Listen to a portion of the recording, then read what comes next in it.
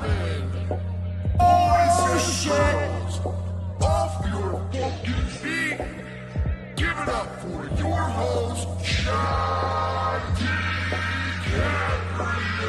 Ladies and gentlemen, boys and girls, welcome back into this Friday edition of In the Pain podcast. Welcome back into the show. We're definitely back, and we're definitely doing it all right. We're Chad? back. We're in the bunker. We're doing it. We're having it. It's going down. It's going down, everybody. It's going down in Chinatown, ladies and gentlemen. Welcome back in. It's been a rough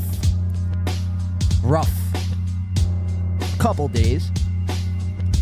We've had to postpone the show. We've had to postpone the show twice now. Rest assured, someone will be fired.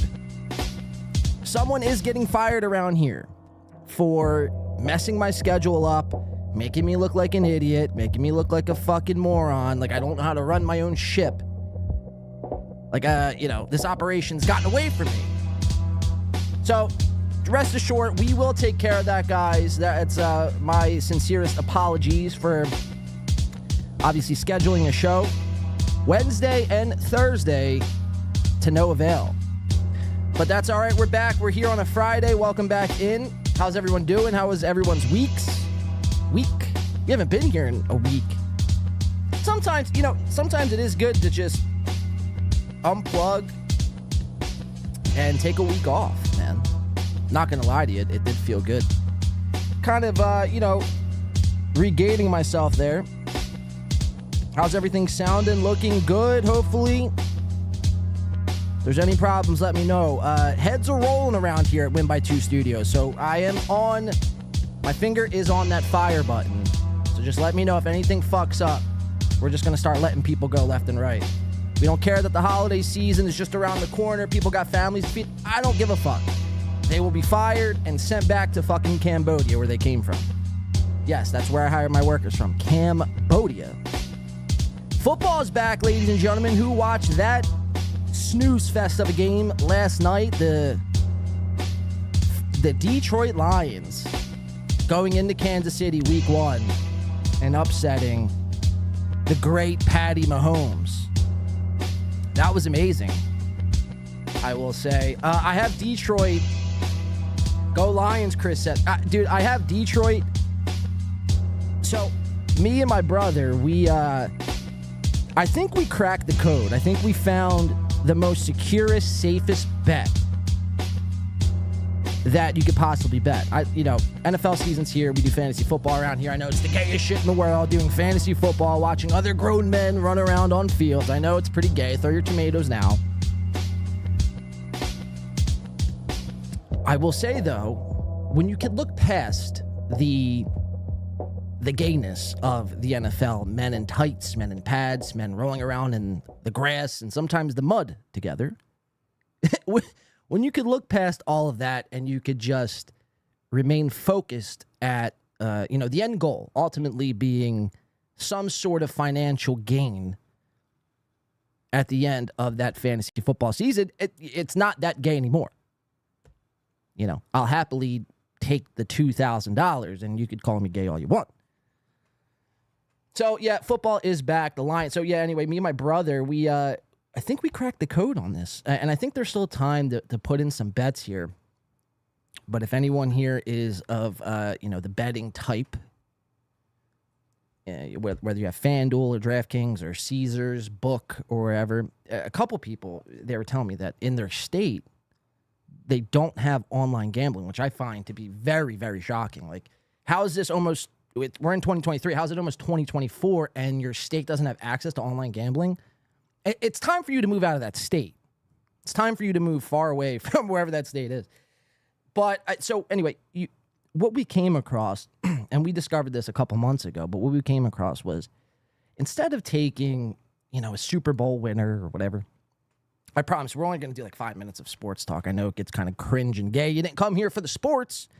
I'm trying to make a couple dollars, and maybe you guys can too. So what you do is you just bet the division winners. The odds are insane. I mean, you have plus 7,000 odds. You throw a fucking 20, 30, 40, 50 bucks on that, you're looking at a 10 grand come up if you could. And I feel like picking the division winners are very, very simple. I feel like it doesn't take a rocket scientist to predict who's going to win the NFC North and South and so on and so forth. So I feel like that's really the safest bet is picking the division winners. I believe the bet is still live and active, so you guys could go do all that. Obviously, my Philadelphia Eagles, and I hate to even say this. I hate to even come out as a Philadelphia Eagles fan anymore, because then, there's other people in this universe that are surrounded and that we're surrounded by that like the Philadelphia Eagles. People like Little Mir. Little Mir is a Philadelphia Eagles fan. He lives, who knows where he lives, but he doesn't live in Philadelphia. So it's like, now my team is now associated with Little fucking Mir. Now I got to cheer. Now, every time I cheer for the Birds, I'm just going to think, oh, Little Mir's cheering as well. Now, me and Mir are cheering, I'll use this word, in synchronicity. And, it's like, I'll change my team, thank you very much. So from here on out, we are big, huge Arizona Cardinals fans. Wow. But now the football season is back. I'm very excited for that. Can't wait for this Sunday for all the games to sort of kick off. Last night's game was sort of boring, but go Lions. We have the Lions and a lot of bets, so hopefully they could fucking pull it out. We have a great show to get into, guys. Lots happened over this past week since we've been off, which, like I said, it was a much-needed week off, and sometimes it's good to just unplug. But the flip side of that is when you unplug, even for a day, it's like so much shit happens. And then simultaneously, you have so many fucking people streaming every day. And they're covering shit that you would have covered, and it just gets a little squirrely. It's like, is it even worth covering anymore? But we still have a lot to get to. We have a lot of Chad Zumock today. That's a fucking fact. Chad Zumock, man, I don't know what's gotten into him. I don't know what's happening with the one they call, or the artist formerly known as the Mud Shark. Now goes by the name that we've given him, Cuck Shark. Cuck Shark he's wheeling deal, man. Every time you turn around, this guy is fucking doing another podcast. He's starting a new endeavor. He's going to fucking Alex Stein. We have him on Alex Stein last night, which was a disaster. Of course. I mean, of course it would. I mean, why would we think anything different? Like, that's just Chad's MO. Like, wherever Chad goes, chaos and misery and disasters follow. And so it's just, observe the pattern from his previous situation and apply it to his current situation. So Chad, his newest thing, he's doing a whole football podcast with Tony Mazer. I don't even know this guy, Ken Mosca. Like, who the fuck is Ken Mosca? And why is he doing a football? Like, ESPN, guys, Chad, Tony, like, I feel like ESPN has got the sports thing covered. I feel like, the world was not asking for another sports commentating analysis, especially from people like Chad Zumock, Ken Mosca, Tony Mazer, and a guy we don't even know his name yet. So, you guys were, help me try to understand this. Like, you guys were sitting around in like a Zoom call, I imagine, and you're like, it'd be a fucking solid idea. Tony goes, what's that? What's that, boss? What's that? You're the Mud Shark, after all. You've gotten us this far. Chad goes, let's reboot the name is the gayest shit in the world. The Rack Me Football Podcast with Ken Mosca. And it's not like they even do anything different. It's much of the same thing. It's like a watered down version of ESPN. So I don't know what your goal is when, you should have a goal. When you start a new project of any sorts, when you do anything new, when you do anything that you're just starting out, you should have an end goal. This isn't like a hobby where you I'll just learn how to play the guitar. And whenever I don't want to play shows. I don't want to be in a band. I just want to play a guitar. I just want to learn how to play a guitar. Like that's your end goal. It's just I want to learn. But chat, like I feel like they never do. There's never any proper preparation. There's just fucking let's do it. And it's again, the world doesn't need another sports podcast. It doesn't. I could assure you that. I promise you. Like the world will be just fine without the Rack Me Football podcast, Chad. That's a fucking fact. So we got Chad on this Rack Me Football podcast. We'll watch a little bit of that, see if there's anything good. And it's like, it's much of the same shit. Oh, what do you think the Ravens are going to do? Oh, Lamar Jackson. Oh. It's like blow something up. Set yourselves on fire. Jump off a bridge and do your picks. Like, let's do something different. Let's practice doing something different. I feel like that's a good goal heading in. Now we're talking about goals. And this is not a steel toe goal. Obviously, though, Aaron Emholt does have a message for all of you. So, Aaron, take it away. Guys, listen to Aaron, please. Everybody else, go subscribe to Win by 2 Radio. I like him. He's always fun in the chat. He's always a good dude. He busts balls once in a while, but in a fun way. It's just a fun way for fucking Mr. Emholt. But I feel like we could start trying to apply this as, a consumer of podcasts, as a fan of podcasts and different shows. Now, most shows, they have this covered. They try to implement things and try new things. They take risks. I can respect a risk taker. I don't like somebody who just goes along to get along, for lack of a better term. So the back half of this year, let's start holding podcast hosts to something new. If it's the same old shit, let's just call them right out on it. Call them right out in their chat. Even me, if I'm doing fucking the same old thing, let me know, please. I'm dying to hear your feedback. winby2radio@gmail.com if you have any of those feedbacks, please. So yeah, we got that Rack Me Football podcast. Chris says, thanks, Aaron. Nice of you. I saw Patrick Melton. Where is he at? Everyone's least favorite onion. Now, a couple weeks ago, he was everyone's favorite onion, and now this guy, Patrick, we'll go back to Chad, by the way, but Patrick is just, I don't know what he's doing anymore. I don't even think Patrick knows what he's doing anymore. I think David Chandler broke him, and what we're watching and witnessing is Patrick effectively picking up the pieces of David Chandler. You see Patrick come on day in and day out, talk about Michael Ray Bauer and Ray DeVito. It's, again, a lot of the same shit. But now we watch Mr. Patrick Melton. And he's live, I think, by the way. He's doing this whole new time slot because of Shuli's show. He has now aligned himself with the Shuli Network. I was listening to a little bit of Melton right before I hopped on here. And just caught a little bit of bits and pieces of the Nobody Likes Onions live stream. And he'll deny it to the death of him. He'll say, me and Shuli, I don't, fuck Shuli, he's nothing. But simultaneously, he's like helping them implement this whole Stream Elements AI voice, which, by the way, we'll just go off on another tangent off the top of the show. The Stream Elements AI shit, it's got to stop. All of it's got to stop. It ruins shows. It ruins shows. Like, some of it's funny, and you can implement it in ways where it would be advantageous to your show and it would work well with your show.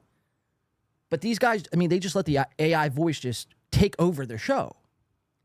Especially when they don't know how to use it. A la Shuli Egger, a la Phil the producer, a la the Shuli Network in its entirety.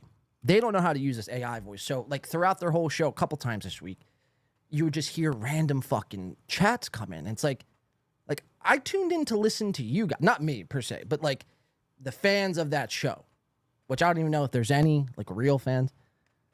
I think there's just so much hate for Stuttering John that they like Shuli. But it's like the fans of that show, they don't tune in to hear AI fucking drunk on cringe. Rest in peace. We'll get to him in a second. It's a sad day. It's a sad day in Germany when we lose our favorite milkman, DOC. Thanks says you sure are saying a lot. John, what is this win by 2 Muslim radio? Yes, thanks. Thanks, just cracked the code. This is win by Muslim radio now. We dropped the 2, add the Muslim, and we're very wholesome now. We've converted. We have converted. Thank you. Thanks. But when I tune in to watch a Shuli Yeager, if I'm a fan of that show, I don't want to hear fucking Drunk on Cringe. You know what I mean? It's like, just do your fucking bullshit hour and a half and get the fuck out of here. These AI super chats, they have to stop. They have to stop. So we'll get to that in a second, and we'll show you how, in fact, they are ruining shows. Chris says Fatrick.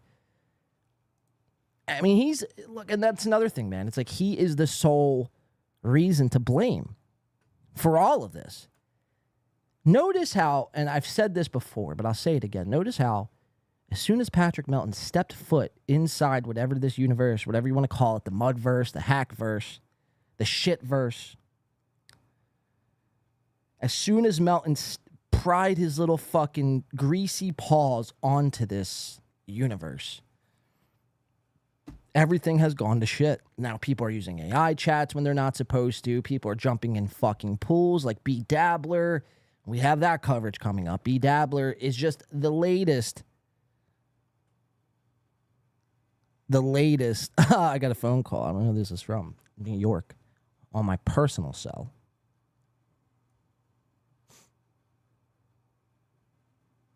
I don't know if I should answer it. Who would be calling me from New York right now? I got to mute myself just in case.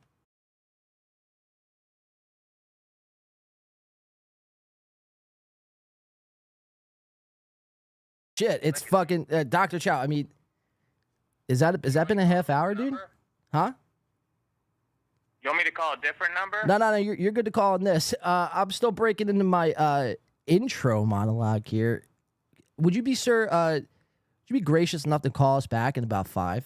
I'm curious to hear your thoughts and takes on a lot of this shit. And I'm listening. I thought this might be the moment to jump in, but yeah, keep going on the intro, King. All right, thank you, Dr. Chow. We had Dr. Chow's approval there. All right, Dr. Chow's gonna call us back in 5. Cool. I'm curious to hear about from Dr. Chow. Special guest Dr. Motherfucking Chow. I've paid my dues. No, I'm curious to hear about Dr. Chow, though. I'm kind of scattered brain to start the show. Lots happened, I told you, so there's a lot to kind of catch everyone up on. But Dr. Chow and Little Mir, they somehow interviewed Aaron Emholt last night or yesterday, which I found that to be hilarious, right? For everybody who's been watching this show and listening to this show for, a few months now, we hit up Aaron Emholt months ago, probably in May or June. I think it was in June. I could pull up the email. And this guy fucking poo-pooed it. He called like he would never go on a show of that size. We're too small for his liking. And granted, we are a small show, very small show. The numbers will reflect that at times. But then to go on Little Mir and Dr. Chow, it's like, what are you, did you not, you know what I mean? When we wanted to bring Aaron on, it wasn't going to be a gotcha sort of thing. Like, it was just going to be like, yo, like, this is the shit I don't like. This is the shit we have issues with. It would have been live chat, a lot of live chat, driven. And he found a way to twist and cope and gaslight everybody into thinking that he would never, ever go on a show of that size. It was so beneath him. But then yet you turn on the fucking YouTube yesterday, and there he is sitting there pretty. Maybe not pretty, but you know what I mean. There he is sitting there with the smug fucking smile on his face with Dr. Chow and Little Mir. I wasn't shocked because a lot has to happen for me to actually be shocked. I was a little surprised. And I'd probably venture to guess that they didn't pay him either. So I want to ask Mir. I want to ask Chow some questions about that. Why? Then you watch this interview. I think we're going to go over it on the next show, which our next show will be September 11th. Yes, September 11th, the Big Bash. No pun intended. That's our next show. We'll go over that Mir, Chow, Aaron episode on Monday. Probably going to be a members only. So sign up, become a member today. It's the best way to support this channel. $4.99. But there he was, Aaron Emholt, sitting with Mir and Chow. So hopefully, Chow, if you're listening, give us a second, Chow. Let us get through this intro. There's a lot to fucking get through. Trying to think if there's anything else I want to touch on before we hit this up. The Smash Mouth singer died. I want to take a shot. Our first shot song today that we're going to do is All-Star by Smash Mouth. I feel like this guy hasn't really been getting the respect he's honestly deserved. Me being a musician, that song, I mean, influenced my childhood like you wouldn't believe. I used to listen to that 24/7 on repeat. I shit you not. And skateboard. So that was like the song growing up, man. It's very sad. Very sad that, well, now he's dead. Never to be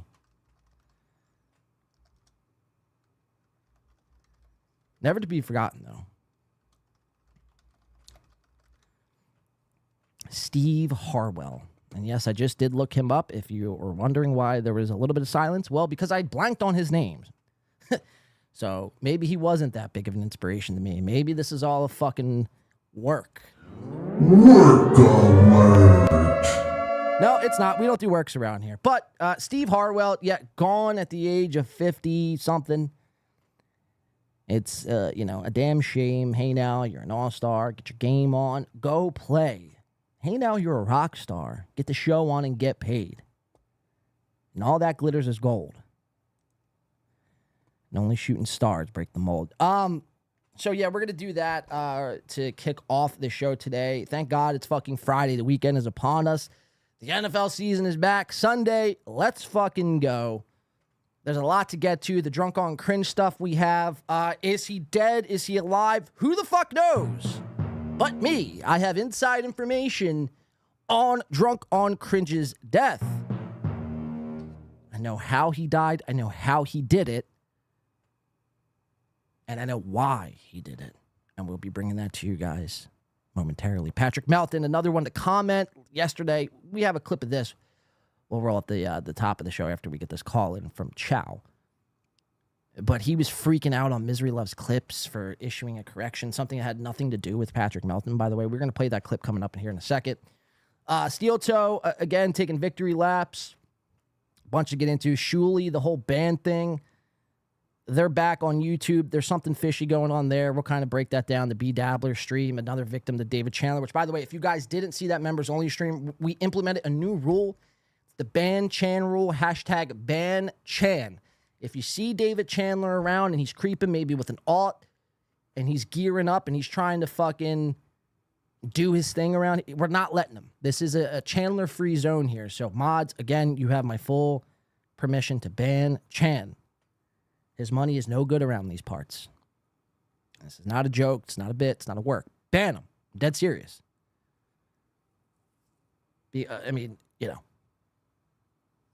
Imagine being a plus 35 plus years old. I don't know how old B Dabbler is. I'd imagine he's 35 to 40.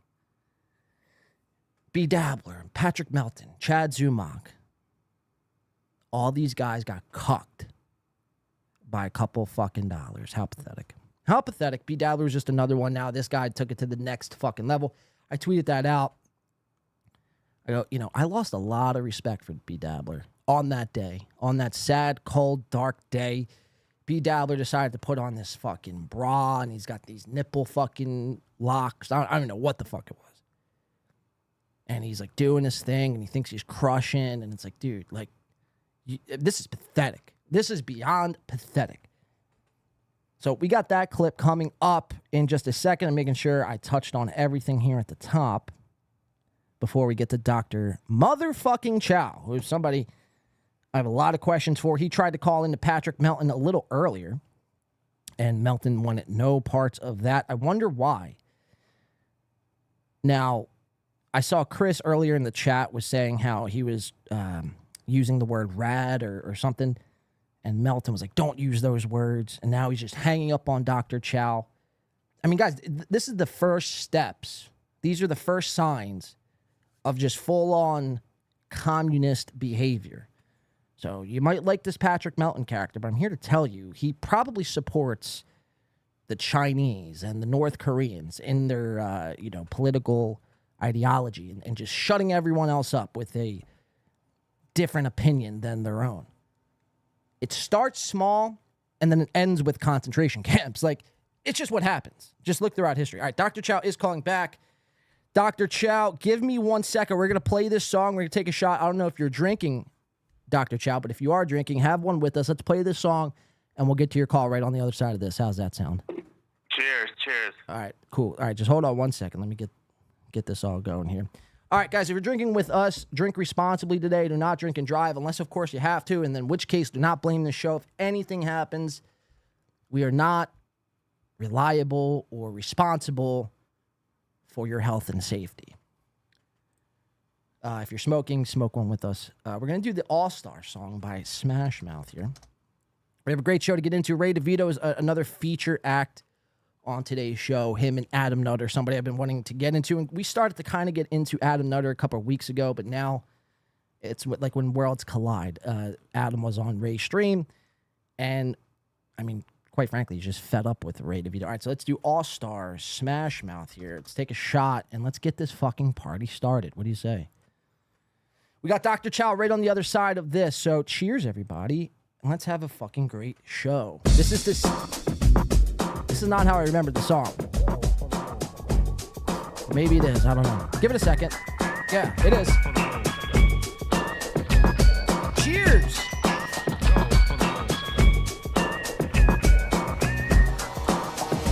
Somebody once told me the world It's like the is rap gonna version. roll me. I ain't the sharpest tool in the shed. Rest in peace, Steve Harvey. She was looking kind of dumb with her finger and her thumb in the shape of an L on her forehead.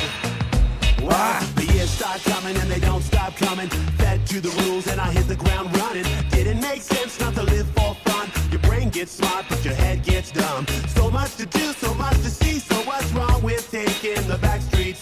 You'll never know if you don't go. You'll never shine if you don't glow. Hey now, you're an all-star. Get your game on, go play. Hey now, you're a rock star. Get the show on, get paid. And all that glitters is gold. Only shooting stars break the mold. It's a cool place, and they say it gets colder. You're bundled up now, wait till you get older. But the media men beg to differ. Judging by the hole in the satellite picture, the ice we skate is getting pretty thin. The water's getting warm, so you might as well swim. My world's on fire, how about yours? That's the way I like it, and I'll never get bored. Hey now, you're an all-star. Get your game on, go play. Hey now, you're a rock star. Get the show on, get paid. All that glitters is gold. Only shooting stars break the mold.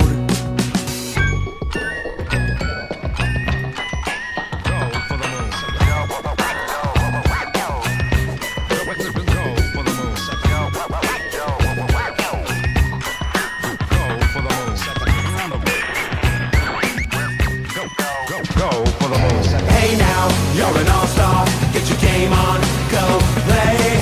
Hey now, you're a rock star. Get the show on, get paid. And all that glitters is gold. Only shooting stars. Somebody once asked, could I spare some change for gas? I need to get myself away from this place. I said, yeah, what a concept. I could use a little fuel myself, and we could all use a little change. Well, the years start coming and they don't stop. not to live for fun. Your brain gets smart, but your head gets dumb. So much to do, so much to see. So what's wrong with taking the back streets? You'll never know if you don't go. You'll never shine if you don't glow. Hey now, you're an all-star. Get your game on, go play. Hey now, you're a rock star. Get the show on, get paid. And all that glitters is gold. Only shooting stars break the mold. And all that glitters is gold. Only shooting stars break the mold. Wow. Rest in peace, Mr. Steve Harwell. Gone way too soon, man. Fuck.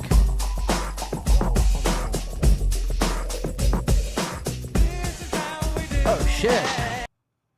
Wow, that was going to be a remix of This Is How We Do It. All right, so that was All-Star. I figured do a little tribute from the song that kind of shaped my youth. I didn't even know the fucking lead singer's name. That's okay. Obviously a great song in Shrek and, you know, so on and so forth. But we have Dr. Chow on the line. I don't want to waste any more of his time. I do appreciate the call. And Dr. Chow, are you still with us? I am. Hello. What's going on, man? How are you, Dr. Chow? Dude, I'm doing pretty well, bro. I was just out suntanning, smoking a little herb. And, yeah, I was listening to your show. So when you hit me up to call in, I was like, dude, dang. Yeah, well, I saw the mistreatment that, you know, you kind of got from Patrick Melton. You called in a little bit ago. You said like 3 words, and he just fucking hung up on you, man. That's kind of fucked. Yeah, whatever.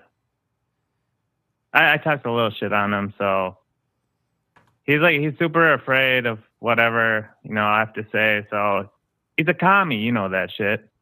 Dude, it's the signs. You seen his Chinese tattoo? Yeah, no, I actually haven't. Is there a real Chinese tattoo? Yeah. Yeah. Wow. So.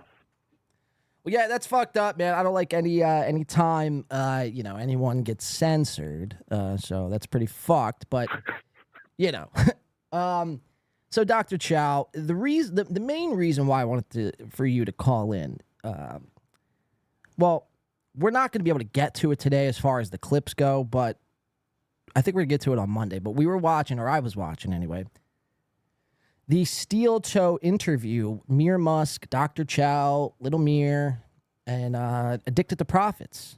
You guys were up there. Yeah, that was really good. It was good, you know, in the sense that, I mean, I think you guys can agree with me. Now, I don't know your stance on Steel Toe, but it just seemed like a yuck fest. It seems like you guys were fucking slobbing on his knob, like heavy. And I don't know, like, it's just what it is. You know what I mean? And I think everybody is pretty much kind of, that's like the takeaway from it. Like, if you're looking at it from an interview standpoint, it was a decent interview, for sure. But if you're looking at it in the lens of the Hackverse and what we know about Steel Toe, it's like, you guys, I mean, really took the award home for fucking, you know, sucking major fucking Steel Toe dick. Any comments on that, or what was your headspace? Like, I don't know your hatred, or if there's any, for Steel Toe, but if you want to fill us in. Dude, I actually just don't even like him so much that I don't even like hate watch him or like watch him. So I just don't really know that much about him. And on the interview, he was fine. He was entertaining enough. I thought I brought up some pretty funny things. Like, I told him about how Mersh is trying to get with his chick. That was pretty funny. Yeah, I did see that. It was pretty funny. And his face was like, no way, dude. Mersh ain't trying to get with April. But it's like, yeah, dude, everybody, like, and see, that's the thing he doesn't get. It's like, April is used as like a commodity, like, in this universe. You know what I mean? Or at least that's how people view her. Like, she's not like a real person, if that makes sense. Like, they just look at her as like a piece of meat. The Anthony Cumias, the Gino Biscontis, the fucking Mershes of the world. Like, it's just what it is, you know? Yeah. No, I mean, I understand, and I really don't dislike him too much or her too much, but I really don't dislike any of these streamers too much. But yeah, no, like I've caught up on him a lot from watching you and from watching Melton and Chad and everyone else just cover him. So that's all my stuff that I've gotten from him. But beyond that, I don't know. Well, see, and I mentioned this at the top of my show. I'm not sure if you caught it, but the problem with Steel Toe, and this is like kind of, everything that we've been shouting, about from the rooftops for months now. It's like, he'll say one thing and it'll sound all good. At the end of the day, you have to understand he's a salesman. And no matter what, like, he might not be trying to sell you a product in that moment, but he's trying to sell himself. Every chance he gets, every turn of the way, like, that is what he's doing, rest assured. We gave him an opportunity to come on this show months ago just to kind of talk and not to, like, play any gotcha games or anything like that. And he denied it. He laughed at our numbers, called us a small show, which are all true. We're a very small show in comparison to most YouTube channels around here. Around these parts. But, then again, I see him on your fucking show, and this is not like, I'm a bigger show than you, but it's just like, let's just say, we're the same size show, Mere Musk and Win by 2. Let's just say that. But he chose to do you guys. It just doesn't make any sense to me. And that's the fucking hypocrisy that Aaron, that's what he does. Well, I mean, we just do like a straight interview show, though. Like, you do like a clip coverage show. So it's a little different, and you've covered him before. So, I mean, Mir's show is getting very popular over the last couple of months when we started it. And he probably is like, okay, well, if it's just like one of these 4 boxes, 3 boxes, interview type shows, at least like whatever, I can deal with it. So I think that's why. I think there's like a comfort in knowing like we hadn't like talked too much shit on him before. I guess. If you want my opinion. Yeah, no, I mean, I hear you for sure, but it's like, that wasn't, and I emailed him that too. I'm like, listen, dude, like, this isn't a whole gotcha thing. Like, we just want to bring you on and kind of fucking, express our dislikes and what we don't like about the show. I mean, you're always talking about, like, he always like talks about how like all these people, they're sad, low lives, they have, whatever, they're scared or whatever the case is, and then the opportunity presents itself where he could have came on the show, and it was like, he laughed at the occasion. But it's whatever. I'm not crying over spilled milk. I'm just saying it's funny how the events transpired, man. But look, I'm gonna go over that for sure, that interview on Monday, because there was a lot of moments, a lot of funny moments. Little Mir was getting worked up because Addicted to Profits was cutting him off, and you could see the frustration on Little Mir's face. Even sometimes you would cut Little Mir off, and he wears his emotions on his sleeve, man. Oh, dude, if you don't think he's funny, man, I don't know what's wrong with you, man. Like, that dude is, every time I stream with him, I laugh my ass off just watching him. Well, he's so out of his mind, bro. What's his issue, man? I feel like, if given the chance, he would try to take me out, like, and not like on like a dinner date or whatever. I'm saying like he would take me out of this game we call life. Like, he hates my fucking guts. Not that I'm looking for Little Mir's. You think Mir hates you? Dude, honestly, I don't think he hates anyone. I think he's just like he's just doing his thing. Yeah, that's him. Yeah. Yeah, I hear you, man. I hear you. I tuned into an episode. Honestly, I don't think he knows or cares.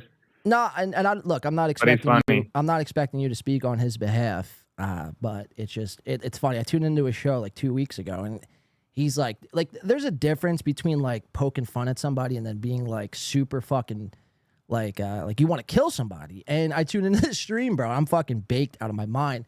And there Little Mir is just running his fucking good old mouth about fuck Win by 2. He's a scumbag, blah blah blah. I'm like, oh, all right, Little Mir. It's like, see me in a game of fucking I mean, like, ball. he went hard. He went hard at Joey C, like, for like a couple hours one night. That's understandable. And now like him and Joey C are like tight. So, I think it's like it can be reconcilable. I wouldn't take too much of what he says too serious. Yeah, no, I mean, trust me, I don't. It's funny when you watch it. But yeah, it's like Joey C. I mean, he's a whole nother discussion. Are you tight with the one they call Joey C? Yeah. I'm like Joey C's right hand man. Wait, time out. You're Joey C's right hand man. Yeah, of course. Like, I was his first fan, and I gave him big ups since day one. And he's had me on his show several times. He's been on our show several times, and he'll call in and defend me on all these different platforms, like just saying, that's the Mega G, that's Dr. Chow. he's the mega G. You got to respect him. So yeah, I got love for Joey C, bro. He's dank. Yeah, I mean, this is where we'd agree to disagree. I think Joey C is. It's dude. Everything he gets, he brings on himself, man. He does. He wants to cry over Melton. Look, I'm not a fan of like the whole like making fun of a dead child or whatever, but he brings it upon himself, Joey C. Like, he'll watch the fucking coverage of himself and his fucking dead daughter. It's like, dude, just turn it the fuck off. And then he comments on it. So yeah, but that's like 5% of what he does. Like, he's streaming nonstop. He has legendary stories all the time to tell. He gets into these legendary rage battles with people, which are fun to watch. Like, he's a real character. He's the real deal, man. I'm always gonna rep Joey C, man. He's the man. Yeah, I don't know, man. I wouldn't call it legendary. I would just call it crazy to most. You know, because his stories like entail him going to jail. Like, that's not really legendary. That's just dumb stupidity. Like, you got caught, you know? So I don't know how legendary. Well, I mean, like that's like I said, that's you're a casual, bro. You're not a real Joey C like aficionado, bro. He has amazing stories about baseball, which he's told on our show over like 4.5 hours. Can we confirm that he was just actually about life, man? He's got great stories to listen to, and he's a funny character. All right. Well, I won't take your word on it. But yeah, I don't know. I just can't get behind Joey C, dude. It's like, how, like, and then where does he fucking, like, how does this, somebody like Joey C, like, where the fuck does he come from? Like, out of nowhere, there's no Joey C. You turn on YouTube the next day, and then all of a sudden, there's Joey C everywhere. Shuli's talking about him. Brennan, he's on Brennan's show. He's doing 19 fucking streams a day. He's hollering fucking about his dead child. And it's like, you know, where does this guy come from? Where does he come from? And that's my question. It's like, is he working with, you know, some behind the scenes YouTube, you know, some people call them micro hat wearers. Us around here, we like to call them Jews. If I could be a Jew right now, who knows? I would be a Jew. That's just speculation. I'm just throwing No, it out I don't there. think so, bro. I think he honestly just comes from being a super fan. And then if you watch like you said, you don't watch him all the time. He streams 15 hours a day, so you can hear his life story 10 times over just by watching him a little bit. Yeah, but yeah, I don't know. He's just a wild man, bro, and he's a interesting character. So beyond that, I mean, where did he come from? I think he's just been like a super fan. Yeah. Well, there's a lot of super fans, and they, you know, they know their role. They're going to be a super fan. They don't need to start a show, you know. So that's my issue with Joey C. And not to mention, like, look, I'm not here to ask you to defend or speak on Joey C's behalf, but he's got to get. I mean, if you're going to stream 19 times a day, you need to learn how to work the computer. Like, you need to learn how to work fucking audio.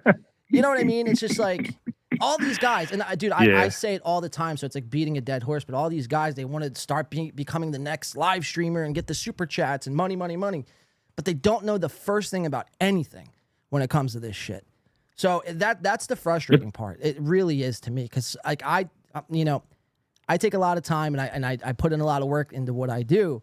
To see somebody like that to take half-ass measures and expect the world back, it's very frustrating to watch. Well, I looked at StreamYard for the first time, like maybe like 60 days ago, 30 days ago. And dude, it's so easy to add a lot of production in these Zoom StreamYard calls that these guys are doing, like Chad and Ray and Brennan. Like these, it's just, you can add so much production for so easy, and that's all that Shuli did. It's just added like that little extra layer of production in StreamYard, and you can do it in like 2 hours in one day, and none of these guys have done shit. Yeah, that's where my frustration comes from, because I mean, you know, StreamYard is like OBS just watered completely down, and it gives you like the bare minimum, but it still gives you a lot. But you could do a lot within, like you said, StreamYard, and these guys, they just choose not to. It's not because they don't know how. It's just they don't care enough to learn this shit, you know? But, you know, I'm not going to get into, like, tech nerdy shit because that gets fucking kind of boring. But yeah. So, well, what do you think about ATP? What do you mean? What do I think of him? Addicted to Profits, bro. Yeah, no, I know who Did Addicted you to catch Profits any of it? Yeah, what do you mean? though? Yeah. What do I think of him? Like as a guy?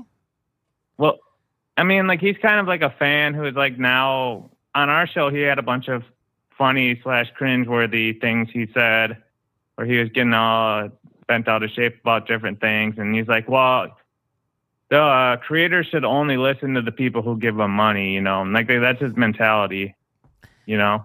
I could But sort of as a see character, it, man. he's awesome too. Yeah, I mean, I could sort of see it, man. You know, I think really, Addicted to Profits, it's really the Mere Musk's sleeper. I think like Addicted to Profits really makes that show spin. Like you do your own thing, and Mir is off in his own world. But without Addicted to Profits, it would just be Chow and Mir. But you add Addicted to Profits, and now it's Mir Musk. Like holy shit, you know. So yeah, I think he's good, man. I think he's good. I think he Yeah, should he's good. fucking be a guy and continue to do this sort of thing and see where this takes him. But just, you know, the only thing I have with him, and he seems like a cool guy. We've talked, and, you know, he's never been a dick towards me or anything like that. But the only thing is, it's just like, you know, you can't worry about what people are fucking constantly saying about you, man. Like, you know, it's just take it off the fucking chin, you know, just let it roll and fucking move on to the next, man. It's not, they're just words. Imagine being like so worked up about words. I'm not saying he is, but after the Melton thing, and you've gone through this a little bit where Melton kind of, and I noticed that too on the show, on the Aaron show, and he's done this the last few times, Addicted to Profits. Like, you guys want to move away from talking about Melton, but he brings it back towards Melton. Like, it's just this crazy PTSD that he has. But you've kind of gone through this Melton coverage, and, you know, you're still standing and intact, and all your limbs are attached, so, you know, it's not that really that big of a deal at the end of the day, you know? Yeah, no doubt. Oh, no doubt. But yeah, you should check out that show, man. Watch the whole thing. And we did a lot of football coverage. What'd you think of the game last night? Ah, dude, it was fucking. It's good to have football back, but it was just a boring game. I had smoked and drank a little bit, so by the third quarter, I passed out. But I didn't miss much, you know. So it was good though. I had the Lions in a lot of. I seen you guys did the division picks. Now I was saying at the top of my show that if you go on FanDuel or DraftKings and you pick the division winners, the odds are astronomical, dude. You put in $50, you're winning like 10 G's. If you pick all 8. If you pick all 8, correct, yeah. Yeah. We put out some picks, and you know, everyone basically liked the Eagles. I do too, and I just picked Dallas for the money in the NFC East. But yeah, I like the Eagles a lot this year. I think the Niners are destined. Yeah, you were mentioning something about that. The Niners, gematria, numbers, and I'm like, yeah, I mean, I hear you. Trust me, I do, but it's like, who's their quarterback at the end of the day? You know, Trey Lance, Brock Purdy, like, that doesn't scare me, you know? But they got, what's his face? The guy from Carolina recently. Who cares?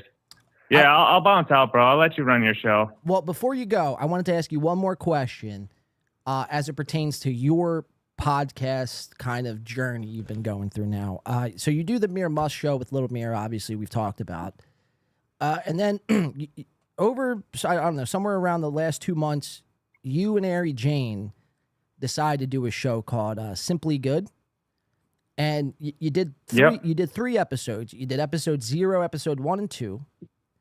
And then, you know, we haven't seen Simply Good since.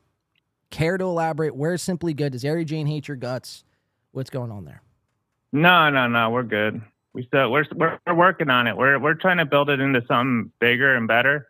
So yeah, me and her are still chill. We're still talking. We're figuring out what we want it to be before we relaunch. So that's kind of where it's at. It's just been on hiatus for a couple weeks, but beyond that, I don't know. Keep an eye out for it. She's doing her thing, and yeah, you know, we're doing our thing. So Honk the Clown says, Chow knows sports like Ray DeVito knows pussy. Nada. Jeez. Nah, dude, I guaranteed my picks are gonna outperform Addicted to Profits, Aaron Amholt, and Lil Mir, because Well, I got insider info. We'll so. we'll see about that, Chow. We shall see about that. Yeah, man. Look, thank you for calling in. We appreciate that. I wanted to get a couple, couple inside information with the Melton stuff, Steel Toe, Harry Jane. But I appreciate the call, man. And Hey, good. I'll say on that last little mirror with Imholt, like within the first 5 minutes, I described what happened with Melton in his Discord. Like, watch the first 5 minutes of that episode. You'll get a kick out of it, and that's exactly what happened. Why he turned into a soy boy. Soy boy Melton. Yeah, I'm not too fond of Melton right now either. Dr. Chow, thank you. Watch that Steel Toe interview, guys. It was pretty good. Chow, I'll be talking to you. Hopefully, I don't know when I'll be talking to you next. Probably never. But thank you for the call in. That was Dr. motherfucking Chow, everybody. People hate his guts. I know. Why, John, why are you bringing him on the show? We hate him. Dr. Sleep, Citizen M says. I get it. Look, Dr. Chow. But at the end of the day, I mean, the guy's harmless. I don't like, and I think Chow knows this. I've said this time and time again. It's like, I don't like somebody who claims that they are, quote unquote, rich, flaunting it constantly. You know what I mean? Like, all right, we get it. We see the Rolexes. I mean, Chow, I think if you eliminated that, I don't know. Maybe people would start to come around. I don't even know. I don't even know if you care. But that's Dr. Chow, ladies and gentlemen. Stream. I mean, say what you want, man. Say what you want about Chow and Mir. But it's like they do land some crazy I mean, they've gotten Andy Dick. Now, granted, Andy Dick was fucking completely sloshed out of his fucking mind. But they did land Andy Dick. Steel Toe, which isn't really that big of a land. Crit Mac, Mark Harley. So they've gotten some pretty big names, and it's like they're within 15 episodes. So, I mean, take the trajectory from a show like K-Cock, who they're like 16 episodes in, and put that right up against Mir Musk. I mean, I hate to say it, but it's like Mir Musk is obviously outperforming K-Cock. And I know it's not saying much. I mean, it's Corey Adam and fucking Tom Chilstrom. I mean, how much, do you really expect? But the show is entertaining. Doodle says. I appreciate Chow for giving me goosebumps. Rain EG says. All right, so let's continue on with the show, guys. I mentioned Patrick Melton. We have a lot to get to in a short amount of time today. I'm gonna try to wrap this show up by 4:00. By the time MLC gets on, so we got to just breeze through a lot of coverage. So let's do it, shall we? I wanted to get into this Patrick Melton stuff and how he's kind of just missed the ball again on this. The Drunk on Cringe, I mentioned I had inside information about DOC Drunk on Cringe. I know how he died, why he died, the cause of death, where he died. I have all that inside information. I talked to the Cringe family, the Drunk on Cringe family. And it is, in fact, he, he unlived himself. It's a pretty sad day. Pretty sad day. I didn't want to believe it, but I reached out, and, it was bad. It was real bad. Guy, I think, jumped off. I mean, hopefully I'm not speaking out of school here. Mr. and Mrs. Drunk on Cringe, you had a good boy. Your son, was really doing the Lord's work, exposing all the cringeness in this universe. We need more people like that, Mr. and Mrs. Cringe. So, I don't know. I guess maybe now it's just that you have to have another kid and teach them Drunk on Cringe's ways. I don't know what has to happen, but, let's get to work on something. But, so we'll go to this first. This was Ray DeVito's. This is courtesy of Misery Loves Clips. This was Ray DeVito's stream with Adam Nutter and Blake Harmond, I believe is his name. And Fake Me in the chat. So this wasn't the real me here. But Fake Me was going off on Ray, did Drunk on Cringe commit suicide? And do you think it had anything to do with canceling the merch store? There's Fake Me again. At Orange, I haven't heard anything on that. Just keep hearing Drunk on Cringe killed himself. Yikes! Imagine. Well, you don't have to imagine. He actually did. You canceled his merch store, Ray. I hope that didn't put him over the edge. Yeah, and that's, it was between Ray DeVito and Patrick Melton just constantly. Well, Patrick with the teasing, and then Ray kind of, taking the last little bit that Drunk on Cringe had and just taking it away from him. The merch store, the edits, and the clips. So the guy had nothing. I mean, truly, truly sad shit, man. Truly, we lost a good one. We lost a good one. Drunk on fucking Cringe. Imagine that. So that was fake me in the chat. So obviously I had no idea this was going on. I get tagged by Misery Loves Clips. And I'm like, what the fuck is this? Drunk on Cringe killed himself. And it's me. And I let Misery Loves Clips know. I'm like, listen. I don't care that you keep the tweet. You keep the tweet up. I don't give a fuck about that. But I'm just letting you know that that wasn't me in the chat. So if you want to put your name behind it, it's not. You're not looking like a fucking complete idiot. And they're like, it's cool. Thank you for letting me know. Thank you for the heads up. I'll post a correction, right? Now, this got Patrick Melton's panties in such a bunch. Now, mind you, he had no connection with any of this. The fake win by 2, this chat, Misery Loves Clips. He had no connection, but he inserted himself again in this situation when no one was asking him to, and then proceeds to comment on it and start to blow a gasket. So let's watch this little meltdown from Meltdown Melton. Take it away. Lately, that's what I love. Yesterday, they tweeted something about win by 2 or something. That's me. They tweeted something like that win by 2 said something, and then a minute later, somebody. they go, correction. John from win by 2 says Sorry it about wasn't really him in the chat. It's like, oh, thank God you issued a correction. We know Misery Clips is the record of source, the paper of record when it comes to describing stuff in the Dabbleverse. What an idiot. A correction. Nobody thinks you're right about anything, losers. Nobody. So again, he's just going off on a tantrum here, throwing his fist at the ground, kicking his feet up in the air. Wah! Misery Loves Clips. Wah! It's like, no one was asking you of your opinion on this, Melton. So I think he really thought when he saw the screenshots of me, a viable source, if you will. When he saw those screenshots, he really thought DOC actually offed himself. And he was excited. So much so where he boots up a stream, he makes a thumbnail, Drunk on Cringe, rest in peace. And he was very excited. Then when that correction came out, well, now he's left there holding the bag because now his whole show was going to be dedicated to Drunk on Cringe being dead. How sick. This guy is fucking disgusting. He's sick in the head. And I'm not saying that's, I'm sick in the head as well. We're all probably sick in the fucking head. But this guy takes it to another level. This guy takes it to a whole new fucking level. Let's keep watching. Nobody thinks you're right about anything. Correction. We had something wrong. You have everything wrong. You're a fucking clip guy for a tiny corner of the internet. I make Red Bar and Melton and KB and Shuley clips. I make Ray clips. Correction. Yeah, God forbid. I can't stand that. I don't know about you guys now. Most of you are like Melton fans and you love Patrick. You'd suck the farts right out of his big fat fucking tuchus.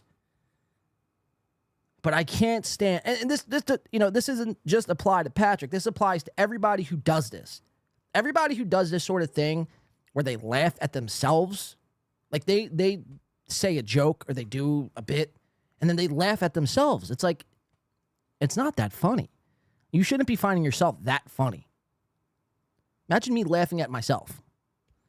You will never see that on camera, by the way. It's just, he does it all the time. It's like, dude, give it a fucking rest. You're not that funny. Settle the fuck down. Anybody get anything wrong in this universe? It's all very, very serious. The problem is you do just run your mouth and make shit up.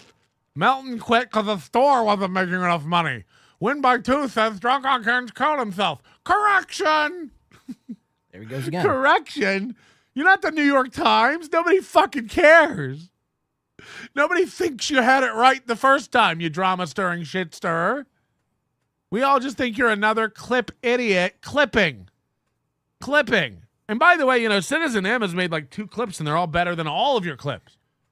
Citizen M, for all we know. So now he's going to go off on this Citizen M, how Citizen M is making clips and doing a great job. And it's like, I'm pretty sure like 2 weeks ago when Citizen M came out with his first like little intro trailer video, I'm pretty sure Melton like clowned on that. I could be wrong, but I'm pretty sure he clowned on that Citizen M video. We came out and we kind of paraded Citizen M, said how good a job. We showcased it on the show. And what do you know? Melton, a week later, is doing the same exact thing. Good job, Citizen M. Now, granted, Citizen M does a great fucking job. You know, it goes without saying. He is probably one of the best to do the clipping. He adds his own fucking kind of, you know, swag in the clip.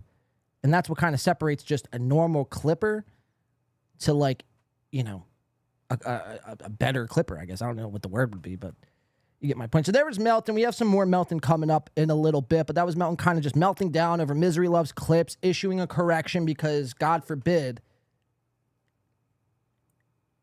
you know, it's like Misery Loves Clips would have been damned if they did or damned if they didn't. If they didn't issue the correction, he would have said something, and if they did, well, he did say something. So, yeah, Melton is just getting out of control. We'll get to more Melton coming up. I want to get to this Ray DeVito interview. We're going to try to speed things up here because we are up against the clock, as they say. I want to get to all this chat stuff. We saw some steel toe stuff. We have a lot to get to.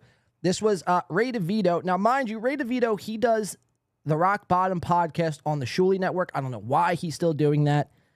The Shuley Network isn't delivering anything for Ray at all. But yet, there's Ray. He's like, you know, an abused fucking ex-girlfriend who just keeps on coming back for the fucking lumps. But, you know, notice when the Shuley Network had this quote-unquote 2-week ban, and we'll get into that as well. The first show that they decided to drop, or that wasn't going to be played, was the Rock Bottom podcast. Last Thursday on Rumble, where was the Rock Bottom podcast? It was nowhere to be found. Ray DeVito had to do his own show on his own channel. So, again, Ray, it's like, you know, you have to distance yourself from this Shuley Network. They're a bunch of frauds, scammers. And when I say they, I mean particularly, obviously, Shuley. I mean, that goes without saying. I mean, if you guys think that Shuley's this upstanding sort of guy, tell it how it is, like is just going to, you know, feed you what's right and wrong in this universe as it pertains to whatever the fuck it is he's watching on the screen that day, it's like you've got it all wrong. And I don't know what you've been missing. I don't know what you've been listening to. I don't know what kind of brainwashing you've been going through, but Shuley is the biggest fucking weasel snake in this universe, followed right up by producer fucking Phil. I mean, that guy's a fucking menace to society. So, Ray, I mean, I've been screaming this from the rooftops for months. It's like, Ray, you got to distance yourself from the Shuley Network.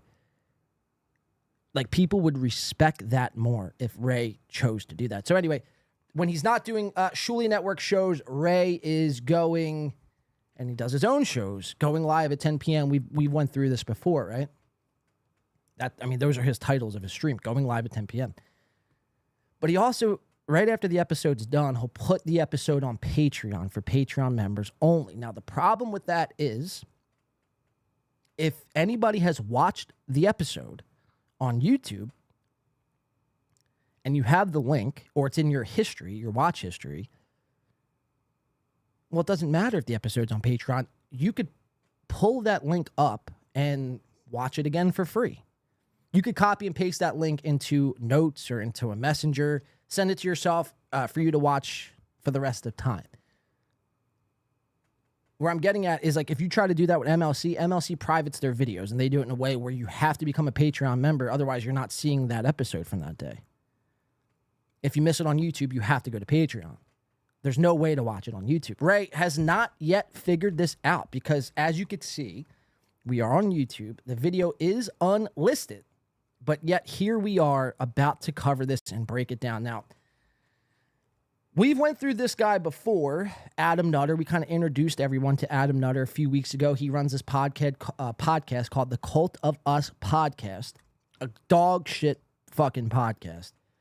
Dog shit. Makes Ray DeVito look like he's fucking got it going on.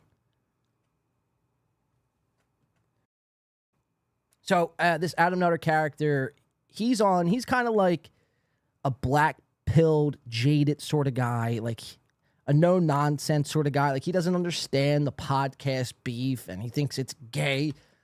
Now, he's not completely wrong.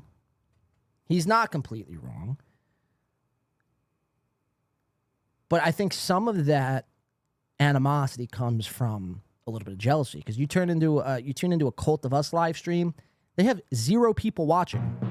0. I don't even know how that's possible. 0 people watching. I guarantee if Adam Nutter was involved in a podcast war sort of beef back and forth, he would love it. He'd be all fucking for it. And then we got this guy, Blake Hammond. I don't know his story. I don't want to know his story. He looks like he could be Patrick Melton's long-lost fucking brother. So, I don't know what's going on with this guy, Blake Hammond. I don't know, but we got Ray DeVito, Adam Nutter, Blake Hammond. This episode's going to get pretty wild. Let's watch it and break it down. All right, I'll remove that. What's up, guys? What's going on? Welcome, Rock Bottom Podcast. I know I'm late, 5 minutes late. Got a bunch of people in here hanging out. I got Blake Hammond with me. Zen producer says, Fat Owen Benjamin. Together, and he's gonna. That's actually pretty spot right. The fuck on. Chris Mack, the True Americans in here. Let my Kevin go. Where's KB? I got an update on Kevin Brennan. So keep in mind, Ray has an update on Kevin Brennan, and he's going to tease this right at the top of the show. We're 30 seconds in. He's going to tease where Kevin Brennan was on Wednesday when Kevin Brennan didn't show up on a stream. Keep that in mind. He's I talked to Adam. He's got testicular cancer. That's what happened. Wow. Turns out he's got testicular cancer. That's what happened. So he's got to deal with that, and then he'll be back to podcasting. He'll be back. Now, do you know Kevin Brennan at all? He a good buddy of mine. I'm on his podcast a bunch. MLC did not go live today, but his he opens up for Louis C.K. sometimes. Yeah. And he told Louis C.K. once, he's like, "Hey, he's like, yeah, I can't go on the road with you anymore. I got testicular cancer." And Louis C.K. never even messaged him back. Not like there was no concern. Now this guy has a Blake Hammond. Your laugh, dude. I think that's fake. I think that's a fake laugh. I don't think you thought it was that funny to blurt out a laugh that sounded, similar to what roosters sound like early in the morning. Messaged him back. Not like there was could we call that a fake laugh? I'm pretty confident in calling that a fake laugh. No concern. Probably good, faggot. Yeah, just all right. I guess I'll quit texting you. So hey, Hitler accomplished a lot with only one ball. So, who's to say Kevin Brennan can't? And Lance Armstrong. Oh. No, he does not have. Yeah, he does not. Long. So did Lance Armstrong. That's right. He's a bicycle. Yeah. Yeah, remember when bicycling was the shit when it was Lance Armstrong, and then and now you never hear about it. Yeah, remember when we pretended to fucking bicycling because some guy with one ball did it? So, mind you, 1 minute and 46 seconds into this, whatever this is, and Ray is reminiscing about the past on how fucking the Tour de France was a hit back in the day with Lance Armstrong. It's Ray, we get it. Lance Armstrong was an anomaly. Why? He, shocking, was on steroids. So, yeah, people wanted to tune in to watch him win another fucking race. But after it came out that he was on steroids, people gave up in that sport. That shouldn't be a topic of conversation. That's why I don't do fucking topics on shows. Because I guarantee before this went live, he's like, what can we talk about? Biking. Let's talk about biking and the history and art of biking. Nobody cares about biking. Nobody rides bikes anymore. I don't even think companies sell bikes anymore. They've gone out of style. And to be talking about this on a podcast, not even 2 minutes into your show, I mean, that's shameful. You should feel embarrassed, ashamed, and rework your fucking topics, because this ain't it. That was pretty cool. Because That we all cycling wore is bracelets. fucking gay. Yes. And a lot of this, I want you guys to remember, this guy, Adam Nutter, is kind of who we're watching on this episode. Now, some of his takes are pretty based. Based Nutter, as we call him. Nutter Butter. I don't trust guys with mustaches, though. Call me, I don't know, old-fashioned. It's like you're either a fucking 1980s detective trying to bust fucking Frank Lucas in New York for selling heroin,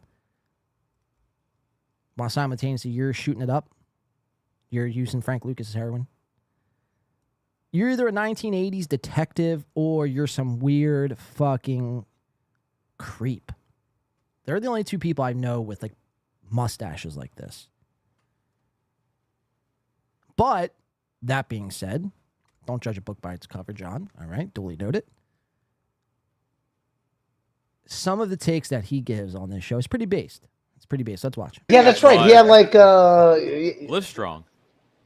but I love bicycling. I just don't want to watch other people do it. Like I ride my bike all day. I ride my bike. Okay, so you love bicycling so much, but you don't want to watch people do it. Well, then what makes you think that people would want to listen about, you know what I mean? Why would people want to listen to other people talking about biking if you, Ray DeVito, don't even like watching biking?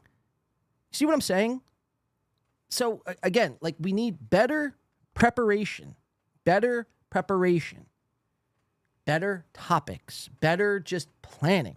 Let's stop. I mean, going into the back half of 2023, let's stop just fucking winging shit, please. It's very embarrassing. The internet is forever.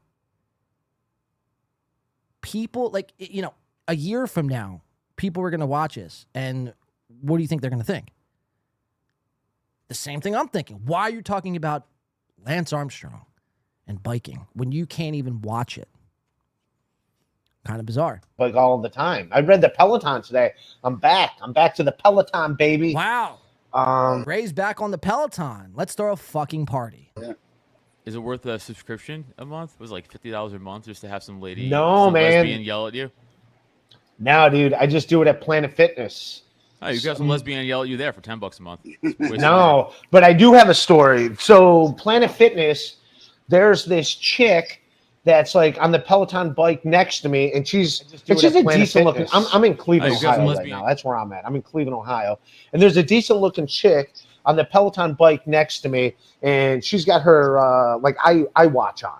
So she's like looking at that, and I'll admit, I look at the Peloton screen, and just to see like my calories and stuff, and she's like looking at her watch. So she gets done, like we're done about the same time, and I just ask her innocently, just a fucking honest question. I go, and I'm dripping in sweat. I'm not trying to pick up a chick or anything. I'm dripping in sweat. I'm not macking on anyone or any. We know, Ray. We know. You don't have to reassure us that you're not trying to hit on chicks, you know, in any moment, any opportunity. Like Ray does the exact opposite. A chick will be hitting on him, wanting to take Ray home, and he'll do the most obnoxious thing to repulse that woman in real time. I mean, it's true. I mean, it's a superpower. I mean, we all look at Ray like not getting laid for years as like, you know, oh my God, Ray, how could you? But it's like, first of all, a lot of you motherfuckers don't get laid on a daily basis anyway. So stop, you know, trying to put this on Ray. But it's like almost a superpower that Ray has gone this long and finds a way to repulse women. Even like, I mean, for instance, look at all the podcast chicks that Ray's brought on. Ari Jane, Elisa, what's her fucking name? Elisa what? Elise Edwards. I call her cock breath. Elise Edwards. Elise Edwards, Ari Jane, Tracy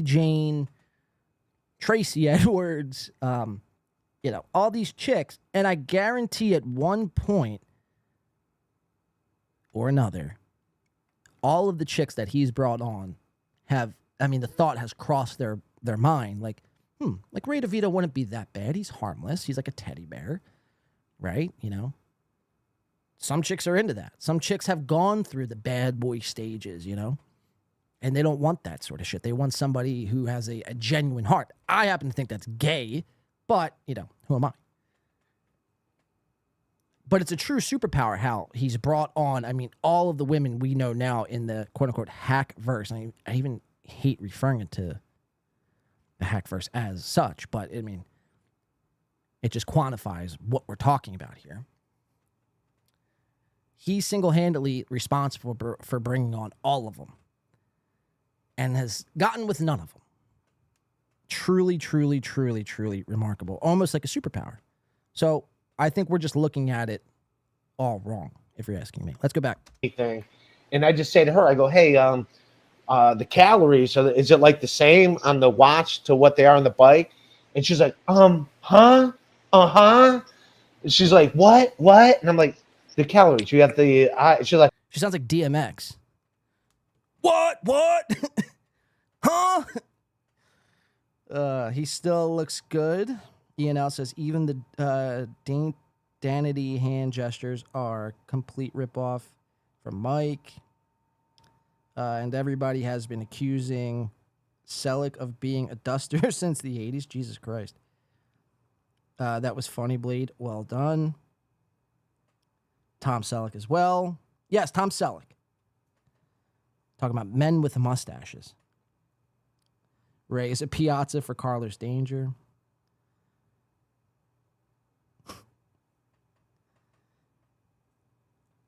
Can you elaborate, Doodle, on he still looks good? All right, let's keep it rocking here. I want to try to breeze through these. We don't have that much time. What? So yeah, it counts calories. She had no headphones in or anything. And she literally reacted like I asked her if I can like see her tampon or something. Like that was her reaction. I was so fucking disgusted. Like I wanted. Now this is the comic in me. I don't know about you guys. I wanted to say that. I wanted to react in that manner.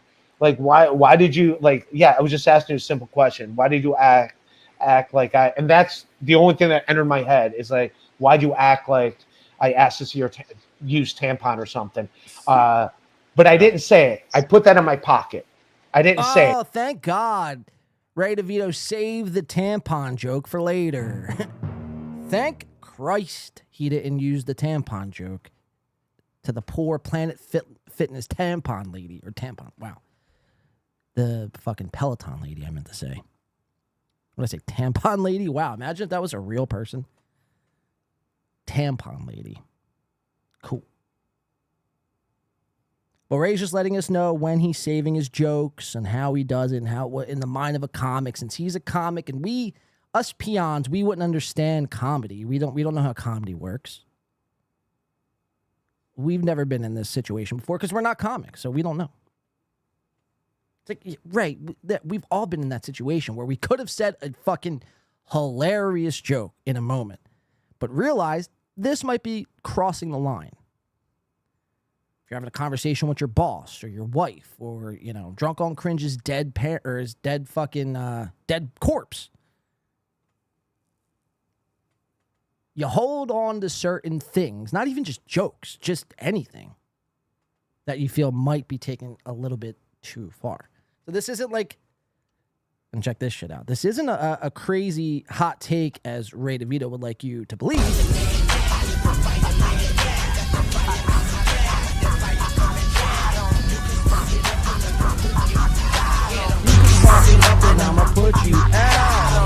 All right, so I know, I shoehorned that in. I apologize, but I felt like it needed to be done. It's a new stinger I'm working on. Hot take alert. But I realize, I definitely did play that a little prematurely. Should have saved it. I just couldn't wait any longer. But Ray's letting us know his hot take of the day. All right, let's keep it moving here. 7:45. Ray DeVito doesn't know. So I mentioned that he had brought up he was going to let us know where Kevin Brennan was that Wednesday. He had some inside information at the top of the show. He's going to let us know where KB was and why KB didn't go live. And then this is where Fake Me starts to jump in the chat and let Ray know about Drunk on Cringe. And Ray just takes it at face value and believes it's me. Let's watch this all transpire at 7:45 on the going live at 10 p.m. Ray DeVito Rock Bottom stream. Let's check it out. Franklin Shackler, who's a good egg. In lieu of super chats, please donate to Kevin's cancer. No, I do have word. He's okay. Health-wise, he's okay. I don't know why exactly he did not go live today, but he is okay. Also, this better be a bad joke. I heard drunken anybody. So I almost wish this was me. Now, there's fake me. I heard Drunk on Cringe blew his head off on Monday. Anybody know anything? I mean, that's great work. That's great work, fake me. But no, I hope, dude. Blake, Adam knows it. And now this throws Ray into like a little bit of a loop, and this is something also we're gonna be watching on this episode. Ray DeVito getting stuck in time loops. So keep that in mind. Just a little bit. I'm adjacent to what is called podcast wars. I am like, I am not part of. All my jokes are at myself. Hence why my fans call them and stuff. It's like, not at all gay that grown men are having podcast wars. No. Whoa, Adam Nutter pipes up there and goes, it's not at all gay that grown men are having podcast wars. Now, again, he's not completely wrong in this situation. It's just the way he says it. Like, I'm too good for any sort of beefs in podcasting when my podcast gets no views. It's like, settle the fuck down, Mr. Nutter. You would kill for this opportunity. But he's not completely wrong. I mean, I think Chad coined the name Podcast Wars. It's like the gayest thing in the world, dude. Don't refer to what we do as Podcast Wars. It's not Podcast Wars. We're not suiting up for battle every time we step behind a fucking microphone and camera. Have you lost your mind? Have you lost your mind? Podcast Wars. I mean, that makes my skin fucking crawl. When what we do and what we are going through right now are called podcast wars. It's fucking cringe. It is fucking cringe. So again, Nutter isn't wrong. It's just the way he says it. He's like, I'm above all of that fucking shit. I'm trying to get on Joe Rogan.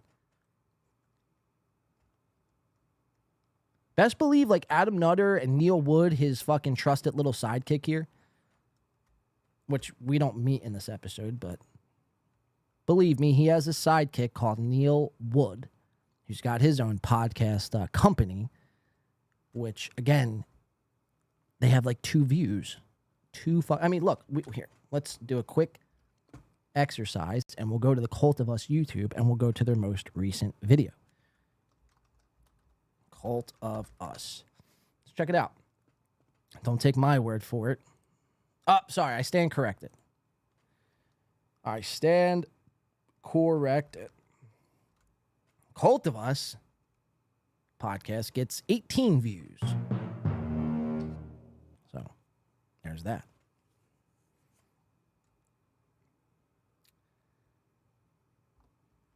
So, again, Adam, stop acting like you're better than all of this. Like, Ray, in comparison, Ray DeVito runs laps around you. It's very fucking faggy at all. Just fight each other. Jesus Christ. It's very Piazza. That's the other thing, because like Mike Piazza did MLC. And there goes Ray. I mean, just bringing out his baseball cards on a show with 2 other grown men, as if they care. This is like when Ray's like super nervous, like. This is his, what do they call it? His pacifier. His go-to. Some people, like Aaron M. Holt, fold their arms. Some people, like Chad Zumach, spin in their chair back and forth. Ray DeVito, on the other hand, picks up his Mike Piazza baseball card and shows the world. Truly remarkable. Once, or no, Lenny Dykstra did, and went on stories about. So instead of saying gay, we just call someone a Piazza. Everyone's a Piazza. I'm a Staten Island trash boy Yankee fan, so Piazza go fuck himself. Yeah. I wish Roger Clemens impaled his fucking gay ass with that bat in 2000. Wow. I mean, I'm not sure if you guys heard that, but he wishes Roger Clemens would have fucked Mike Piazza with the baseball bat. Pretty sick shit, Adam. Let's go to 1013. Ray gets upset about Bruce Springsteen canceling his show. Adam hates Bruce. And he hates New Jersey. And Ray is going to double down. And we mentioned time loops. Keep your eye on Ray getting stuck in time loops. This is one of the examples. Let's check this out. For health reasons, he canceled all his dates. Which you can't just get your money back. Talking about Bruce Springsteen. Yeah. Yeah, he's a good businessman. I got you guys. Scam, dude. Fucking see who said Springsteen? Yeah. Like, you can't just. He's trash. Springsteen sucks. Yeah. Fucking No, he doesn't. Now, I agree. Again, base nutter on this take. Springsteen is complete horseshit.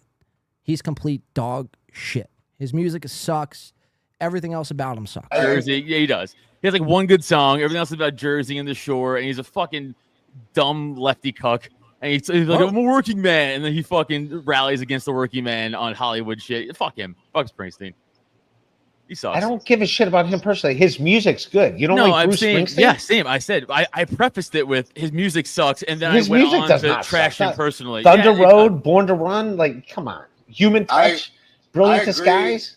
I agree with the music thing. I don't really care about what he thinks, but his music does suck. It does. You- I You're both wrong. led You're both with wrong. the music thing. I just followed it up with the other thing I hate about it. You're wrong, dude. Now, he's like, Ray's actually taking offense to Bruce Springsteen hate right now. Like, this is as if Bruce Springsteen even knows who Ray DeVito is or cares about if, Ray is sticking up for Bruce Springsteen. Bruce Springsteen doesn't give a fuck. Ray, you shouldn't be taking this to heart. Bruce Springsteen, spoiler alert, shocker, sucks. He sucks. He's terrible.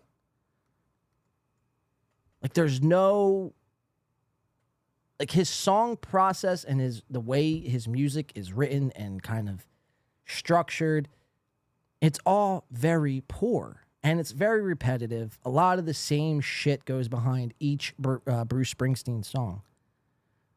But to take offense, that would be like somebody saying, dude, Metallica sucks. We're going to hear Adam Nutter actually say that. And then me taking super offense to this, where I'm visibly getting worked up. That would be, cause for panic. Let's keep watching. And led with the music thing. I just followed it up with the other thing I hate about it. You're wrong, dude. His music is fucking dope. His music is for like dads that just like lost like dads that left their kid in their car. You know what I mean? And That's a good description. Yeah, that's a good description. Like, they're listening to it after they bury their kid. Yeah, as they're like sweating in the casino parking lot because the dad left the fucking car windows up. He was like, listening to fucking Dancing in the Dark, which is the only good song, by the way. Young Courtney Cox. Dancing in the Dark is good. Everything outside of him, everything's like, I'm going to Jersey, the Jersey Shore. The Jersey Shore is full of heroin needles and fucking shitbags. Jersey Shore sucks. Wow. Bruce Springsteen sucks. Jersey sucks. Wow, Jersey sucks, says Nutter Bar Adam over here. Jersey sucks. Now, now this is where I take offense because it's like, my home state. And quite frankly, it's like, if you think Jersey sucks, it's like, where have you been in Jersey? And where have you been in Jersey besides Atlantic City? Atlantic City, again, is filled with heroin needles, crack pipes, a piece of a Suboxone floating down the fucking Jersey Shore, But outside of Atlantic City, go anywhere else. Jersey is pretty fucking, it's got everything. Anything you could think of. You're not too far from Philly. You're not too far from New York. Delaware's fucking a hop, skip, and a jump. You got Six Flags, great food. Taxes are a little high, but it's like, you get what you pay for. Jersey sucks, though, as a whole. That's blasphemous, dude. It's like, where are you from? This guy's probably from, like, New Hampshire. Oh, dude, the Freedom Project, let me tell you about it. It's like, no one cares about the Freedom Project. That's the type of guy he is. Libertarian nutter. From New Hampshire. Super black-pilled. Saying that my state sucks. All right. Well, let's just say that's true. It's not, but we'll just, for the sake of time, we will. Let's get back into it. What's good music? You tell me what's good music. Let's go to the next clip. 1704. Springsteen is brought back up, and Ray starts to sing. Adam thinks it's bad. Let's check this out. 1703. Now, I always love a Ray singing clip here. Let's check this out. I can't stand Springsteen. Both his music and politics suck. Truthfully, ouch, man. I like Springsteen's music, dude. I'm a Springsteen fan. I'm sorry. I mean, All right, Springsteen played a concert on MSNBC, and that was like, man, this is the gayest thing I've ever seen in my life. So I don't know. I can't really respect him. You didn't even like Glory Days? Glory Days in the middle of a young girl's heart. I'd rather Glory listen to Days. fucking Jake Giles band if I'm. Oh my God, dude. This guy sings once a show. He should like do American Idol, you know? Like he sings that much. It's like, why don't you ever like enter a contest for your singing? Like, why do you do it on a podcast where it falls on deaf ears? Ray's a great singer. I'd have you know. I think we should try to convince Ray of like actually signing up for America. Imagine seeing Ray DeVito on American Idol doing Glory Days from Bruce Springsteen. I mean, what a bit that would be. He would never. He doesn't have the balls. It's like, no offense, Ray, but I mean, seriously, you'd probably say you would never do it either. It's just, I mean, every time this guy has an opportunity to fucking bust out and like, do you think Ray DeVito walks and goes through life on his daily basis, like he's in Target or Walmart or Sam's Club, and like, you know, the songs that are on the PA system in these stores, he hears something and hears a jingle, a tune that he's very familiar with, Bruce Springsteen, while we're on it. Let's just say it's Bruce Springsteen, the boss, as they call him. Do you think Ray starts like breaking out in song in the middle of like the deli aisle, the middle of the cheese aisle? He's like throwing up fucking pieces of cheese, singing Glory. Like, where does it stop? Like, if he's doing this on a podcast in front of 2 guests and a live chat, what makes you think he wouldn't do it in the middle of a fucking cereal aisle? You know what I mean? And it's like, you always look at that person that's, you know, off doing their own thing in their own world at these stores. And you're just like, Jesus Christ, like, how much crystal meth are you on, sir? I could just picture Ray, though, just like everywhere he goes, he's just busting out in song. Ray, I mean, it's kind of wild what Ray DeVito is. I mean, he's like the freest man. And it's like, you know, it's hard to hate on Ray. It's more just like making fun of his flubs and fuck-ups, which we all have. But I think in comparison to like Chad, like Ray's doing great. Every time you tune into Ray, he's always on the road. He's doing comedy. He's doing podcasts, cleaning up, drinking Budweiser after Budweiser after Bud Light after Bud Light, singing tunes. You know, I think Ray he's always going to like, Ray's got it down. He's got it down. Again, maybe we've got this all wrong, guys. Maybe we've got this all wrong. Probably not, but I mean, it's fun to speculate, right? One can only assume and speculate. We have a couple more clips from this. Let me see. Check something out real quick. While we're on the topic, at least Ray hasn't talked about his gout lately. That's a plus, Danielle Ashley says. Thank God. Have you gone over his story where he's approached a hot young 20-year-old at the gym? Ray's a total creeper. Well, I don't know if we went over that story, but there was a story at the beginning of this where he walks up to this girl at the gym and makes this like tampon joke or something. I don't know. It is very weird. Like having a real, and this is why, like, I could have met Ray DeVito twice in real life. Once at Pottstown, once in Atlantic City. And I chose not to because I feel like the interaction would be bizarre. You know? Like, it would almost feel like a bad acid trip. Like, if I actually met Ray in real life, it would feel like I'm just tripping and I can't escape the trip. And I'm not sure if you guys ever had bad trips, but it's like, that's not a place you want to be. That's not a place you want to be. So, I mean, it's like, he always said, oh, man, you know, it's a bummer that I didn't meet you in Pottstown or Atlantic City. It's like, it's not a bummer. It's not. It really isn't. It's great that we didn't meet. Let's keep our interactions to the internet. There's no reason we have to mingle in real life. There's no reason for that. This isn't going to be a lifelong friendship. This isn't really a friendship at all. So it's good that we didn't meet. Muzzle of B says Ray doesn't have to put any effort into life, and he gets away with it. Yeah, it's like, dude, but he doesn't put any effort in, and he lives like a fucking king. He lives like a fucking boss. You know? I don't know how he does it. It's not like he's crushing, financially. He's not, he's doing okay. I mean, he's even admitted, like, the most he's ever made in 1 year is $30,000. And it's like, that's like one David Chandler super chat. Ray has a dresser. Ray and his dresser are on a plane of their own existence. John is right. Yeah, that dresser, man. I mean, what a fucking co-host. Pay the dresser, Ray. Chris Mack, I've said for months that Ray may well be some sort of dark wizard. You're probably, I mean, look, there might be some truth to that, Chris. There definitely might be some truth to that. Because anyone else in Ray's situation, I mean, the point I'm trying to make here is anybody else in Ray's situation would be not, first of all, they wouldn't be live streaming. Second of all, they wouldn't be traveling the country. Now, it's not like he's traveling on like first class flights and like he is driving probably a beat up like Toyota,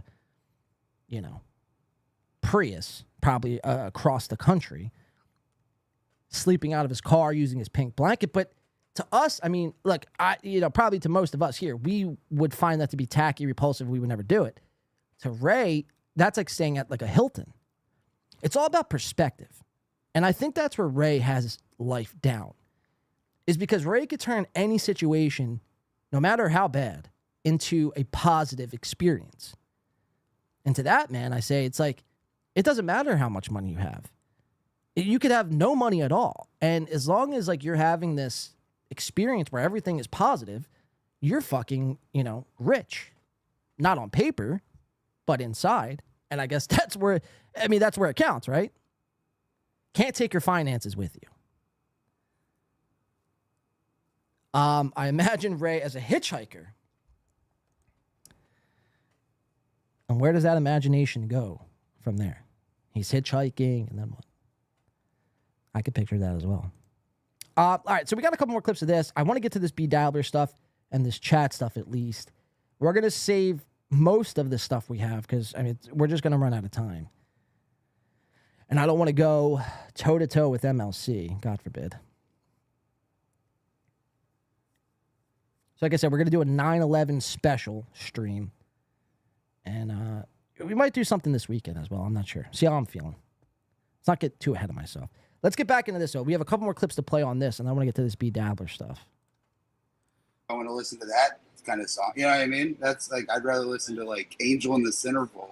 I'm going to listen to that kind of music. My angel is a centerfold. Yeah, Angel is a centerfold. And there he goes, busting out in song again. So bad. So Leo Gunn again. I just came back from a week at the Jersey Shore. bad. To that kind of music. My angel is a centerfold. Yeah, Angel is a centerfold. Adam is, hating this right now. And what's even worse is Ray probably didn't pay them either. So Adam is sitting here on his own volition for free. That's pretty nuts.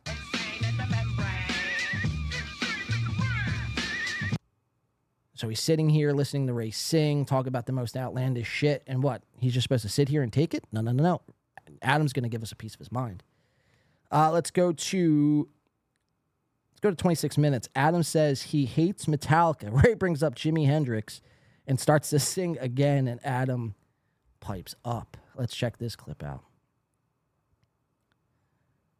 So, all right, it's one thing to say you hate Jersey, but to say you hate Jersey and Metallica, it's like, what kind of person are you, Adam Nutter? It was my history with Metallica. I can't fully like them because when I was growing up, the kids that used to beat the shit and bully me were always wearing Metallica t-shirts. So I was always like, fuck Metallica. Like, it's just the same dudes now, but older and still bullying you wearing Metallica shirts. Fuck Metallica because the whole Napster thing. Those fucking losers. Shut up. Bunch of crybabies. Yeah, Fucking, but oh, also, get paid. Fuck, go tour. Shut up. but Fucking also IP. the first 4 albums. Again, Adam Nutter hating Metallica because of the Napster thing that happened in 2001. God. I mean, I don't know. I can't fucking be like, I don't. Oh, they're I can't say good. They're fucking- great. They're Yeah. fucking good. And by the way, Hendrix, best song, 1983, Check this out. is my favorite Hendrix song. So Ray goes, best song by Hendrix, Out of the Blue, says 1983. All right. Adam, nobody answers, nobody responds to Ray. They just kind of, all right, that's, thanks for, letting us know your favorite song. Nobody really cares. We don't even actually know that song. This is what Ray does. Okay. The Mermaid I Will Be. Do you even know that song? You guys know? It's too bad that our friends can't be with us today. The machine. Watch out. No, That usually we if I feel- don't know a song and you start singing that song, I'm not gonna know it. Still, Yeah. I don't know if you knew. I'm still not gonna know that song. Wow. I'm just gonna continue to not know the song I didn't know beforehand. So no, Reese- I don't know it. Reese says Springsteen likes rods. Wow. Hey, man, whatever he's into. Whatever he's He's a into. dude. See, this Adam, I think there's hope for this Adam Nutter. I think, with the right coaching and the right guidance, I think we can make Adam Nutter into a superstar. But, I mean, first things first, it's like you have to go back on your New Jersey hate and you have to go back on your Metallica hate because those two things will not stand. They will not stand around these parts. Let's go to 2910. Adam continues to shit on Ray. Let's check this out. There's a lot of good little clips on this. I wish I had more time to really get into this, but Instead of you guys or whatever, they say Yins. What are Yins doing? That's fucking Yeah. dumb. You know? Oh, yeah, you're from Philadelphia. So you're No, I'm supposed from to New hate him. York City. I'm not from Philadelphia. I live outside of Philly now. I'm from New York. I don't give a shit about Philly. This place could burn down. I don't give a fuck. How Jesus. far is Hershey from 2.5 Philadelphia? hours? Oh, Hershey, Pennsylvania, Maybe- is that far Or away? maybe an hour and a half, 2 hours. Yeah, I think so. Oh, shit. Yeah, it's not close. It's not that close. It's not Oh. like super far, but it's not like super. I want to say it's like maybe 2 hours. Because I'm doing that club in November. There's a What club in the Hershey. Yeah, I know. I can't think of the fucking name of it. I don't know, and I'm doing it.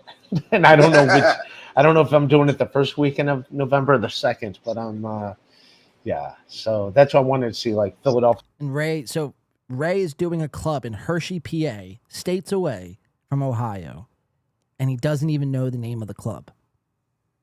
Imagine that.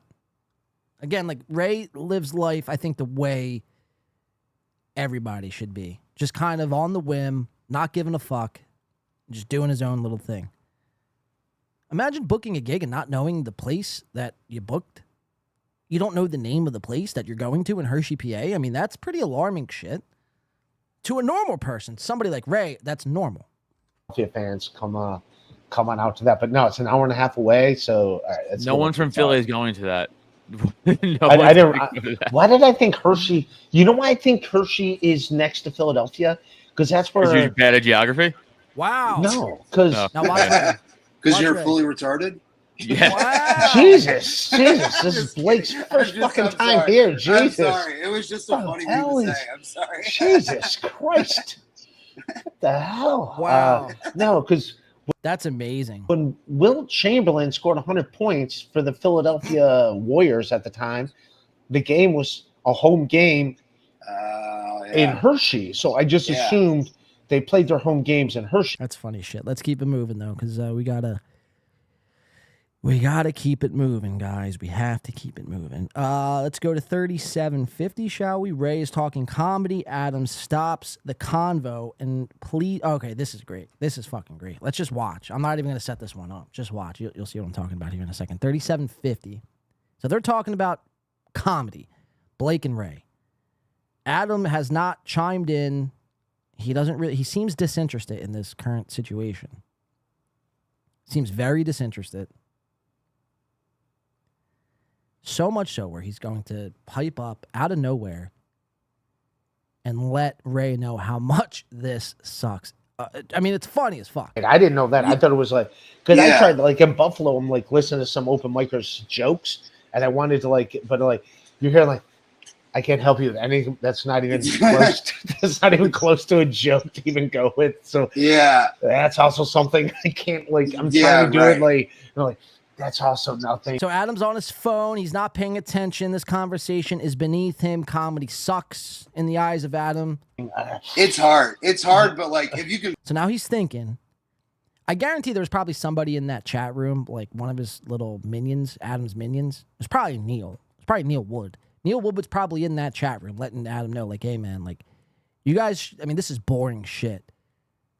Because all of a sudden, I mean, you watch Adam go from completely distracted to Do it like that's also nothing. It's hard. He's like, all right, now we have to say something. We have to, and look, he looks at the chat right here. So I feel like Neil Wood was in this chat. It's hard, but like if you can find whatever the positive thing in it is, like that's like it's hard not to make it like Kill Tony or something where you're just like shitting on these kids. But no, by the way, I was just doing this like watching the open mic, like just me. Look, he's trying to. I mean, this is somebody trying to pick their spot right now. Trying to be like, trying to be cool, but like. Ray, I will drop a super chat for $20 if we stop talking about comedy right now. Wow, Mr. Nutter. First of all, I mean, it's like change your fucking last name, man. I refuse to call you Nutter. I mean, imagine me saying that every time I had to watch a clip of you. That, I mean, to be quite honest, that's why I haven't covered Adam Nutter. I refuse to say this guy's name time and time again. But he does something completely hilarious here. They're talking about comedy. No one really cares. Nobody cares about comedy. Comedy is so 2005. Comedy is over. If you do comedy now, you might as well quit. It's the hackiest fucking thing ever. There's like 5 decent comics out there. And this is coming from a fan of comedy. And this is coming from a comic, Adam Nutter. Goes, Ray, I will pay you a $20 super chat if we can change the conversation. I mean, I don't know about you guys, but this is how you know a podcast is really not going well. And Adam, like, isn't that sort of guy where Ray could just talk to and talk at. Adam is the type of guy who's going to let you know how he feels in every situation. But this is when a podcast, you know, a podcast has just completely gone off the rails and it's just complete dog shit. From this point on is where everything sort of turned. And it was almost like, this is where Adam turned on Ray. I don't know if he'll ever have Adam Nutter back. He probably will, because Ray lacks social awareness and social cues. So to him, they're just pals kind of fucking, yucking it up, kind of riffing off each other, shooting the shit. To Adam, he's like, this is the last time I ever do anybody a favor. I'm asked to do a podcast, and now we're talking about comedy, something I can't stand, yet I do as a profession. So I think this will be Adam's last time on the Rock Bottom podcast. Sorry. I couldn't. We're all comics. I couldn't give a shit about the inner workings of comedy on a podcast. It's so boring. And again, he's not wrong. No one cares. It goes. No one gives a shit. No one fucking cares. No one It's like imagine us listening. Now this is gonna get good because Ray. Well, just watch. Listened to a podcast about 3 engineers was talking about like mechanics, and we're like, oh, I want to hear you guys just talk about building cool stuff, not like how it's built. No, I was just saying that because that was people at, fucking tap out. We do it on my podcast too. Like sometimes I'll catch Neil going off like fucking inner comedy stuff. I'm like, yo, shut the fuck up, because we're gonna have comments between like, oh, and by the way, no, you guys have no comments. So I don't know what this like fake fantasy world you're living in. Oh, me and Neil are gonna have comments, and you guys have no comments. You guys get no comments. You guys barely get fucking 20 views. What makes you think, if you're talking about comedy, that's going to be the thing that pushes people away from your show? It's like nobody even knows about your show. Nobody knows Cult of Us podcast outside of their friends, family, and their best friend, which is each other, ironically, knows about the Cult of Us. I could promise you, I'll bet everything I own on that statement right now. There's 18 people that watched your last show. 3 of them were me. So that should tell you everything right there. Obviously, Neil's mom checks in on a daily basis, but she can't be bothered to comment. Adam's, Mother probably checks in and watches the show from time to time. That's where she probably gets the updates about the internet. Outside of that, I mean, it's like slim pickings. Your audience is like slim pickings. So again, I mean, you're worrying about this fantasy that's not going to happen. You and Neil talking comedy on your podcast, and you're worrying about people not wanting to comment on that show. Again, there's nobody watching to comment. So, I mean, I have to break these delusions when I can, because some people, I mean, they'll just be gassed up. And Ray DeVito's going to do the exact same thing, only he's going to do it in real time. Let's check this out. Wait, everyone's right. It sucks. It's fucking, unless it's like a comedy specifically driven podcast, like people are like tuning in like Bill Burr talk. Sure. Like, you know, it's like very specific. Yeah. Outside of that, people usually are like, I don't give a fuck. Like, I just do not fucking care. And I don't blame them. It's fucking boring. Like, I like to. My podcast, that's the charm of my podcast. I just, whatever on my mind, I fucking go with. And we got 130 people hanging out with us. Wow. Pulling the old numbers argument. He said, I mean, he's literally saying the same thing I'm saying right now. And Adam, like, yeah, dude, I mean, Ray has 130 people watching his live show, whether they're there to troll Ray or not. Most of them are. There's probably like 10 Ray DeVito fans, like actual Ray DeVito fans. That's fine. I mean, most people that tune into these shows anyway, they're not actual like fans. And I hate to even call people fans. I call them supporters. Most of people that watch these shows are there to troll. Like, it's just what it is. But, I mean, either way, it's like you still have 130 people watching Ray, and you tune in, again, like I said, to the Cult of Us podcast where nobody watches at all. So it's like, Adam, instead of like trying to assert what works and what doesn't work in podcasting, why don't you sit down, shut the fuck up, and take some fucking notes? Podcast guru. It's like there's a reason why nobody goes to Adam Nutter for podcast advice. So Ray DeVito's pointing that same thing out, which I think is great. Ray's sticking up for himself. I love to see it. I fucking go with, and we got 130 people hanging out with us. So I'm just saying, animals, conspiracies. Where do you want to go in tank? I could tank and go deep on Jethro Tull are the best. And it's like nobody wants to talk about animals or conspiracies. Adam, probably why no one watches your show. Best fan ever. Just ask KB. Yeah, Kevin Brennan loves Jethro Tull. Just because they have a flute. No, I think I get brought up somewhere. Yeah, right here. I get brought up right here. Leo Gunn, send Winby to the link. He has pertinent questions. I will. I'll send Winby to the link. I'll send Winby to the link. He can join us. And I just want to say this now, guys. If you see me, my profile account, in other chat rooms, chatting away, saying outlandish shit, chances are it's not me. I mean, very rarely do I chat into a show. I usually just listen, have it on in the background, take mental notes. But I'm not sitting there chatting away. There's nothing wrong with that. It's just I don't have time. And the only time I'll be doing that is maybe when Chad boots up a stream. Like, for instance, today I chatted into Chad to let him know how big of a failure his Alex Stein performance was. 2 chats, that's it. My Doppler, on the other hand, I mean, he's going off about Drunk on Cringe, unlived himself, and all this pertinent information. So much so now people are starting to rally around and send Winby to the link. It's like, no, don't send Winby to anything, please. Springsteen, The Cure, Weezer, Jimmy World. Ray has a worse. So Adam's going to have some questions about Winby 2. I forget how this kind of unfolds itself. Let's watch it together. Music. Wow, I like all those bands. I like bands. I like The Cure and Weezer. I can't fucking sit here. But Weezer hit me at a time where I was like, I don't know. I was fucking a kid. You know what I mean? I don't know. I was a kid. Thanks. Says I go to Adam Nutter's. I go to Adam Nutter for peanut cookie naming advice. There you go. And that's the only thing you should be going to Adam Nutter for. Thanks. Says Chris. Says I was there, John. I saw this live. You're talking about this Ray episode, Chris?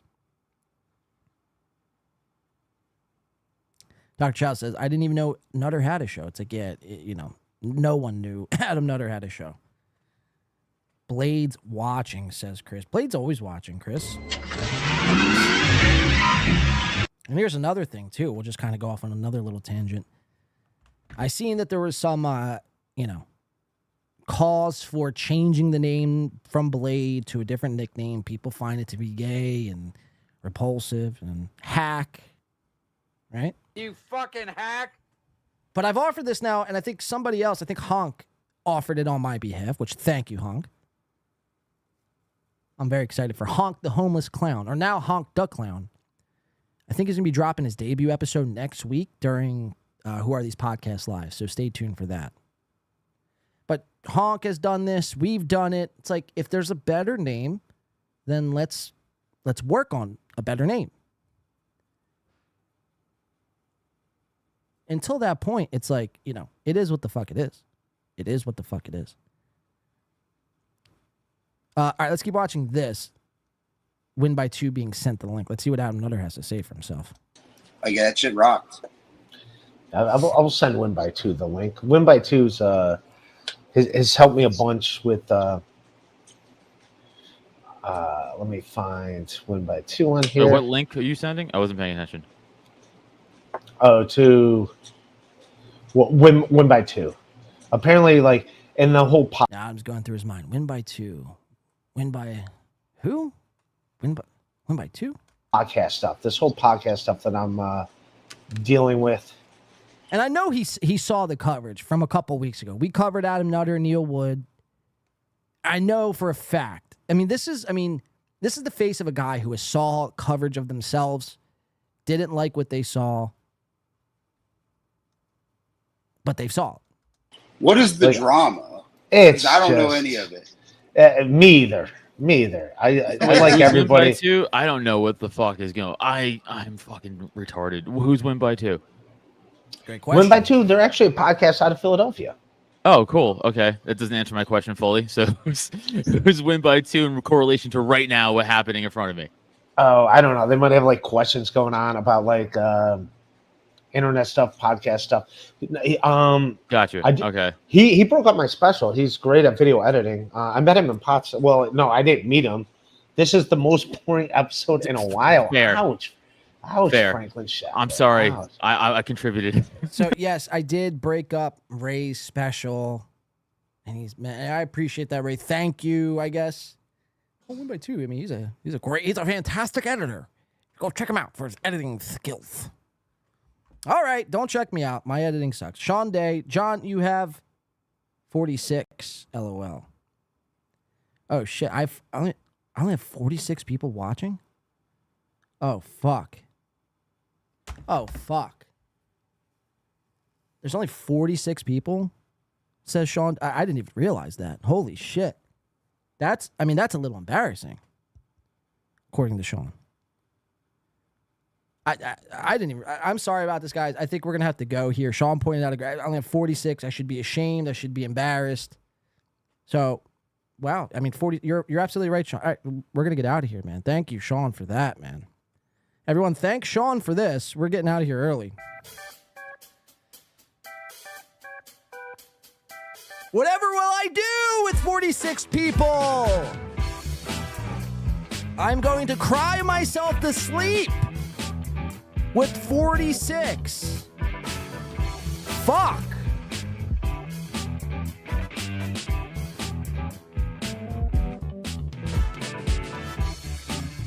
Just imagine pointing that out in the middle of a show. John, you have 46 people. It's like, we're aware of that, Sean. We see the number. It's staring me in my face. It's, you know what I mean? It's not like I'm hiding from the number. 46. All right, it's a slow day. People watch it back, and if they don't, they don't. We've had our run. It was a good run. If this is where it stops here. What are you going to do? I know what I do is fucking top quality, top notch. Probably the best around. But, they think it's a big fucking own. Oh, you have 46 people. All right. I don't give a fuck if I had 2 people watching me. I've done shows for way less people. There's a difference. To somebody like Nutter, who 12 people watch, and he podcasts in front of his front door, till you tune into a show like this. That's the point I've always made. I mean, Jesus, 46. Yeah, what am I going to fucking unlive myself? Am I going to drunk on cringe myself tonight? Is that what I'm supposed to do? 46, that's the end of me. I mean, imagine that. Imagine thinking that's a big fucking gotcha. I'm really going to derail his show now. Oh, you did it. Nice try, but it failed. Let's get back into these gentlemen. And now you got tomatoes being thrown at you, man. That's fucked. 46 lonely people are watching this show. For whatever reason, you guys are all sick fucks. Sick fucks. Magic number, Sam B says. Oh, now look, it dropped to 42. Oh my God. It's like, no one's really keeping count here. I hate 40 people. Rainy G says. Crazy. All right, let's keep watching. For the comedy thing, I should have killed that sooner. And myself. I should have killed myself in the comedy bit sooner. And we could clear this right up. Jeez, what's all this talk lately about people just fucking killing themselves? Oh, holy shit. Let's go to, I think we're going to do 2 more clips of this.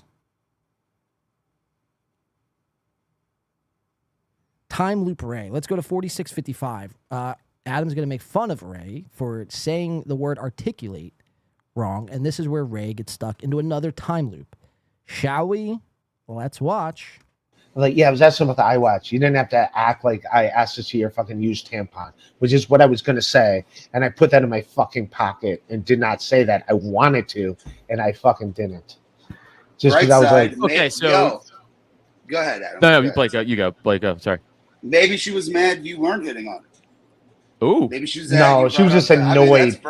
That's bright side shit. That's the half glass full take Yeah, of this. right, I've been going yeah. half empty, but yeah, for sure. I mean, that's the truth. But yeah. Yeah. She was just annoyed I was talking to her. Like she was like the audacity of like, sometimes we don't think we're coming off a certain way, but we're coming off a certain way to other. Like sometimes I mumble, and put in whatever dick sucking joke you want in there. But like sometimes I mumble and like I'll say something that I think I'm saying clearly, and someone's like, "What'd you say?" And I'm like, "I fucking said, shut the light off," or something. And they're like, "I heard you say nothing." And I'm like, "Oh, maybe you were just like I watched while you were dripping in sweat, like coming off like an autistic person." No, and she's like, "Who's this autist coming at me drenched in sweat?" And she's like, "Get the fuck away from me!" Like, and you're just like, "Fucking what?" Like, maybe that. Nah, dude, I was articulate, dude. Well, you didn't say that word right, so I'm going to say you weren't. You just said articulate, and there was no R there at all. So Adam is completely turned on Ray. This is hilarious, though. This is something we have to watch out for. Ray DeVito getting stuck in time loops. His brain can't process what's happening, so it literally just goes back to default, and he just repeats the last word he heard, if that makes sense. Like if he hears like a sick burn, a sick joke on his behalf, he'll repeat the last word that was said in that joke. And just try to make sense of it all. I was definitely weren't articulate as fuck, dude. As articulate but as I wasn't fuck. there. I can't prove it. I was so articulate. I was like, right down. I was breaking down syllables. I was like, you want syllables? I was breaking down syllables. Imagine saying that in a sentence. I was articulate. I was breaking down syllables. I was like, right down. I was breaking down syllables. I was like, you want syllables? I watch. Oh, so you're speaking the regular human English language? Cool. Look, he's right now. What is happening? Like, it might seem like riffing going on, a lot of joking happening here because there's laughter on the screen. Just because there's laughter on the screen doesn't mean what is happening is actually funny. Ray is stuck. He's spinning out, wheels in mud. That's what I picture Ray's brain right now is like of 2 wheels stuck in mud. Calories. I watch treadmill. I was sounding shit out. I was doing Peloton bike. Is it the same? Yeah.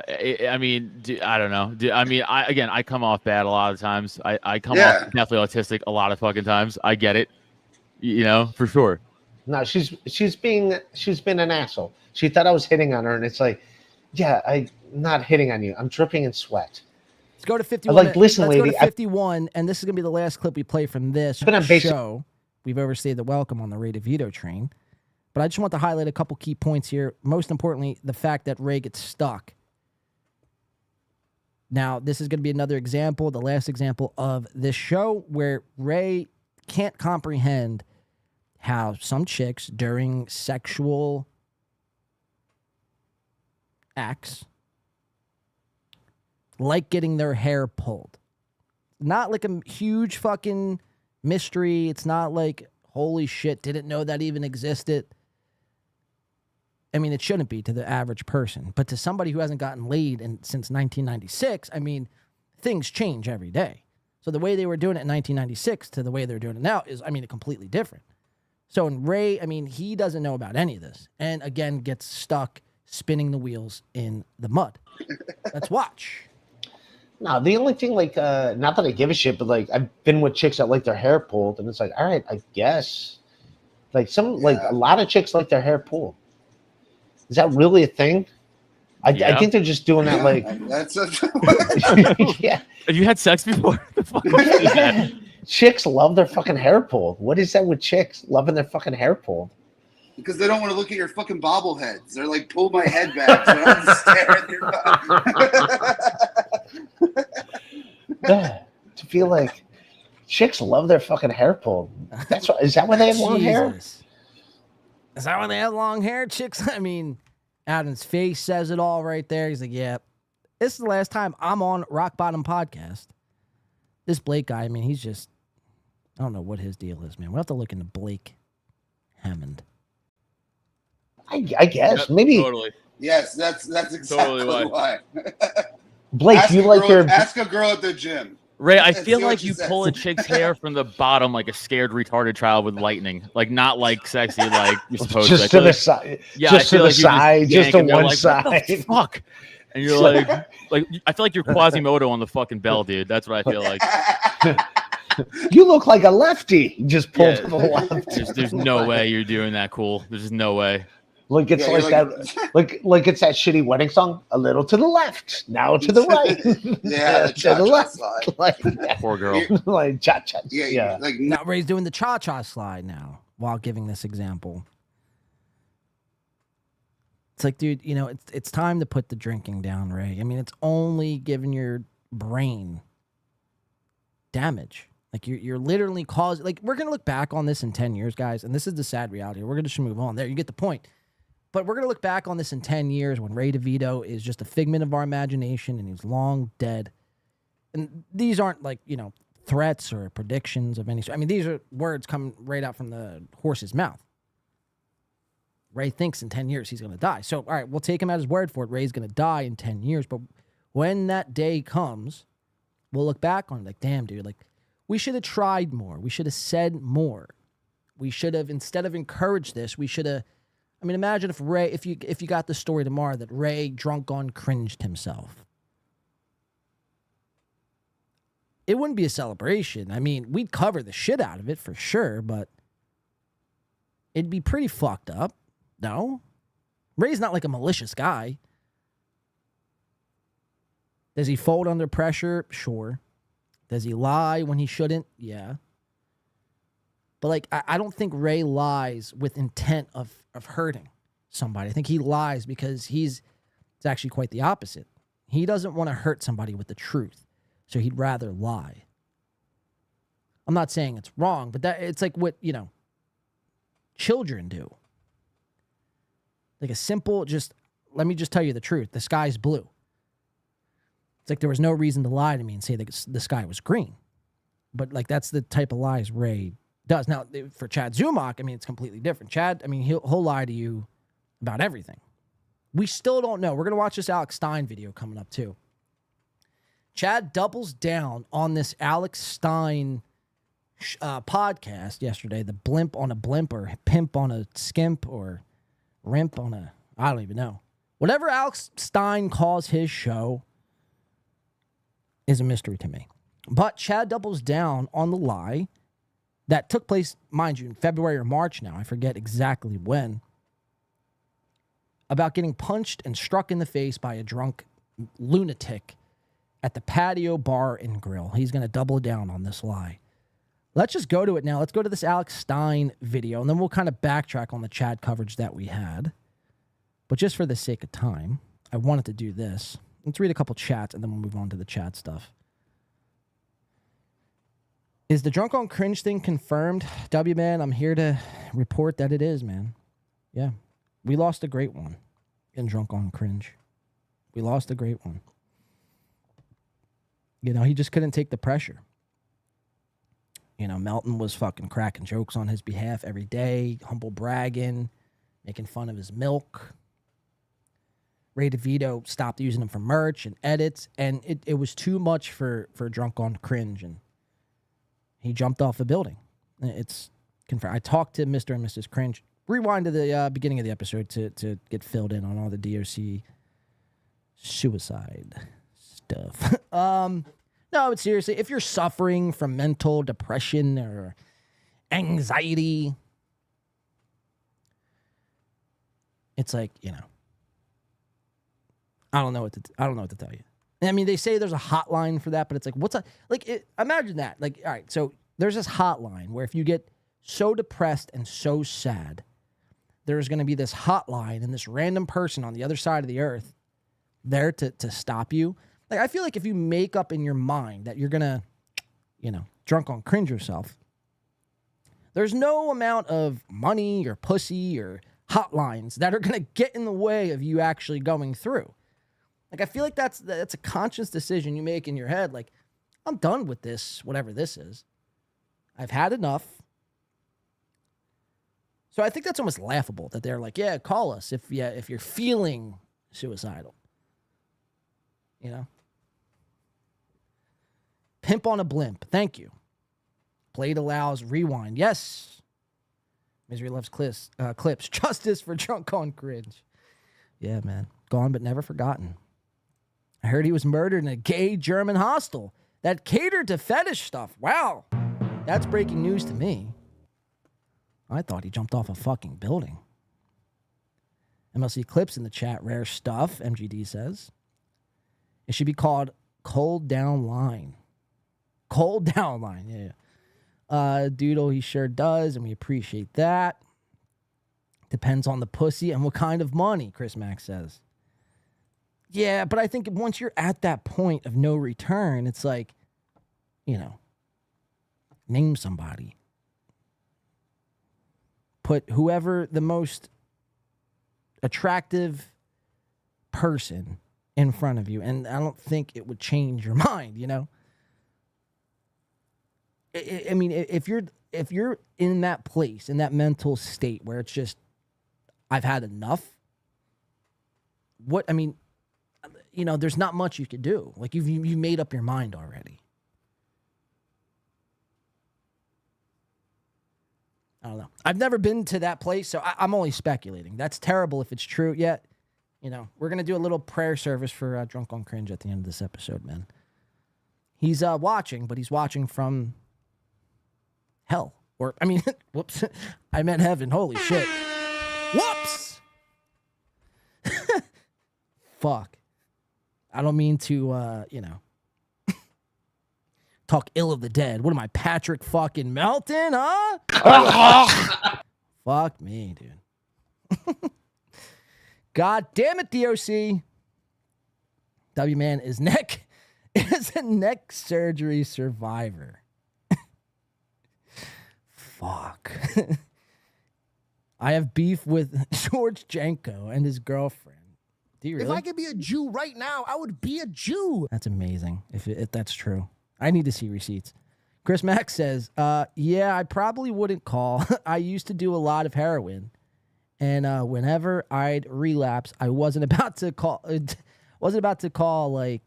my AA sponsor or anything. Right, you just do it. You've made up your mind, and you're just going to do it. You know, there's no amount of, hey, man, did you work on your fourth step and then your sixth? That's the reason why you're wanting to get high, man. It's like, listen, I want to get high because I want to get high. I want to myself because that's just where I'm at. You know, it just is what it is. It just, you know, people, and some people get that way, man. They just get to that point and that place in their life where it's just like, it's not worth it. Now, to me, it's fucked up. It's a selfish thing. They leave a lot. It depends on what you have here in the material world. Like, if you have a family and kids, Who am I to speak on fucking, people do that to themselves all the time. That's their business. But I find it to be a little selfish. I don't think there's anything that horrible, especially YouTube internet shit. Like, you're going to really, like, do that over what? Some words? I don't know. It's just like, are you that weak of a person? I mean, I hate to like even like go there, but it's just like, what happened to the men? And I hate to even sound like this sort of guy, like a fucking Crowder sort of guy, but it's true. It's like in the last 20 or so years, men have just become so fragile. They're like just, so fucking fragile. I think that's the problem. I think that's why there's depression and anxiety at record fucking levels. I think we try to pander and cater to people and what's wrong and how can I fix it? Let me help you. And that's all fine and good, but there comes a point in time when you start just enabling somebody. And that's no good either.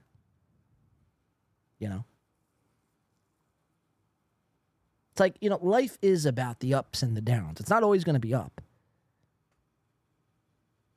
Like, it will get better. If you're being like shit on in real life, or you're just going through a hard fucking time in your life, I'm not saying people don't experience fucking like real fucked up shit, it causes them to just be mentally fucked up, but it doesn't get that bad where you have to, drunk on cringe yourself.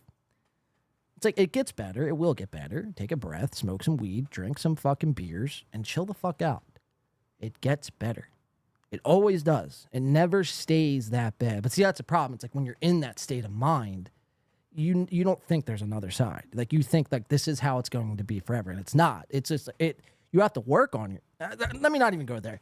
You get my point. Go do your own fucking therapy research. This is not the time or place. John, you should work for those hotlines. That was inspirational. It wasn't. I feel very gay now. I'm fucking, what am I? Some type of therapist? This sucks. Throw tomatoes. That number is great. I pray for a bigger number. Oh, fuck. And another NLO spy. Who? Who is it? Call him out. Sam V says there's another NLO spy. It seems pretty cool to me. DOC is now the patron saint of the Dabbleverse. That's hilarious. It's not the true W, man. It's not true W, man. Jesus Christ. Oh, it's not true. Oh, Muta Growl. Show yourself, Onion Spy. Is Muta Growl an Onion Spy? I don't know. He might. He might not.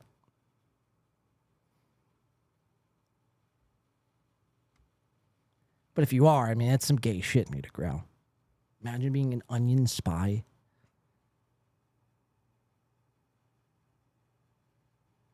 Imagine being a spy for anybody on YouTube. It's like, if you want to be a spy, be like a Russian spy. Or there's no Onion Spies. Yeah, I think our chat's pretty solid today. Muted is a cool guy. I don't think Muted is a Melton spy. It's like the Ian Hawks you got to watch out for. The Little Mears you have to watch out for.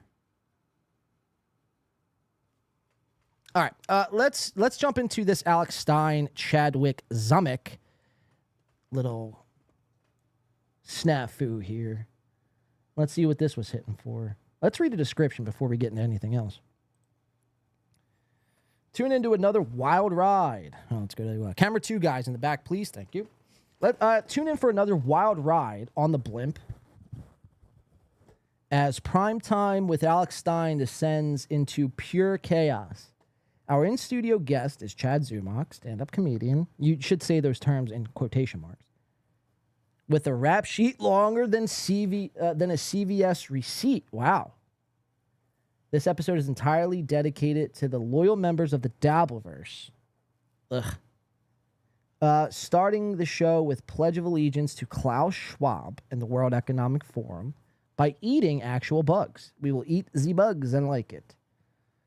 Additionally, we have our Craigslist actors reenact, that's pretty funny, Larry Sinclair seducing Barack Obama with the details from the Tucker Carlson interview. Afterward, Alex discusses Chad Zumach's experience opening for A-list comedians and addresses his extensive history of deleted tweets. We conclude the show by arranging a date between Chad Zumach and our lovely actress, Bridget, also known as BTB. Tune in for another insane episode of Primetime. All right, so let's check it out. Alex Stein, Chad Zumach.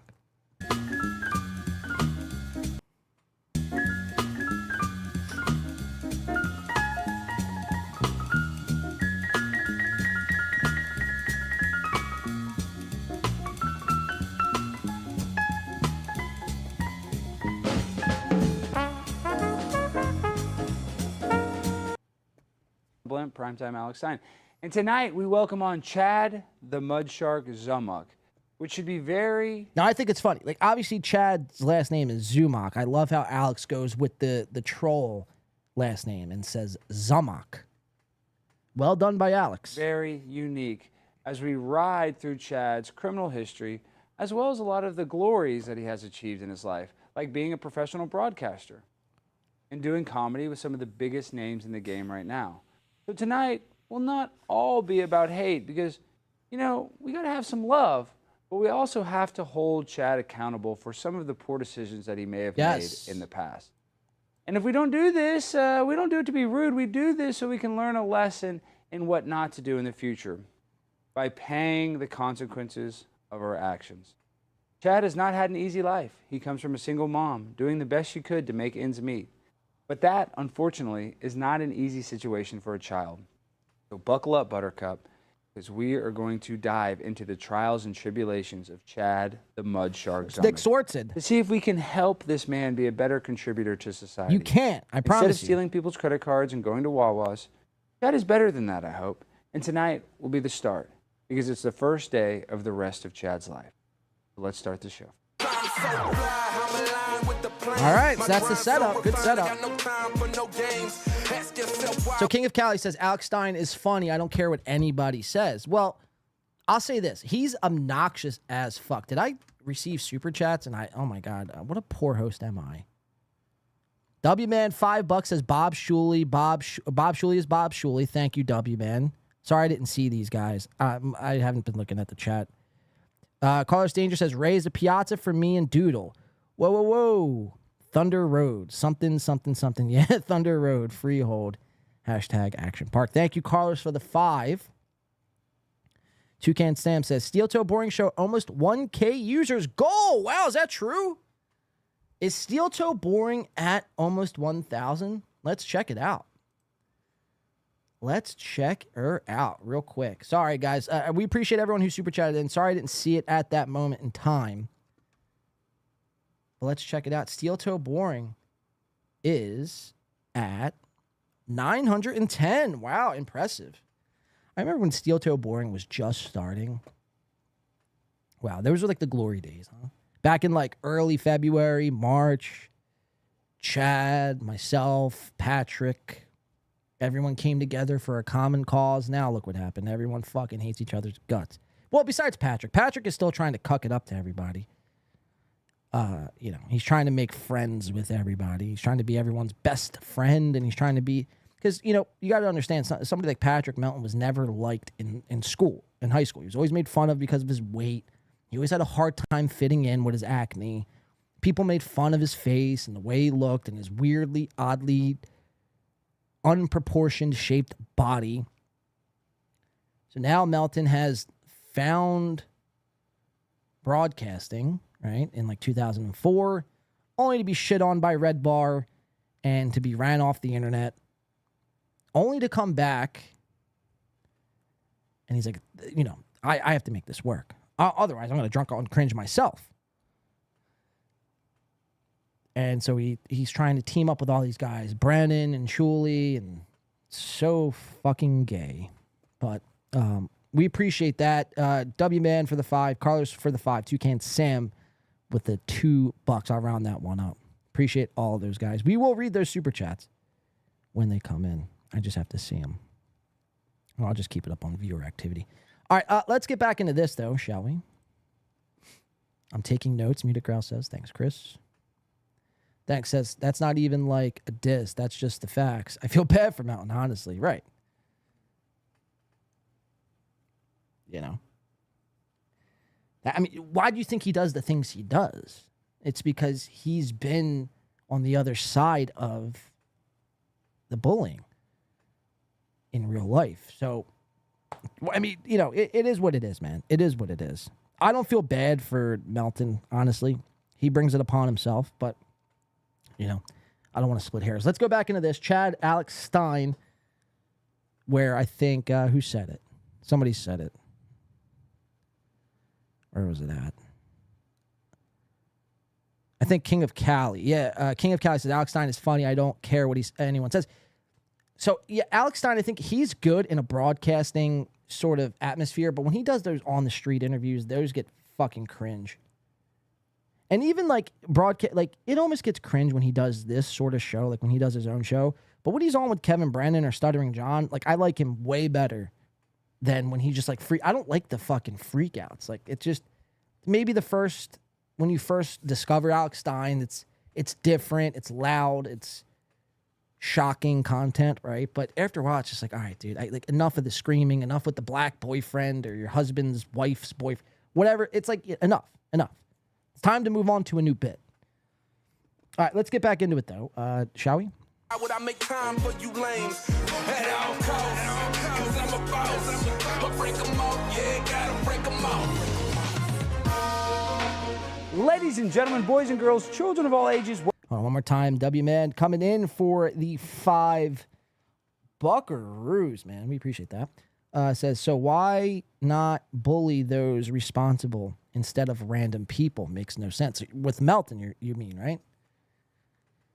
So why not bully those responsible? Because when you're bullied by people, it takes so much out of you to even have to swing back on your abusers. So it's like, you know, I don't know. Melton I think he would never, you know what I mean? He would never attack the people who, like, for instance, the whole Red Bar thing. Why doesn't Melton go after Red Bar more? Or why didn't he in the moment?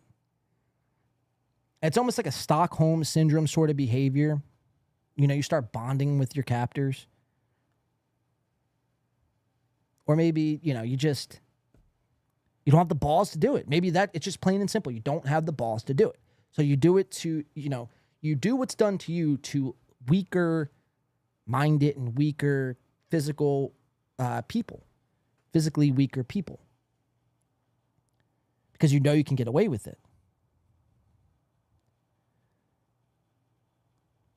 It's a great question, W-Man, you know.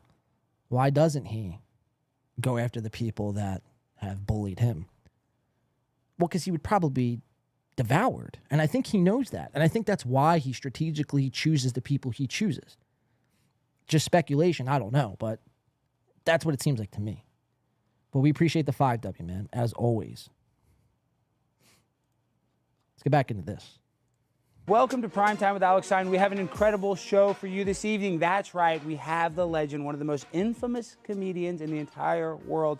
They say that he is Kmart ready, but I say that he is also a pimp on a blimp. You know him as the Mud Shark, and I know him as Chad Zumick. Welcome to the show. Chad, what? Okay. I'm a G on a flea. He's a G. And there he is, a G on a flea. Holy shit, man. Your biggest audience to date. And your tag, and mind you, Chad worked on this. He rehearsed this in the mirror right before the show. What am I going to say? What's my tagline going to be as soon as I come into the show? And he's worked on it and worked on it and worked on it and worked on it and crafted it and molded it and cut some pieces out and added new pieces in. And this was his big tagline. I'm a G on a flea. Interesting. Oh my god, we need that as a drop. Like I do the mountain drop. We need this as a drop. Blood Shark, and I know him as Chad Zumick. Welcome to the show. Chad, what? Okay. I'm a G on a flea. He's a G on a flea. So, guys, we were with a legendary. Okay, G on a flea. Shut up, Bridget. We're on a live show. Alex, Bridget, what? Why does Bridget always $5 super chat.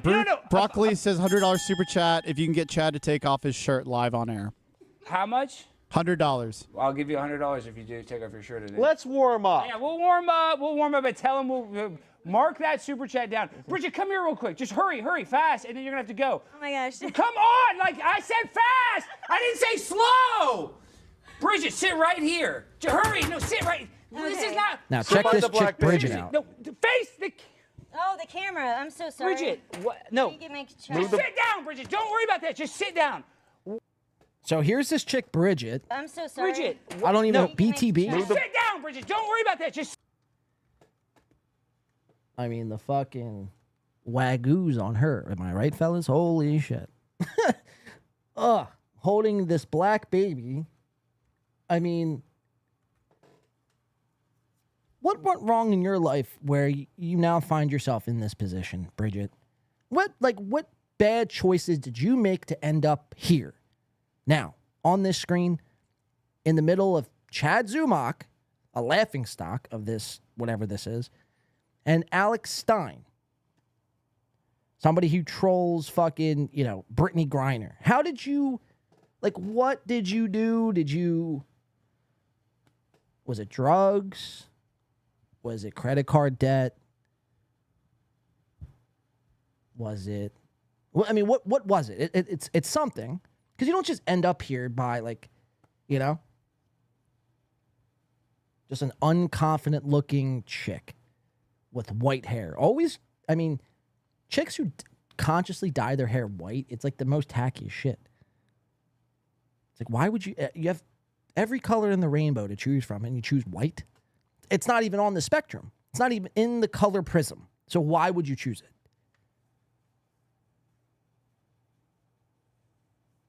But this girl, Bridget, if that's even her name, she is going to be, I think, Chad's present, for lack of a better term, and a gift, if you will.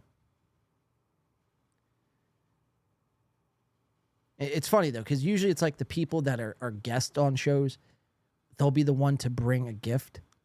Like, Chad should have brought a gift for Alex Stein here. I mean, after all, he did have you on. And this is a big audience.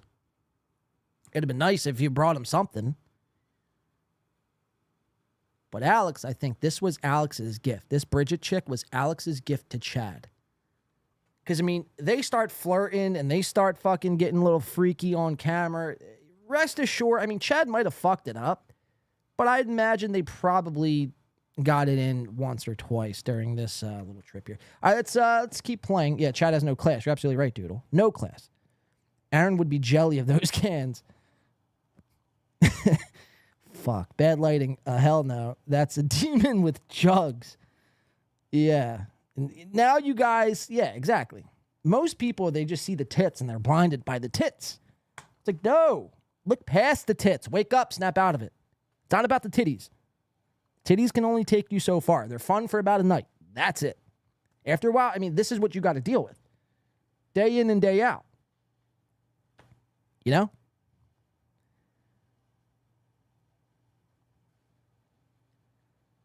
Just an oddly shaped body. I don't know. This chick's freaking me out. I feel like she's casting a spell on me. Sit down. When I asked you to come on the show, what was the first thing? And Chad dresses like a fucking child. He truly dresses like a teen, like a pre-teen. Like he hasn't grown up past 16 years old. Like he's stunted mentally, which is probably actually true. But he's still got the what are these? Kyries. Chad rocking the Kyrie Irvings. The only thing he's missing here is the ripped jeans. The Zumock Mania shirt with the hoodie and the hat.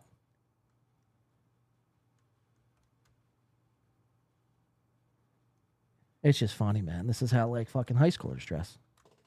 Thing I said Keep to you watching. today when I talked to you.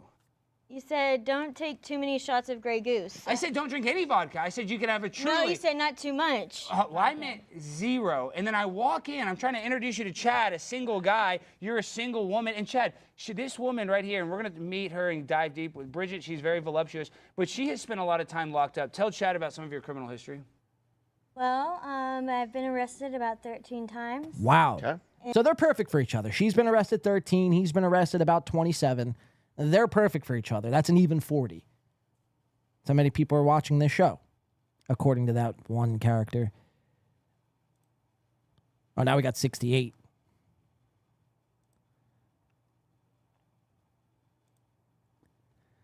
That lady looks like the Saw puppet. Wow, she really does.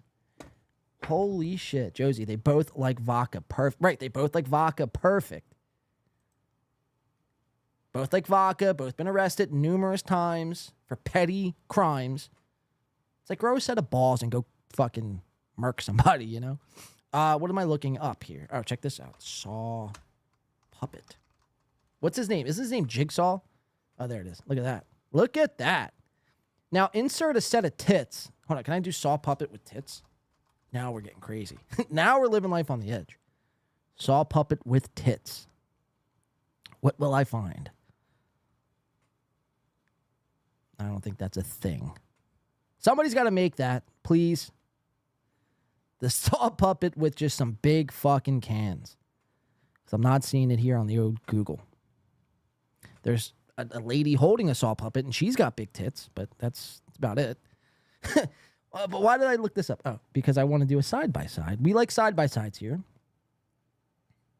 Here we go. Boom. So this Saw puppet is this Saw puppet is $330 fucking dollars. Holy fuck. That's a lot for Jigsaw. Billy, his name's Billy. I thought his name was Jigsaw. Billy the puppet. Interesting. But yeah, this looks exactly like homegirl over here, Bridget. Oh fuck. I didn't mean to do that. And What's the most egregious offense? well, they're all like the same. Weed. Yeah, they're all under a grand. I don't know if I'm gonna be able to do this right. I'm trying.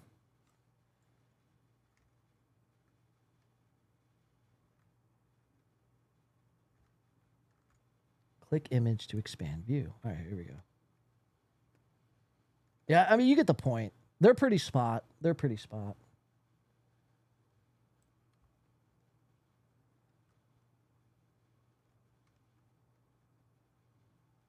Yeah, you know, they're pretty spot on. You get the point. You get the point.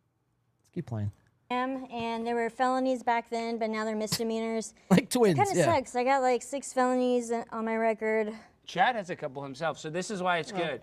No, he doesn't have them on his record, but they were somewhere in his lifestyle. He's been in some hot water as well. So I think you guys would. I've been charged for a few things. Yeah, and I don't think Chad's ever served any time, but she served a lot of time. How much time have you served? It was just like 7 months here, a year Wow, there. what a certified 60 days badass. there, you know. So that's about 2 years? Yeah, I guess in all. Chad right now, his heart's like going, like, wow, this is the girl of my dreams. Where have you been, Bridget, BTP? Yeah. And you're 30-something, so that's what? 32. I've wasted a lot of my life. So you're like 1/15 of your life you've been in prison. Yeah, I missed out on So a lot. one out of every. You So, know, everybody Chad. should want to do that. Chad, have you ever spent any time in prison? No. No. I was I did 3 days in jail. Big whoop. Yeah. Big And whoop. Wasn't a good time. Was not fun. But you know what? You live, you learn, you move forward, right? You just Wait, Hack vs. Anonymous says, update your payment method, you poor. You can't even update, or you can't even afford Prime. Wow, you got me. My Prime membership ran out and I couldn't afford to pay it back. Damn! I've been had by Hack vs. Anonymous. Got him. Jody says, oh my God, she's 32. Damn. Yeah, you would have fooled me. keep fighting. Like Rocky says, you keep punching. Yeah. Right? And I keep twerking. Keep twerking. And Bridget, tell them about your Pillow Princess Diaries.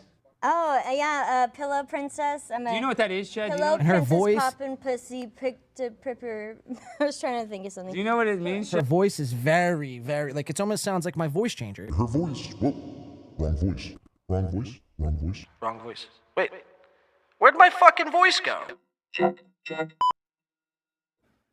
I used to. Oh, there it is. This is her voice. This is Bridget's voice.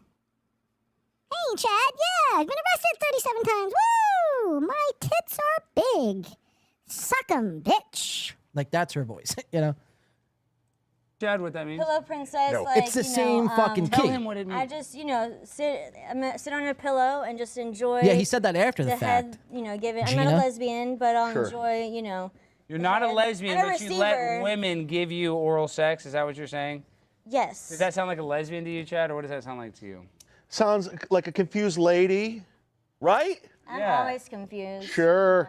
Yeah, you're confused when I tell you not to drink. You go, you Listen to open up this. the vodka bottle this big and start chugging I was drinks. trying to make Chad feel comfortable, so I was like, we have to do a shot of Grey Goose. I don't want to, but Chad really You wanted to. didn't bring any fentanyl. Wow, throwing Chad under the bus. So she didn't really, according to her, she didn't really want to do a shot of Grey Goose. She was fine, She's probably already fucked up on something.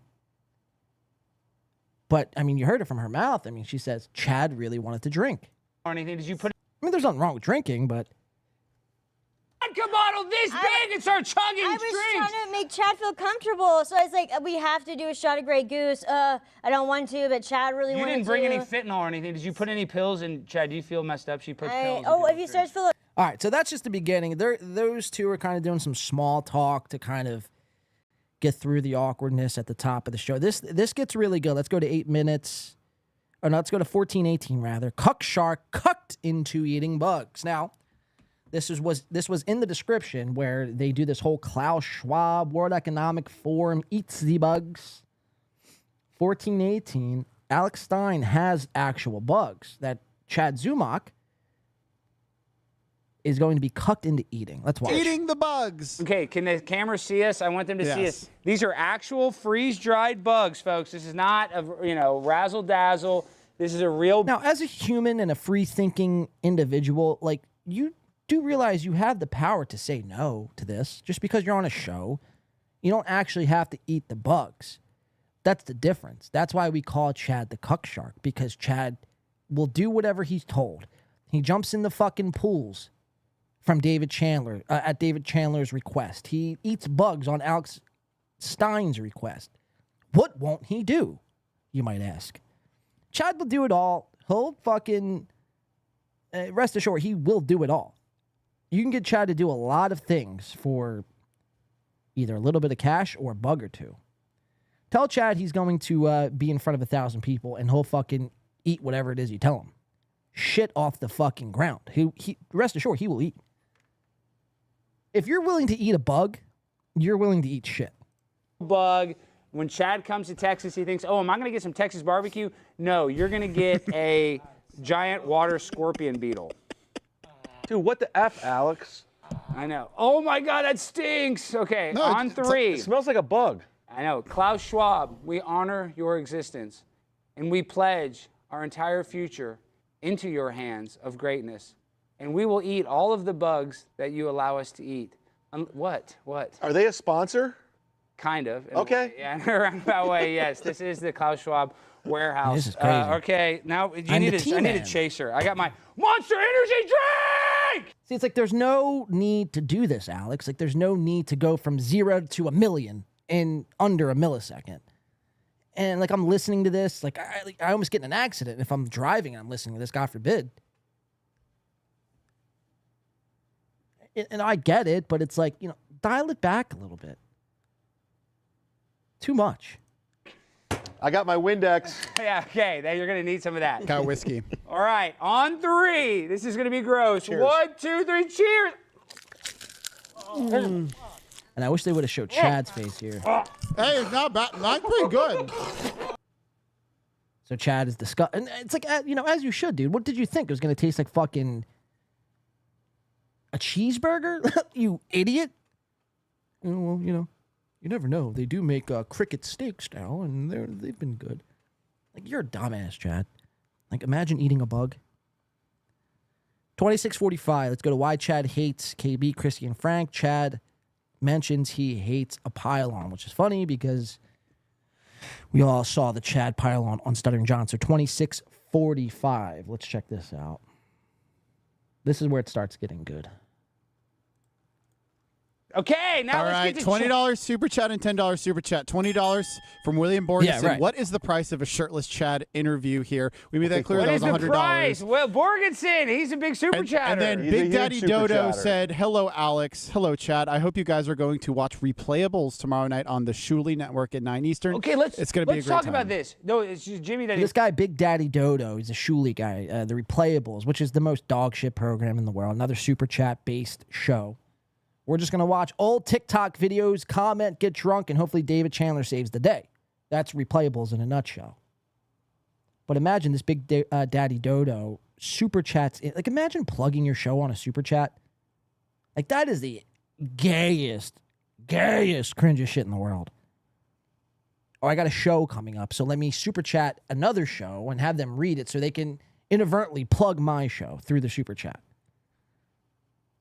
It's like, dog, like, you need to come up with a better marketing strategy, because if that's it, that sucks. Big Daddy idiot. I was going to call him something else, but I slowed down, pump the brakes. No Alex Stein. Rainy G says, no Alex Stein is the product of Softcast. If Softcast had a normal functioning brain. Wow. I'll tell you what, man. Yeah, Girth Brooks says it too. It's a bore fest. Replayables. Who watches that? It must be fake news or fake views. And fake news. But where's he at? Who fucking just said that? Rain, I think. Rainy G. I'll tell you what, Rain. The last Softcast fucking live that he pulled off, was actually the best one yet. Like, he's actually, I think, figured it the fuck out. I think he has it down to a science where now who knows, because it is Softcast, and he's done like 9 episodes. And like 8 of them, 8.5 of them, have been complete dumpster fires. But I do think he's starting to get into the flow of things. Kip Smith, this is garbage that isn't even worth the time to troll anymore. And here Kip Smith is, trolling away at the garbage. Let's see. Softcast has had a great week, though. Best in a long... That's what I'm saying, Honk the Clown. He actually crushed it last time. So you gotta give credit where credit is due. All right, let's get back into this. Chad's gonna start mentioning KB, and I think that was Alex's plan all along, just to have Chad on, to bring up KB and to bring up Steel Toe and to almost troll Chad in a weird way. Even know what the Shuli Network is. I don't know anything. Okay, so now let's rightfully so. Kevin Brennan, who I love, who even though you talk a lot of smack on Chad, let's be real, you like Kevin. Once upon a time, we were all fans until he turns on you. He's not turning. In a sick way, do you think KB paid Alex Stein to set this up? Maybe. I don't know. Just a theory. On you because you're blowing up. But if you're on the way down, bye-bye, Alex Stein. Yeah, but I mean, on a serious note, though, dude, this is why, and this is like not even trying to be combative. I've heard you on podcasts when they make fun of Kevin. You've said, "Oh, Kevin has more credits than you." I've heard you defend Kevin, even since y'all have had beef. Well, it got to the point where when he's trying to get me fired from clubs, like the club, that is annoying. The club I'm working at this weekend, Dallas Comedy Club. Please come see me 4 shows, Friday and Saturday, and it's stuff like that that I don't like. Okay, but let's talk about this. Stream sniping, I think it should be allowed. I don't think that should be a strikeable thing. According to my text, they're stream sniping us right now. Good, we want to be stream sniped. We want to be stream sniped. Thank you, everybody. Hi, Kevin. Hi, Kevin's lawyer. Thank you. Yes, we love that. Okay, stream snipe us. But Chad, seriously, you caused me a lot of problems because I like you. I consider you a friend. But Kevin, now you're finding Kevin, Chrissy, and Frank, who I'm friends with. Why do you hate Chrissy and Frank so much? Who the fuck is this guy behind Chad? Asks Sam V. So there's a guy standing behind Chad, a big black gentleman. Nobody knows who he is. He hasn't been introduced to us at all. That is a great question. It's like, what is he doing here? And why is he here?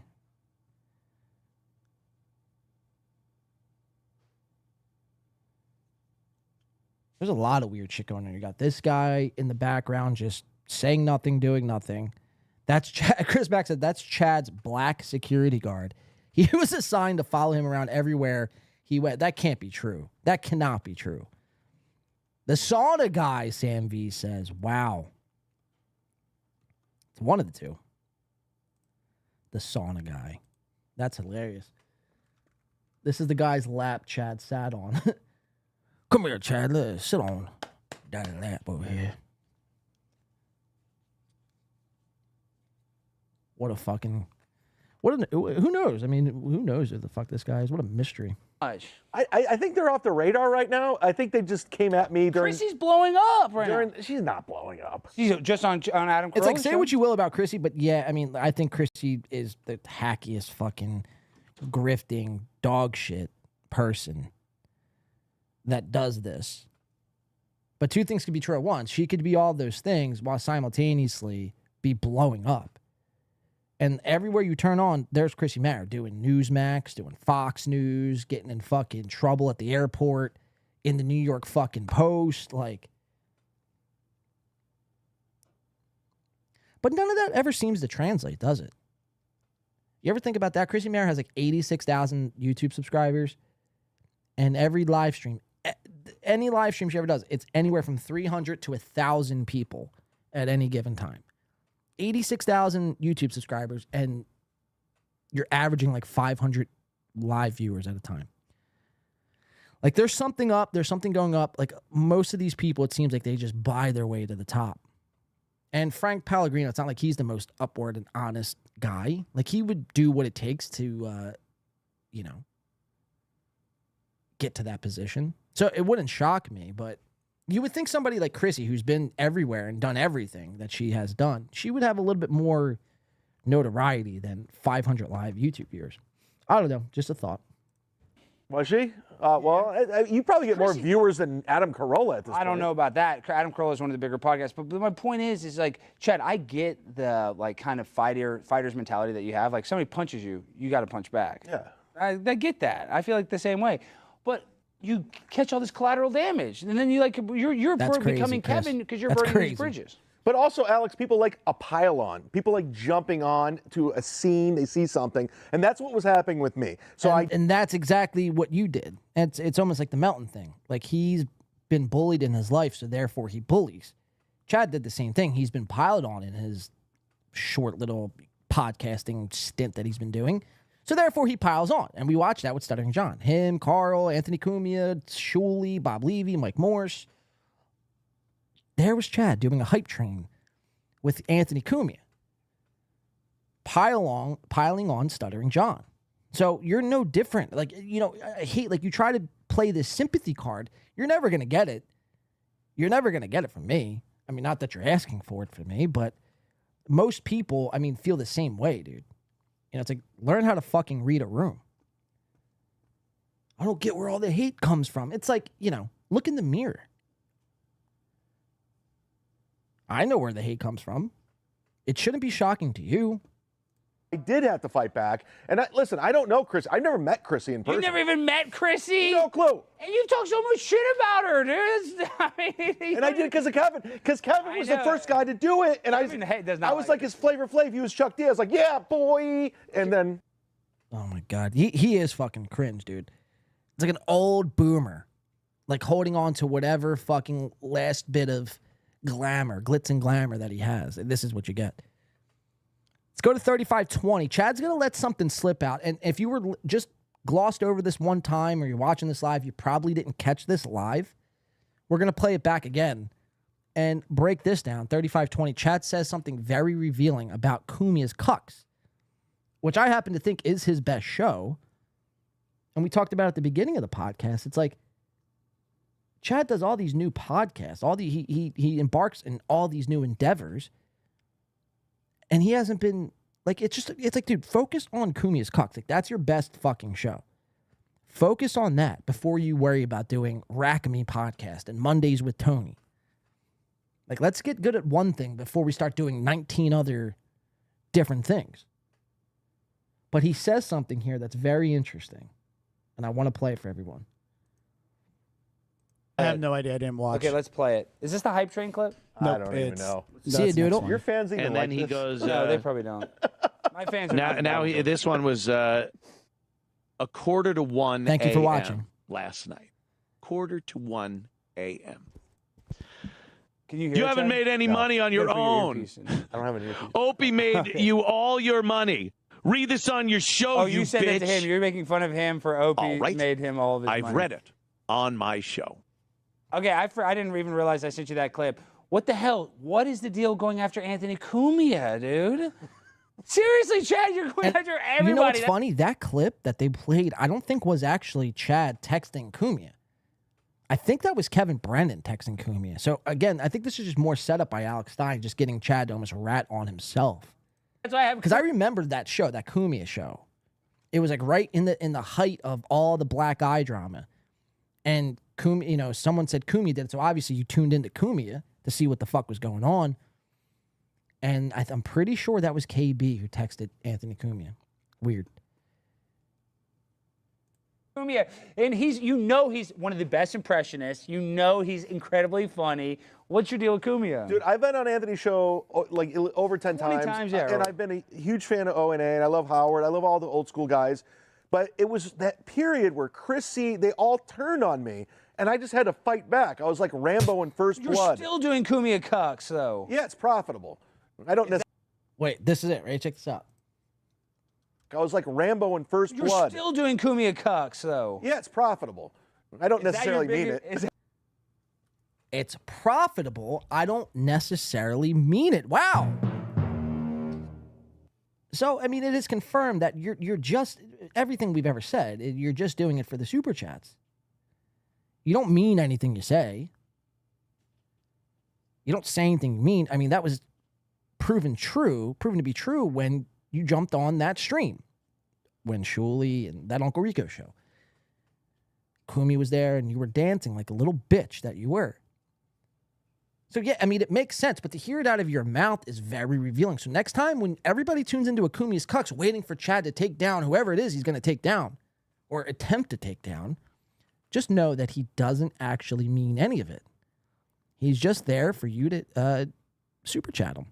Plain and simple. Bex Rock says, Chad is basically Rambo. I don't know about all that. According to Chad, yeah, he is. Damn, I have a lot of tabs open, don't I? All right, let's keep it rocking here. Is that your biggest show, the Kumi and Cucks? Or Yeah, it'd be my own podcast. So I'm like, if I'm making like a lot of money from super chat, Alex Stein right now. Bump. Yeah, super chat either one of us, so we both need the cash. But on a serious note, though, you're going after Anthony. Here, we got to play that back one more time.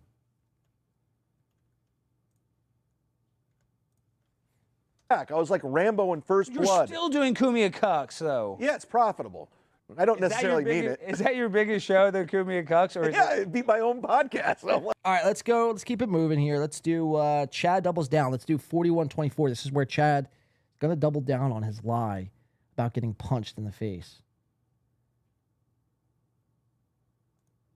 Yeah, I know, but hurry. Why he likes old shit. Don't do me like that. It was because we went to the wrong hyenas. We thought it'd be in Gay Dallas. Rambo. She went to the Dallas one and not the Fort Worth, so she's a little fast. My mom. Did you ever get punched in the eye and they yelled Kumia's country? Yeah, so that we have to talk The about super chat just happened saying that MLC with KB, Chad, and Bob was the best MLC. Especially, was the best MLC. Especially when Chad got a black eye in Kumia country, allegedly. Chad, what the hell happened? Just admit it right now. You're Look at at the Blaze. This you're in poor Glen- soul. This guy, like, he has no idea anything. He's like, Kumia country? He's like, what kind of sick fucking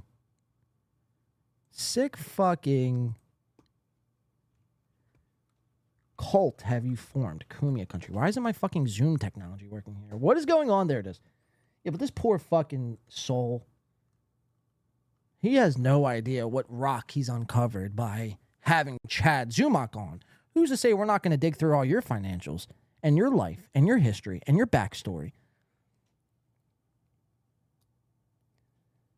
You've decided to host the Mud Shark. This is just what happens. I'm sorry. It's just the casualty of war, man. We'll get to this guy. I happen to have all his information. Pretty crazy. Beck's house. What happened that night? Check this out. What happened tonight on Kumi's Cucks? So Chad gets up out of his seat, Like almost at this, as if this was scripted. What happened that night? I got punched in the eye by a guy, a drunk guy. That's what happened. Really? Poor Chad got trolled by Alex Stein. Yeah, that's what it seems. Like Chad like really thought like he was buddy with Alex Stein. Now they might be friends. Like, you know, Alex might like Chad. But like Chad like looked at this as a opportunity, like a career-saving opportunity. I'll go on Alex Stein, Blaze TV.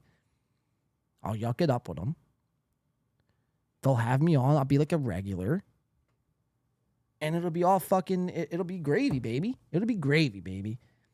But before he got trolled, man, I mean, he doubles down on the Cumia lie where this drunk guy punches him in the face. It's like, we still don't have a name of this guy. We still don't have any footage. Like, I don't know about you guys. I'll speak for myself. If I got punched in the face so badly, where I came on the show with a black eye, and it was at a place with video surveillance, I would do everything in my power. I'd pay any amount of money to have that video surveillance either sent to me or for me to be, me able to pick that surveillance up to play on the show. I mean, that's gold right there. But it's just weird how there's no video footage. We don't have a name of this person. It happened at a strange location, at the patio out of all places. Just weird. And then for you to go on Glenn Beck, and this is why, nobody trusts you, Chad. Nobody trusts cares you. except What the hell happened? Just admit it right now. You're at the Blaze. You're in Glenn Beck's house. What happened that night? It's like he needed a second to process that. And he's like, what am I going to say? Am I going to double down? This show is scripted, says Dr. Chow. Dr. Chow, you don't have to put it 17 times. I could see it the first time. The show isn't moving that fast. Trust me, I saw it the first time. Again, the fourth time, the show is scripted. Yeah, it is, probably. But some things, and not everything is scripted. Chris says, Horace Halls. Talking about Corey Adam, the new Horace. I got punched in the eye by a guy, a drunk guy. That's what happened. Nobody cares except We five do people. care. Like that We is do care. So that is the body language of somebody lying. Chad put oil around his eye to fake the punch story, but actually got oil in his eye, which made his eye infected. That's typical Chad behavior, no? But just watch his body language here. It says it all. Obviously, we know it to be a lie, but for the fact that he keeps insulting our intelligence and saying, no, this drunk guy really punched me in the face. It's like, all right, well, you're then in turn calling us stupid because we know that didn't happen. It probably what Muta Grouse said. Chad put oil around his eye to fake the punch story, but actually got oil in his eye. It was something dumb like that. He slipped and fell. It was like the cartoon where they step on a fucking rake and it comes back and gives them a fucking giant lump in the front of their head. That's like probably what happened. So the fact that we're now almost 6-7 months past this incident, you're still lying about it. That's bizarre to me. I got punched in the eye by a guy, a drunk guy. That's what happened. Nobody cares except five people. So he doesn't know what to say. He's trying to think of what to say in this moment. Exactly. What the fuck with black eye? I would pay $10 to see CCTV footage of the punch. Yeah, same. I step away for 1 second and now see spam. No worries over here, Bex. We're good. Everything's taken care of. Appreciate you have your eye on that there. I'll mute it. We put up with Chow, but the spam is too... Wait, Muta Grouse spamming? I don't see anything. Maybe I can't see it. I don't know. Let's play a couple more clips of this and let's see what's happening. MLC has gone live, obviously. The MLC dip, as we call it. This show has gone through a few times. It's no big deal. We'll see what's going on with MLC right after this. Let's watch a couple more chat clips, though. This is great. We do care. So the truth came out. Chad got in an argument with some random guy and he got punched. I love the story. Boom. Okay, guys, we do hard-hitting journalism here. So hard. Bridget, now remember. All right, let's go to 4320. I thought was another great clip. There's this white guy. His name's Darius. And he's going to troll Chad with some credit cards. Let's check it out. What I have is. You said he was a convicted felon. Yes, I have a detailed report of some of Chad's. Now, keep in mind, these two are now sharing the gay flag, which is fine. They're using it as a blanket. It's all a bit. But rest assured that, Chad was like actually excited. A female's actually giving him attention. This is the first time in ages. Transgression. He's gotten any action. He's not convicted, but he has been arrested. Chad, how many times did you guess he's been arrested on this? It's all traffic. Most of it's traffic. Not all of it is traffic, Chad. Some of this. It's not that interesting. It's not. It's not that interesting. But what is this? Sam Cam can't even see you. What are you trying to do with this? What are you doing with this, White Darius? I'm luring him into a trap. And so you put a credit card on a string like that? Oh. Yes. Chad, Zing. Chad, what a dumbass. Do you want the card, though? No, it's good. Do you want the card? I'm glad you're pandering to 200 people. Come on. Wow. And Chad's getting a little mad about, I'm glad you're pandering to 200 people. No one cares. That's like, Chad, everybody loves this shit, Like, it's like, the joke's on you, dickhead. Fred Stroller, Muted Growl, real comic writer. I mean, just awesome. Awesome You don't trolling want it, the here. card? Bridget, you take the Is it card. my card? So you can take somebody's identity. Chad hates this Yeah, right I now. already did that already. Bridget. My real name's Berthania. Do you want the Was card? there Take the something on card. it? Yeah, there's a lot of stuff It's like, on what's it. happening, Chad? Nothing to say there, funny boy? Say a joke, comedian. Yeah, there's jizz all over it. Kevin's going to be so happy with you, Alex. What? Congratulations. You made a joke? Shut up. It's just a joke, Chad. It's not that. Kevin's gonna be so happy with you, Alex. Congratulations. Wow. He mad. He a little butthurt. And the Ted Brothers super chats. Dude, I mean, just truly amazing. Truly amazing. When you watch this in hindsight, I mean, it's like, wow. But that's just the idiocracy of Chad Zumach. Imagine going on a show like Alex Stein and think you're going to be taken serious. Like, think it's just a spot where you're going to go on and plug your dates. Like, no, dude, you're going to be trolled. Dub coming in. 07 salute for the $2. We appreciate that, Dub. 07 back to you, my friend. But that is just the state of Chad, man. Just such a dumb fucking moron. Too dumb to even be realized he's being trolled by, like, one of the biggest trolls. Like, Alex Stein, like, that is what he's known for, is trolling. Just because he trolls AOC and politicians doesn't mean he can't troll fucking comics. Chad thought they were really going to be best pals after this podcast. That's the funny part. That's the funny takeaway. Now, Alex will probably deny this. He'll probably, no, dude, we were just having fun. No, it's a troll. You troll Chad. And that's fine, by the way. It's hilarious. Chad's like, oh, me and Alex are best buds. I'll show Kevin. I'll go on a bigger show. It's like, yeah, and be made a fool of for 1,000 new people. Imagine. I was just having this conversation with someone the other day. I think it was W-Man. Or I forget who it was. It might have been W-Man. I forget that exactly. W-Man, if you're here, you can verify. But I pretty much say, like, this little universe that we find ourselves in, like, in order for it to grow, there's going to be there's going to have to be new people that find these shows. It can't be the same 4,000 people every time. After a while, it'll start to just drift away and become repetitive and stale. So essentially, like, this whole Blaze TV audience, I mean, they're experiencing the Mud Shark and Kumia's Cucks and all of this shit for the first time. And they're watching Chad. This is 1,000 fresh eyes and possibly more. I mean, what does this video have now? So at 44:25, where's this video at now? As it sits right now. I don't want it, the card. Bridget, you take Is the it card. my card? So you can take 6,000 views. Let's just say 2,000 of them are from people in this universe. It's 4,000 new eyeballs. Just watch Chad Zumach get made a fool out of. Amazing. somebody's identity. Yeah, I already did that already. Bridget. My real name's Berthania. Do you want Was the there card? Take the something card. on it? Alex might have eaten a fake bug. Yeah, I didn't even think of that. Fake bug out of chocolate while Chad tried to eat a real bug, which they handed him. Yeah, that's a good point.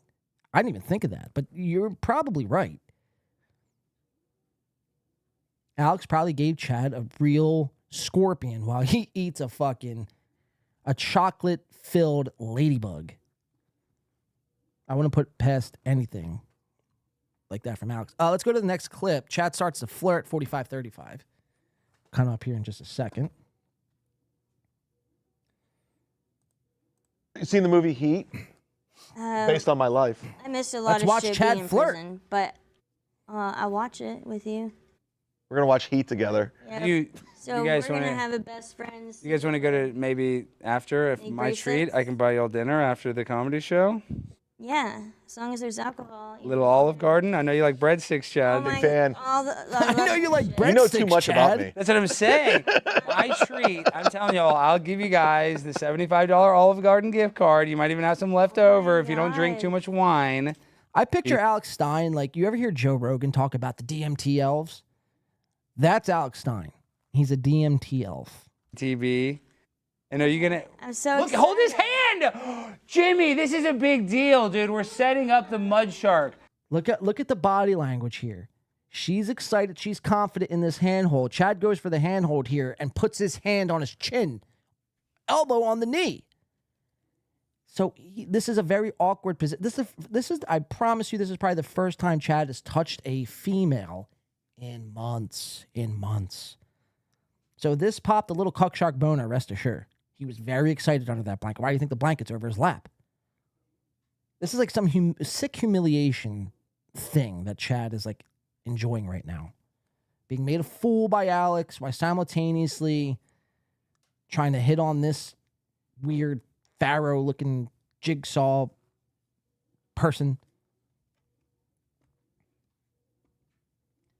Very uncomfortable. It's making me uncomfortable.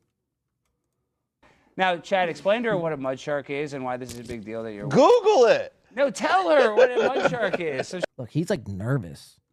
she knows. I redefined it. I redefined the definition Hey, of Aiden, mud maybe shark. not step in front of the camera. That's a good... Damn it, White Dairy. Damn it, White Dairy! This is the state of your mug shark, ladies and gentlemen. Chad Zumock, yes.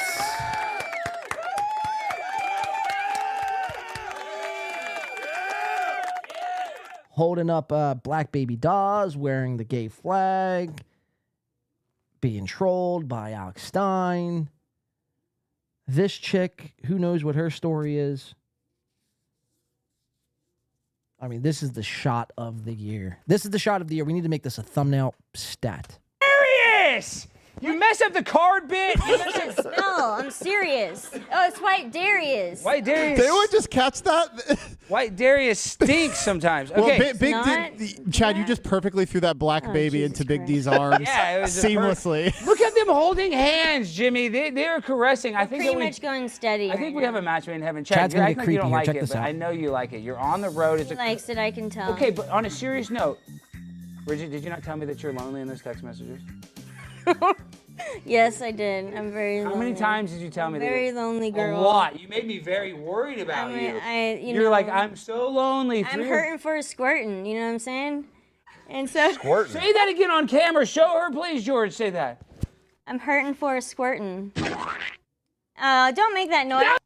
And Chad leans in for the kiss. Wow, let's play that again. Say that. I'm hurting for a squirting. Don't make.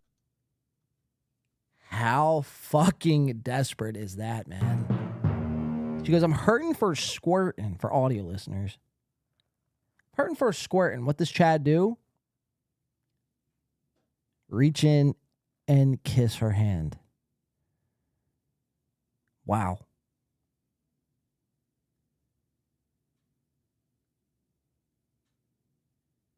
Again, Chad is dry at this point in time. So he's like, I'll do anything. I will do anything. I will get weird on camera.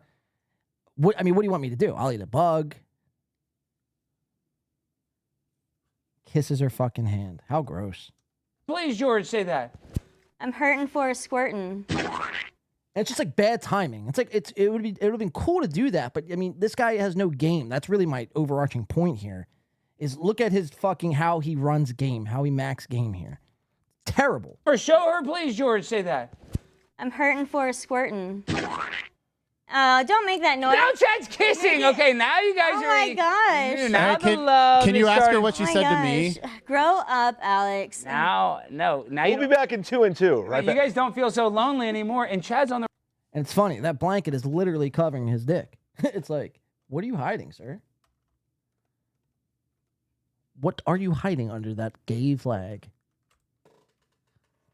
Skip navigate. What it's like being a road comic on the road, driving in the hotel. Tell her how lonely the road is. Have you ever heard of the Comfort Inn? Free breakfast. Is it in your pants? Yeah, he has a suite at the Comfort Inn tonight, Bridget. Courtesy of I Prime got a Time comfort. 99. Oh my god, dude. This is the face of oh my, look at his face. I love saying that sentence. Look at his face. It's like, now I understand why Chad doesn't upgrade from a webcam. He looks like shit in 4K. Yes, he does. Come on down, Mud Shark. Need to go on Jenny Craig or Weight Watchers. That is a plump, plump, plump face. Like, it looks like he's going to explode. In tonight, Bridget. Courtesy of I Prime got a Time comfort. 99. Bridget. Why do you say that like Donald Trump? Courtesy of Prime Time 99. He's the best. Free breakfast. This is how he says it. It says it's exactly Trump. Yeah, he has a suite at the Comfort All he's Inn missing is the tonight, fucking hand Bridget. gesture. Courtesy of I Prime got a Time comfort. 99. 99. It's like, wow. Spend fucking 2 minutes in Texas and all of a sudden you start doing Donald Trump impressions. Got it. Got it. Got it. Courtesy of Prime Time. Comfort Inn tonight, Bridget. Courtesy of I got Prime a Time comfort. 99. 99. You know? Bridget, wouldn't you like to get? Ugh. Ugh. So bad. So bad. K. McDuck, John is Trump. Actually, John as Chad as Trump. There you go, Kay. That's funny. That's funny. I bet the hostess was a real hot babe, Charlie. Brine Time 99, more like it. Nah, him smooching that hoe, though. Says Dr. Chow. Chow does kisses. Chow does kisses with Chad?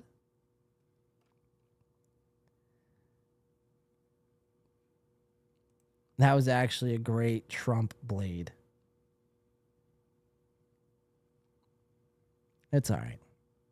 I'm not that great at impressions. Fine impressions. I mean, they have to really be good impressions for it to work. Let's watch how Chad gets out of this, and I want to see what's going on with MLC. We might do a little more. We might stay on for a little longer. I'm not sure. We'll see what's going on. Go to that Comfort Inn, maybe hang.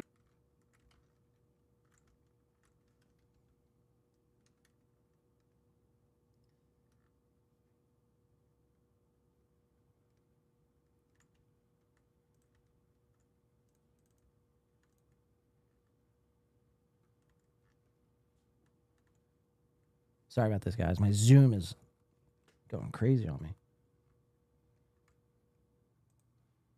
Hang out a little bit. 276. 276, Bridget.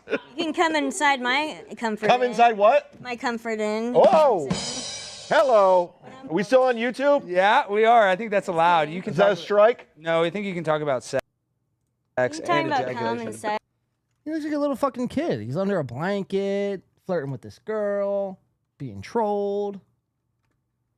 And I think you can talk about that on YouTube. Fair enough. Yeah, you just can't talk about what were they? Do not, White Darius. Do not talk about anything. All right, let's see how they get out of this. This is the hottest thing I've ever seen in my entire life. Yeah, I know you like that, Chad. Hey, that Comfort Inn's never been so comfortable in your life, Chad. You're welcome, Oh, Borgeson. sorry, my shoe came off. Okay, all right, guys. apologize. Since Borgenson gave us a $100 super chat, I'll get shirtless. Okay, DJ, play the music. The show is Everybody take your shirt off. Super chat. Some guy ruined Chad's radio career by drunkenly driving his company car into a tree. That's what my bike. Pimp on a blimp and I'm eating shrimp. Do it all day because I'm kind of gay. I don't care.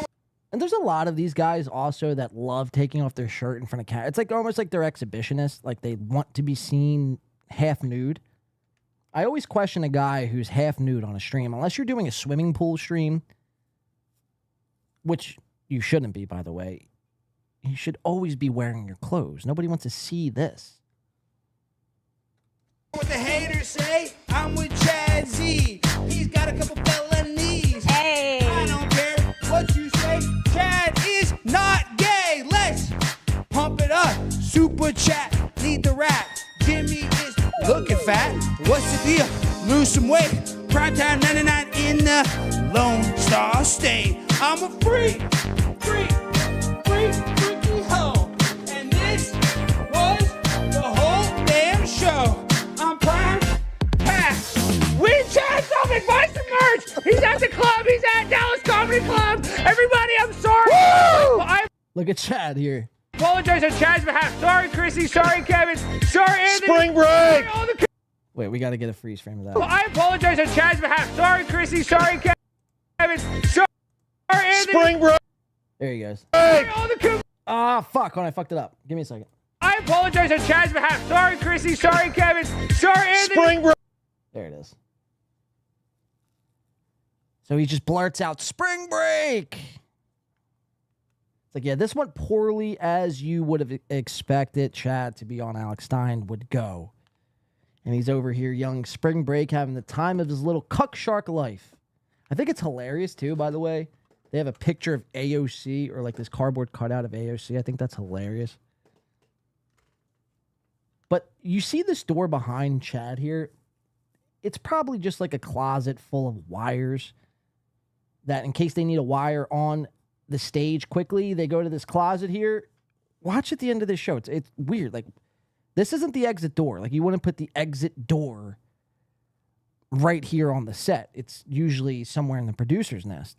Chad's so dumb, or he's looking to fucking capitalize and steal some fucking shit from the Glenn Beck studios here at the Blaze,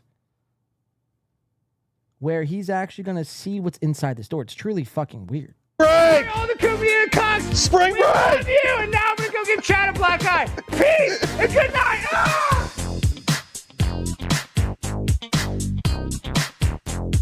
Now look at Chad. He's just wandering. He's over here. He's just wandering around aimlessly. The show is over. He thinks there's no cameras on him. So he's like looking out the window. He's like, is that the actual city of Austin? You don't say, out this window. And he goes over this door. It's like, what are you doing by this door? It's like not a bathroom. It's not the way out. So why are you at this door? And he opens it up and he looks like he knows he's not supposed to be opening this door. So it's like, what was he doing in this moment? I think he was trying to steal some wires. And Alex is over here like just fucking feeling himself, dancing to the fucking groove of the tune, getting ready to get jiggy with it, half naked here, which is very gross. Put your clothes back on. Chad's like sneaking off into this closet door as if nobody sees him. It's like, we all see you, Chad. We see you as clear as day.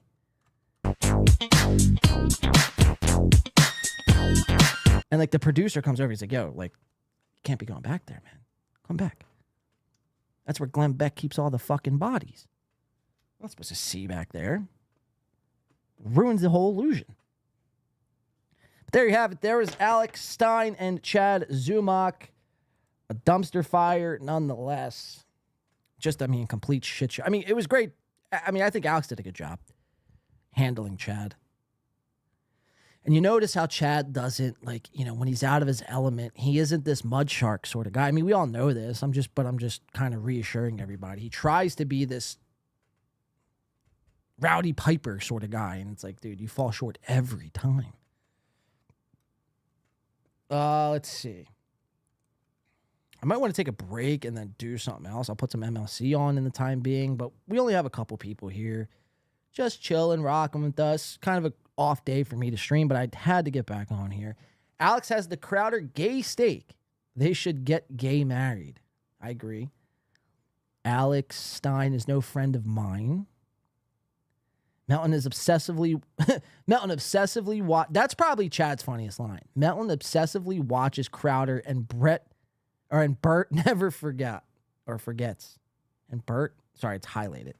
Melton obsessively watches Crowder and Bert never forget. Okay. While vaping, too. Now keep going. Dr. Child the Mega G says, MLC is so boring today. Never forget, James. Yeah, I mean, you're right, dude. MLC is boring every day, though. MLC is good in doses. The first 30 minutes of MLC usually is good. After that, it's the same thing over and over and over again. It's just insane the way Kevin fucking maintains the numbers, though. So as I take this break, we'll come back. We'll do a little bit more. As I take this break, we'll put on MLC in the background just to have some background noise. There's 731 people currently watching Kevin Brennan. Who's on today? Maybe we'll have you back. And one chapter. Who the fuck is this guy? Seinfeld. But then I siphoned off that chapter in a Kindle single. Who is this guy? It was the first behind the scenes thing of what it was like writing on Seinfeld and just being socially awkward and just, trying to pitch stories to Larry and Jerry when I'm not the most aggressive. You had to wait by their door till it opened. And then one time I waited an hour and these two aggressive Harvard guys went right ahead of me and they pitched. And then they go, okay, door's shut. And then I went in my office and napped because it wasn't like a table. You were on your own and no one was really helping me. So it was just bladder breaks are important. I would pitch something. And then they would just look at me and Larry go, how does someone like you buy a That's shirt? funny. I can't picture. How do you function? Do people help you? He's not even listening to my ideas. They're observing me. And fuck? Jesus. And then Jerry would go, every time you pick, because you have to go in their office and pitch to them. He goes, every time you come, you pitch, you come to the. All right, let's take a quick break. I'll come back and we'll see how I feel. If I feel like doing more, we'll do more. Mentally challenged. So you just had to take. Yeah, this sucks. MLC sucks. What season? If anyone comes in, let them know we're taking a quick break. The 94. Yeah, would you rather watch MLC on break or would you rather listen to fucking tunes? There was Steve Scrovan. Yeah. You guys pick. We'll wait. Because MLC is, this is dog shit. I feel bad even putting this on. Yeah, we're gonna shut that right off. Opie's live now. What's Opie doing? I've never tuned into an Opie stream live. We've never been live at the same time. When streams cross. All right, Opie's walk. This might be a good stream to tune into on break. Opie's walking around NYC. Get a little IRL going here. Check this out. We'll take a quick break on Opie. When I ask where do I go, I really mean that. Because they don't let you do anything on regular radio. These are the stairs to nowhere. You're chilling like Bob Dylan there, Phil? Phil D. Roll, one of my regulars. That's nice. That's lovely.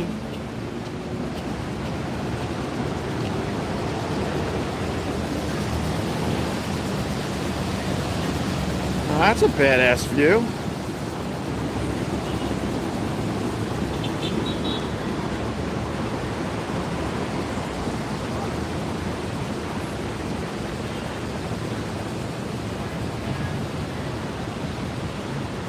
Nice. But I don't know, I think we're gonna get rained out. I think we might get rained out.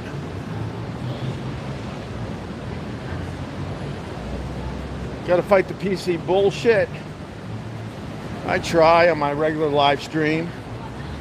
Do the regular live stream every morning consistently, and we get into all that stuff.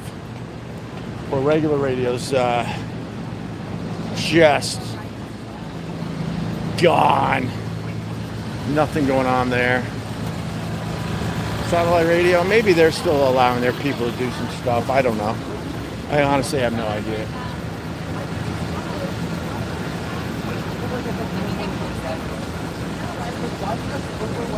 Yeah, king of all diffs. Get everybody hitting that like. Or I honestly will stop doing these. All right? Got one of the Kardashians. I'm not sure which one that was, but that was one of the Kardashian sisters. Trying to walk around incognito. Are you on Rumble? I haven't done the Rumble yet.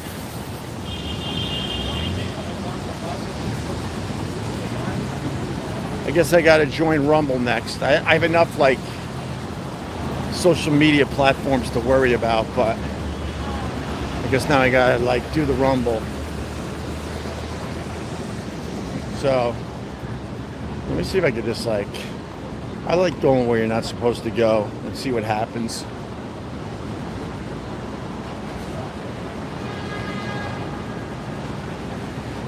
Yeah, right on. Yeah, I've heard about Rumble. We might have to give it a shot. I've never walked onto this sidewalk. It's all blocked off. Hopefully we'll get to the other side without getting stopped.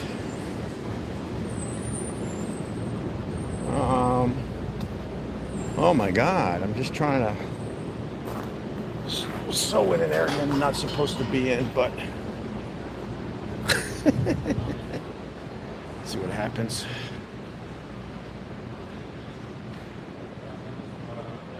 Opie's perfect. Site is bumbling through showbiz like a bobo. That's cute, Luke. Thank you for that. Yeah, we got some decent likes already. I'm not really supposed to be here, but I've never been underground like this. This is kind of cool. It's kind of cool.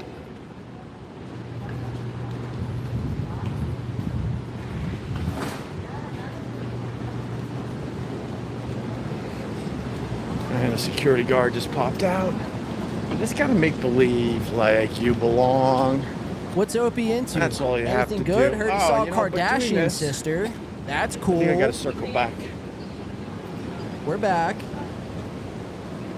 Are we still doing it, guys? Are we still doing it? Should I You wrap could've up been a model shop? there, Luke? Should we wrap All right. up? Call it a night?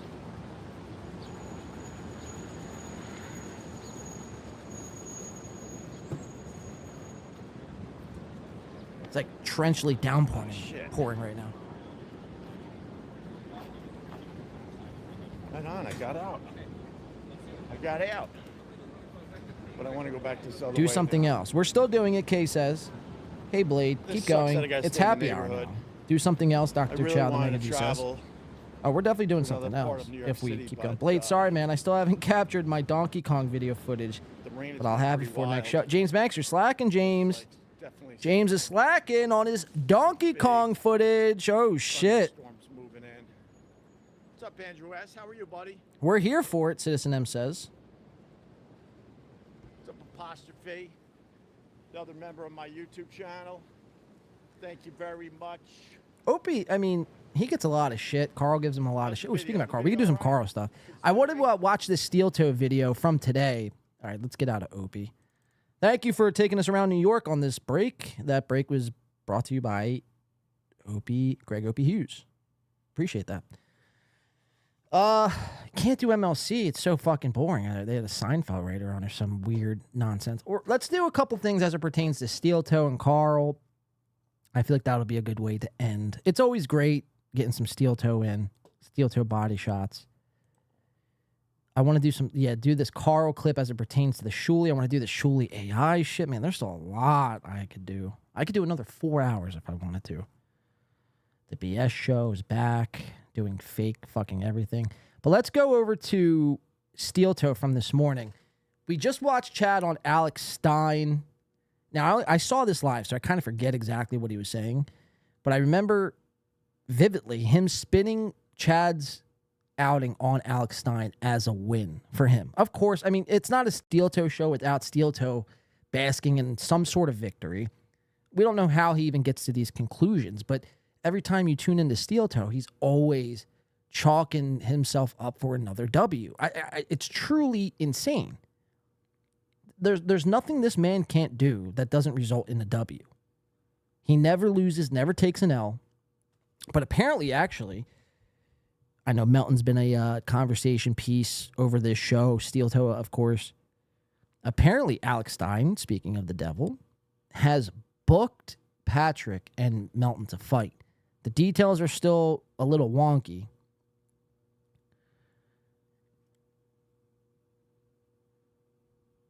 And this is something I forgot to ask Dr. Chow, because on that interview, Dr. Chow, if you're still here, please defend yourself. And you don't have to by any means, but you were going off and saying, now, granted, I give Melton shit. I think it's warranted, because no one else would do it. Everyone else just sucks his fucking dick. They meat ride him. It's gross. But say what you will about Melton. Melton will destroy Steel Toe in a boxing match. He will destroy Steel Toe in a boxing match. So, Dr. Chow, I mean, I don't know what kind of weed you're smoking, my friend, but it wouldn't even be a contest. It wouldn't be. We saw Aaron Emholt lose 2 boxing matches. His second one lost under a minute. He lost under a minute to George Floyd's nephew. Imagine. Patrick Melton is like 3 Aarons in one. So unless they go the distance, Steel Toe ain't knocking Melton out. The only shot is going the distance. The only shot is going the distance.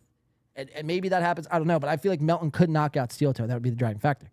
But apparently that fight is supposed to be taking place. I don't know. It's probably a work. It's probably a work alert.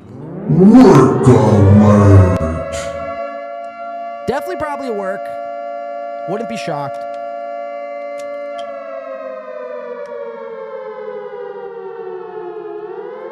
Work alert. All right, let's get that off the screen, huh? That's annoying. Jesus. So let's watch Steel Toe from today. Again, every time you tune into this guy, he's always he's won again. Steel Toe wins again. I'm here to tell you he hasn't won, but let's just watch him make up all this shit about how he has won. Booked at more places. That's how it works. So you can sit there and be a starving artist, and you can be like, oh, people just don't get my, they don't get my humor. Bon Levy says, strongly disagree. Melton can't throw hands. All right, Melton can't throw down. I don't think Melton can fight. That's not what I'm saying. You have to listen to me closely. I'm not saying Melton can fight. Just because we're saying Melton would win doesn't mean Melton can fight. Steel Toe is just worse. Steel Toe is just far worse. Like, this dude, he can't box. All that fat and blubber on Melton, like, does come in handy when you get punched. It absorbs a lot of the blow. Now, imagine 390-pound fist, a big paw. It's like a bear's paw. Melton's hand is like a bear's paw. Imagine that coming in contact with your face. There's some strength and power behind 390 pounds. I don't care if it's moving slow or fast. There's some power behind it. And if he catches you in the right place, he'll put you to sleep. So I will have to agree to disagree, Bon Levy. But yeah, Melton will clean up. Melton will win that fight.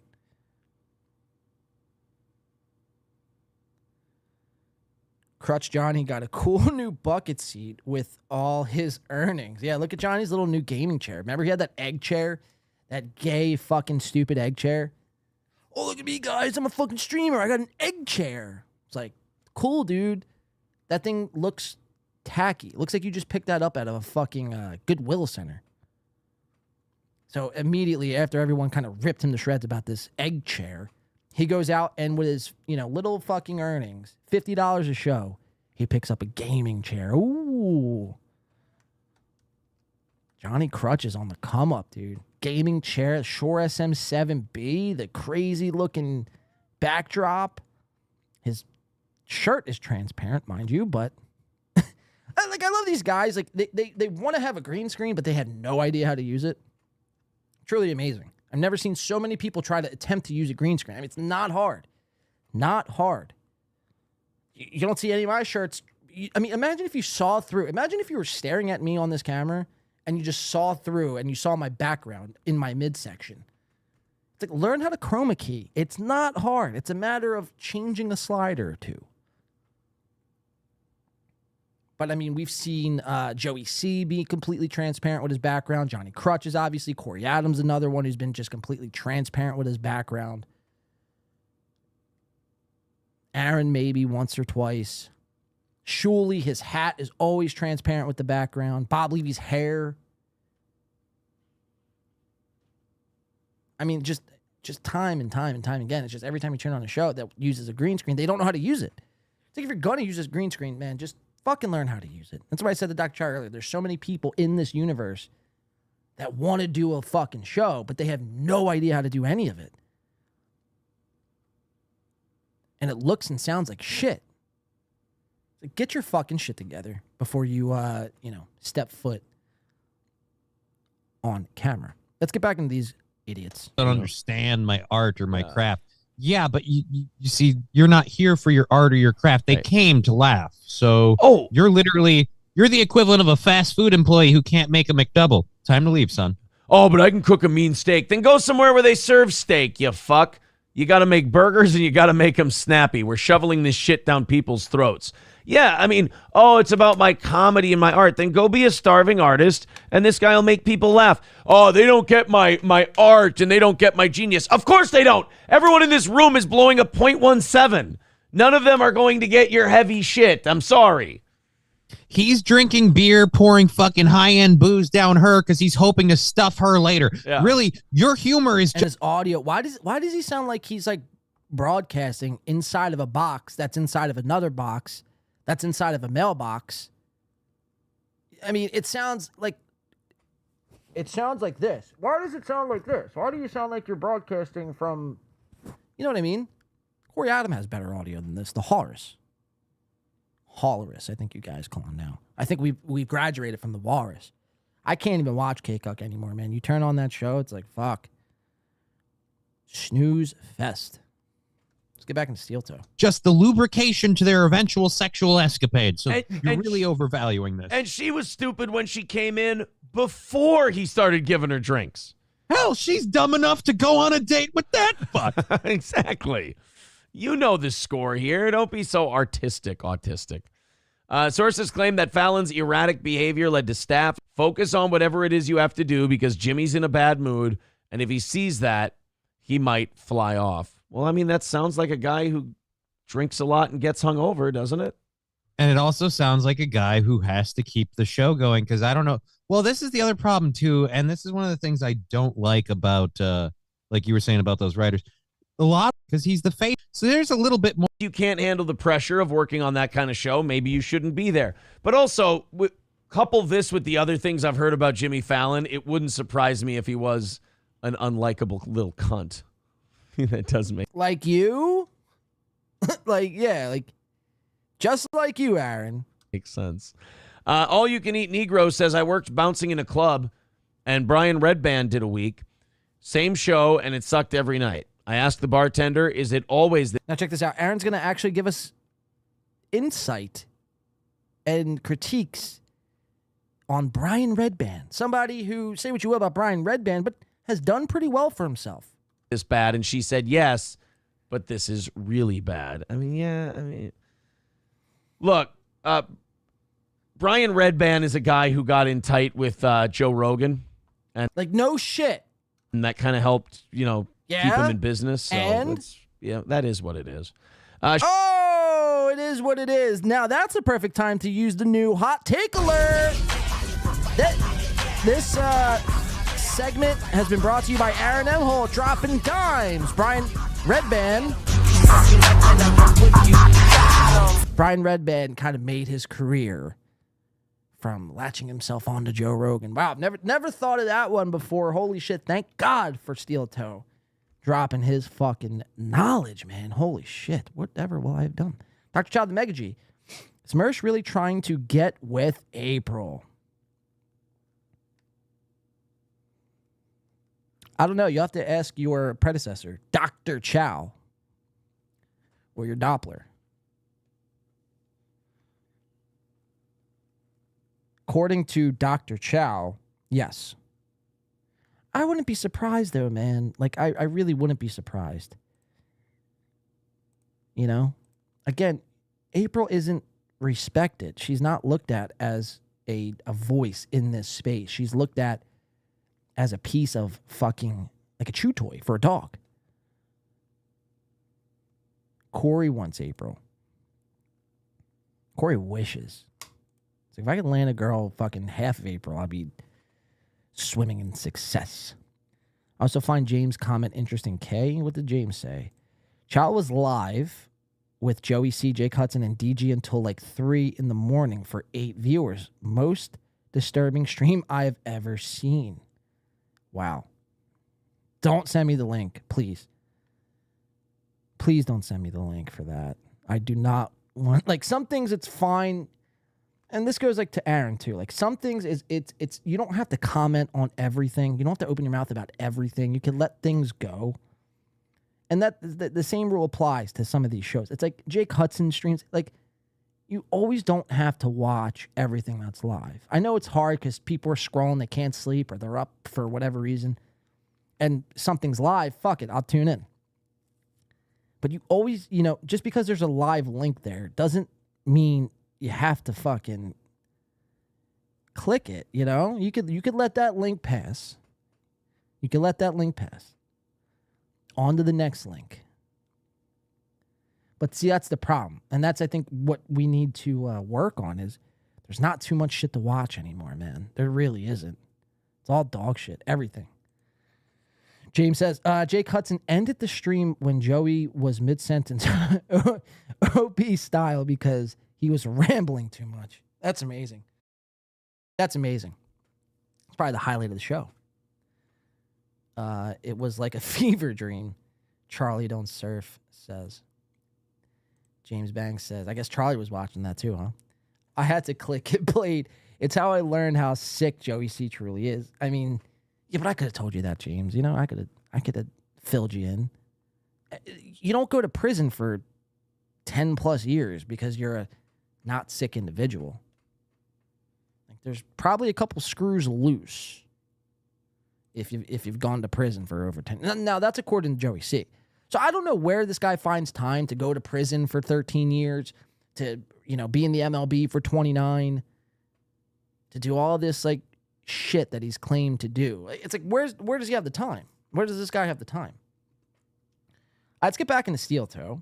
I want to play a little bit of this, some Carl, and I want to just go over some of this Shuli stuff. So we might do another 2 hours. A Chevy fan says, Aaron, did you see the super chat that got Chad Z all wound up on Alex Stein last night?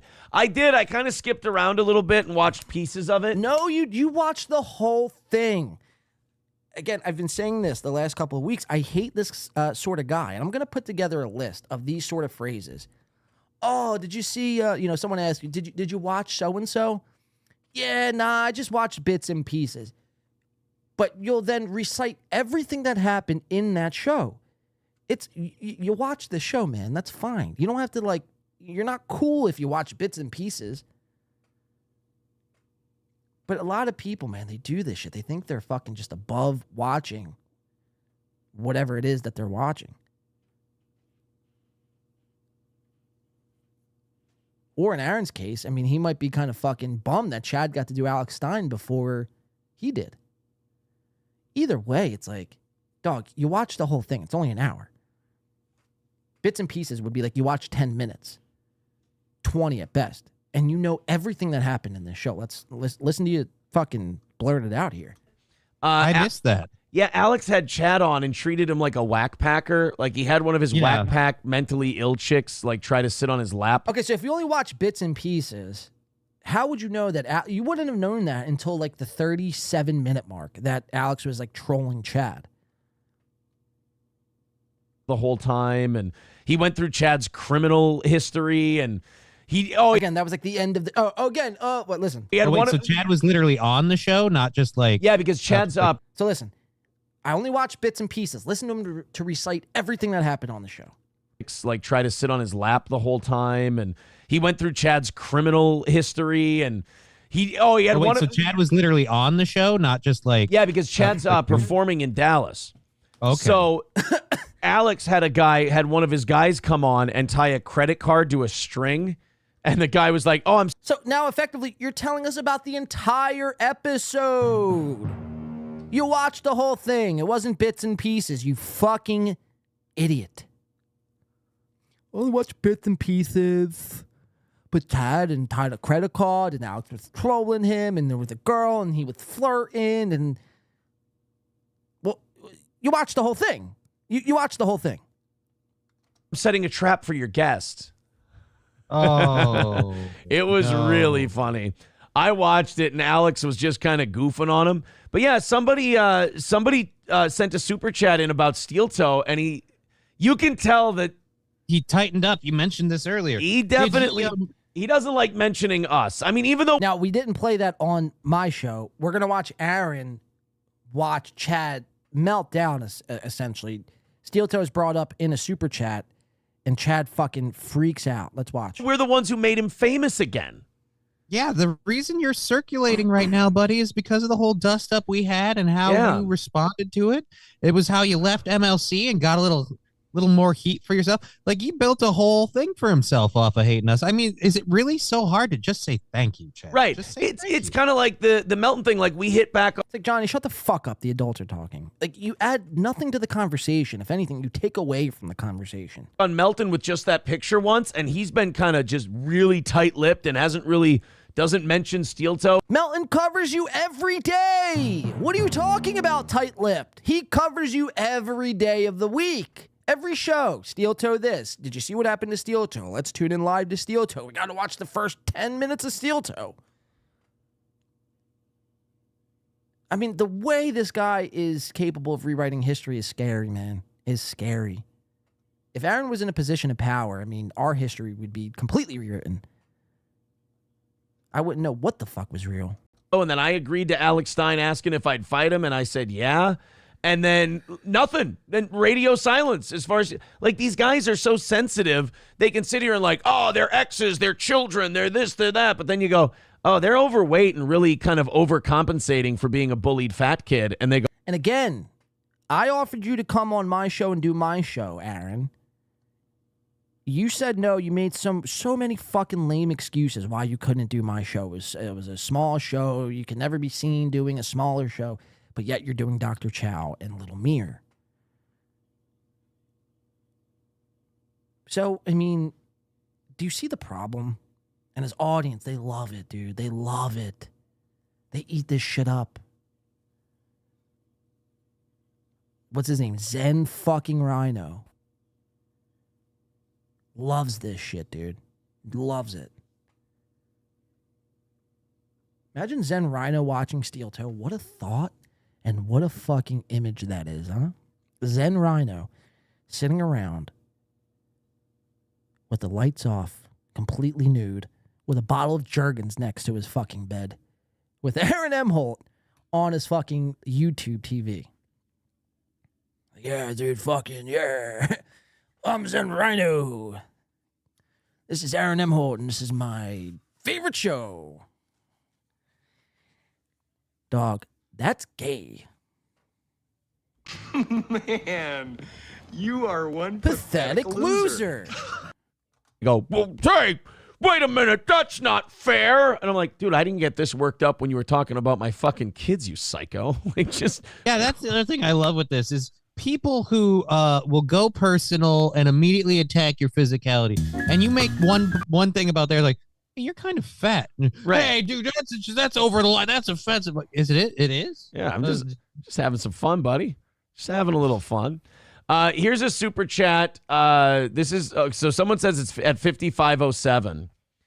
Somebody sends a Steel Toe super chat in, and Chad gets a little whiny. And this is after Alex has asked him about attacking people's families. This is after Alex has talked about him stealing credit cards, and they did the credit card Chad gag. realized he was the butt of the joke the whole time? No, that's what made it very funny. And then Alex sat some like mess of a chick next to him and kept trying to hook the two of them up, and it was making Chad uncomfortable, and he wasn't really able to roll with it. It was pretty funny. Like, Alex just basically brought Chad on to troll him. This is what's amazing about what Alex did with Chad, is that Alex knows that Chad's a nobody, like all of us in this realm, in this podcast world. We're all nobodies. Alex was willing. This is a very Andy Kaufman thing. I know Alex is a big Andy Kaufman guy. This was a real Andy Kaufman thing that he did. Alex basically sabotaged his own show's viewership to bring on Chad. Yeah, to bring Chad on and mock him with the credit cards and everything else. And he did it in a way that wasn't obvious to Chad. So Chad got to think. He's always got to be screwing in his microphone. It's like the microphone doesn't come loose, man. It's not loose. Stop fiddling around with the screws. It's making me fucking have agita. Oh, I'm going on Alex Stein's show. And then Alex was like, big deal. Yeah, I'm going to make credit card jokes. I'm going to, he basically had a nobody on to fuck with him. It was very stern of him. But here's the Steel Toe super chat. And you can tell Chad's still on uneasy legs about your smiling hosts here. Bashing. All right. You okay? Yeah. $5 super chat. Why are you scared of Steel Toe, Chad? Ugh. Yes. Oh, let's talk about that, Aaron. And, dude, okay, let's say Aiden's question first, and we'll get to Steel Toe. On that felony stalking charge, were you wearing a white beard? So again, we watched like just a couple of days ago, Aaron wash his hands for like the 95th time of the Dabbleverse. He's out of the Dabbleverse, thank God. He's done the Boomer Blood sports. He's all over it. But the second Steel Toe is brought up. By the way, this is 55 minutes into the episode. So, I mean, you really... He watched the whole entire thing.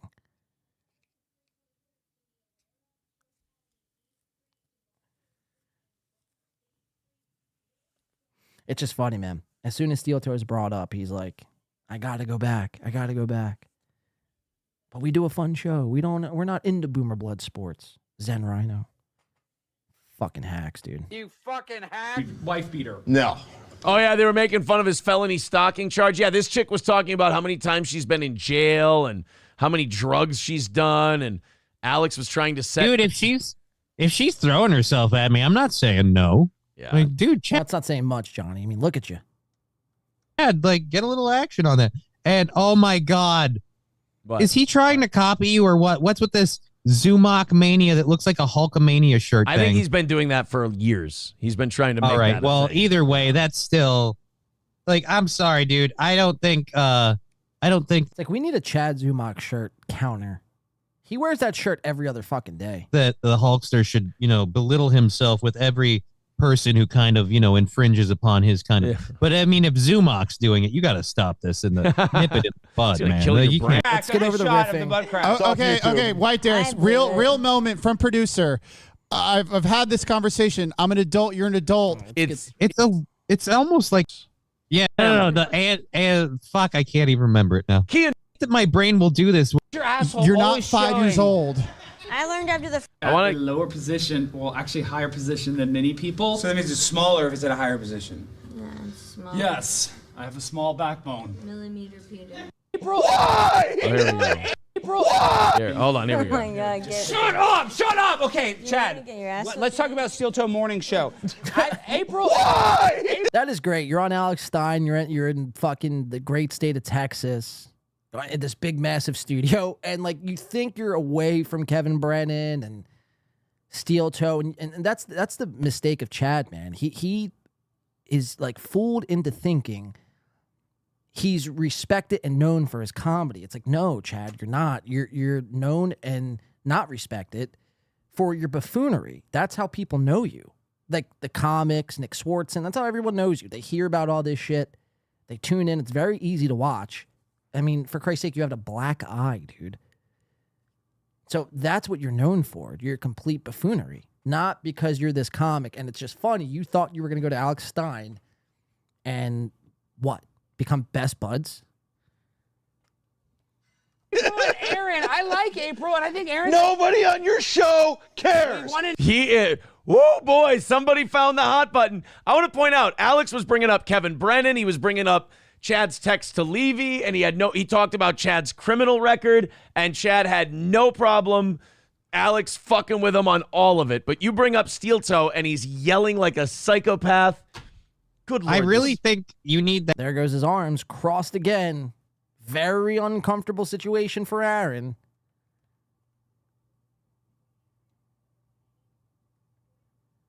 Damn, does he have a fucking zit on the side of his face or what? Holy shit. You could see this through a 360p stream. You could see the black fucking zit coming through there. That's truly amazing, Aaron. Never knew grown men past the age of 35 still got zits on their face. What's this, a stress zit? Are you stressed, Aaron? Is that why you're crossing your arms like the little beta bitch you are? You stressed? Is somebody stressed? Aw, poor little baby. Get the baby a bottle. What a bitch. That is a sound drop. Let's talk about Steel Toe. Why? Victor, if you could grab that, we would appreciate it. This shit makes me happy because we don't talk about this guy anymore. Like I think if you like unironically watch Steel Toe, I think you actually turn, like you will actually be turned from a straight male to a gay guy. I think if you really like Zen Rhino, perfect example. Somebody who probably had all his wits about him a couple years ago, he starts watching Steel Toe and now he's a gay flamer. I don't know.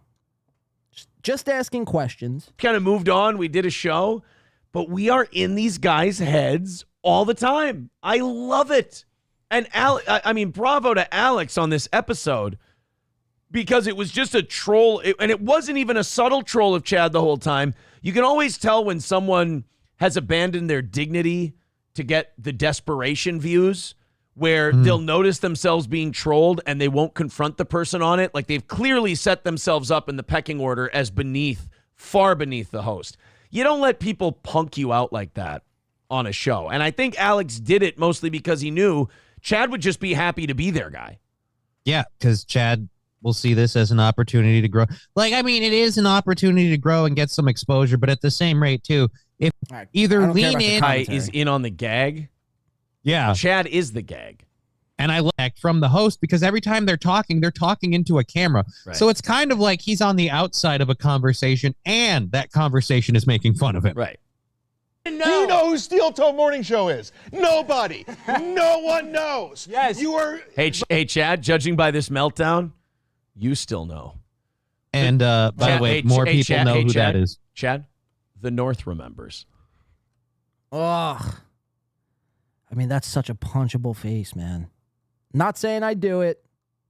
Not saying I'd actually punch you, but I mean, it's very enticing, dude. I mean, your chins are flopping out. Look at those chins. Oh my God. Aaron, 3 chins. Imagine having 3 chins and this big, whatever the fuck this is. It almost looks like there's a ladybug that landed on his fucking head. It's like, get it off. Get it off. How embarrassing. It's like, put a hat on, dog. Wear some cover up. Do something. For the chins, there's not really much. I mean, you're kind of stuck with your chins. For this thing, you could cover. You could cover. I mean, holy fuck, man.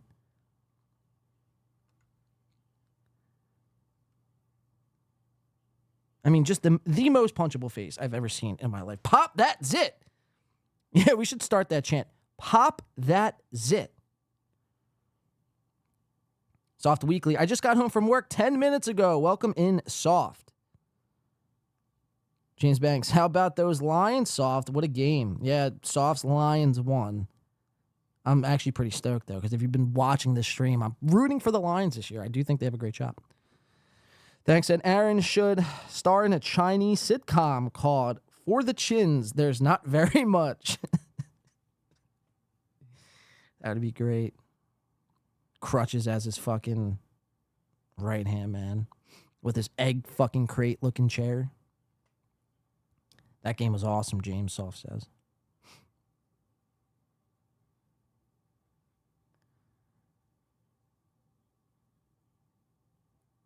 Over analyzing Aaron. So Aaron is back after Chad. Is back after Chad after backing off 3 times. He must think it's safe. I don't know what his thought process is here because we're gonna watch him completely contradict himself in a clip coming up. Let's check. Let's keep watching this. The North remembers. Chad, we have more than double the followers you do, and we're nobodies. Like, a lot of people get to call me a nobody. Chad Zumock is all you can eat Negro got it. Eric Andre. Fuck, how could I fucking miss that? And that was Adult Swim, not Comedy Central. God damn it, that's why. There you go. Yeah, Chad, there's a lot of people who can call me a nobody. Basically everybody but you. You are not one of those people, Chad. But we got you are ruining your audience right now. I know, they are tuning out right now. They're going over to something else. I'm only laughing because you're telling the truth. Yeah, they're going over to Steel Toe. But why are you mad at Steel Toe? He's making fun of you, then he stopped making fun of you. He doesn't make fun of you anymore, does he? I don't know. And guess what, audience? I'm with you. I don't care. Oh, I mean, that's cringe for Chad. Holy fuck. I don't want to speak on Aaron's behalf, but holy fuck, man. Why are you turning red then? Why are you shouting? When he asked you... I don't want to hear your comebacks on him. This is not Steel Toe. Just want to watch Chad melt down a little bit. Like that stuff. I just love that Alex Stein was willing to fuck his own show in the ass just to troll a guy. Yeah. Just because the guy was in his neighborhood and he had a chance to. And the guy, I mean, how early on do you think Chad caught on to the fact that he was kind of the butt of the joke? I don't think he could afford to. He might have had an idea. But I don't think he could. I mean, imagine taking anyone seriously with a Bill fucking Schultz shirt. Imagine owning a Bill Schultz shirt that states you mess with the bull, you get the horns. That's pretty gay, dog. Man, you are one pathetic loser. Aaron would be the guy to wear a fucking Bill Schultz shirt. I mean, that's pathetic. Let's watch Aaron completely contradict himself, though, in this next clip coming up. Then I have this Carl clip. Soft, you might want to cover your ears for this one. I think this is the clip. I have like 17 Aaron clips here. All right, let's watch this. This is this is courtesy of Rick Taylor 79 over on Reddit. Oh, now it all makes sense why no one pays him. It simply reads. Let's watch. Fuck you, Aaron. This morning's show has been so much fun, honestly. It has been very good. I liked your prepping today. Such a fun show, guys. It's never not a fun show. Steel Toe is never not winning. I mean, just every time. This guy's a real fucking he's got luck on his side, man. What can I say? All right, guys, let's continue with this story, and let's throw in a couple of bucks to the old Steel Toe. Become a member. Go ahead, and you know what it is? Our audience likes our show, and they sit back and watch it, and these other shows that we used to be tangled up with, thank God we're not anymore, they're all shit shows, and they're all fucked up, and... They're all shit shows. They're all Can you provide examples?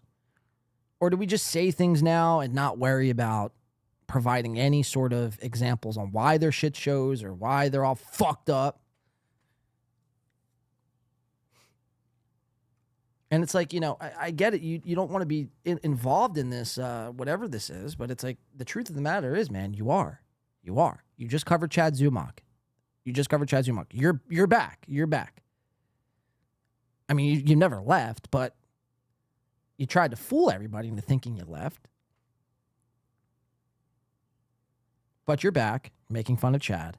So don't be shocked when it comes back on you. That's all I'm saying.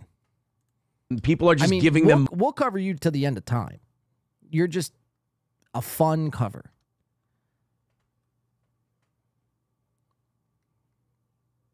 But to everyone else who's washed their hands with you, you've given them a reason to come back for seconds. Money to embarrass themselves. Mm-hmm. And it's just like, I know I don't want to do that, though. So there's a trade-off for that. You got to, if you do a good, funny show, you got to beg a little. A good, funny show. Imagine referring to your show as a good, funny show.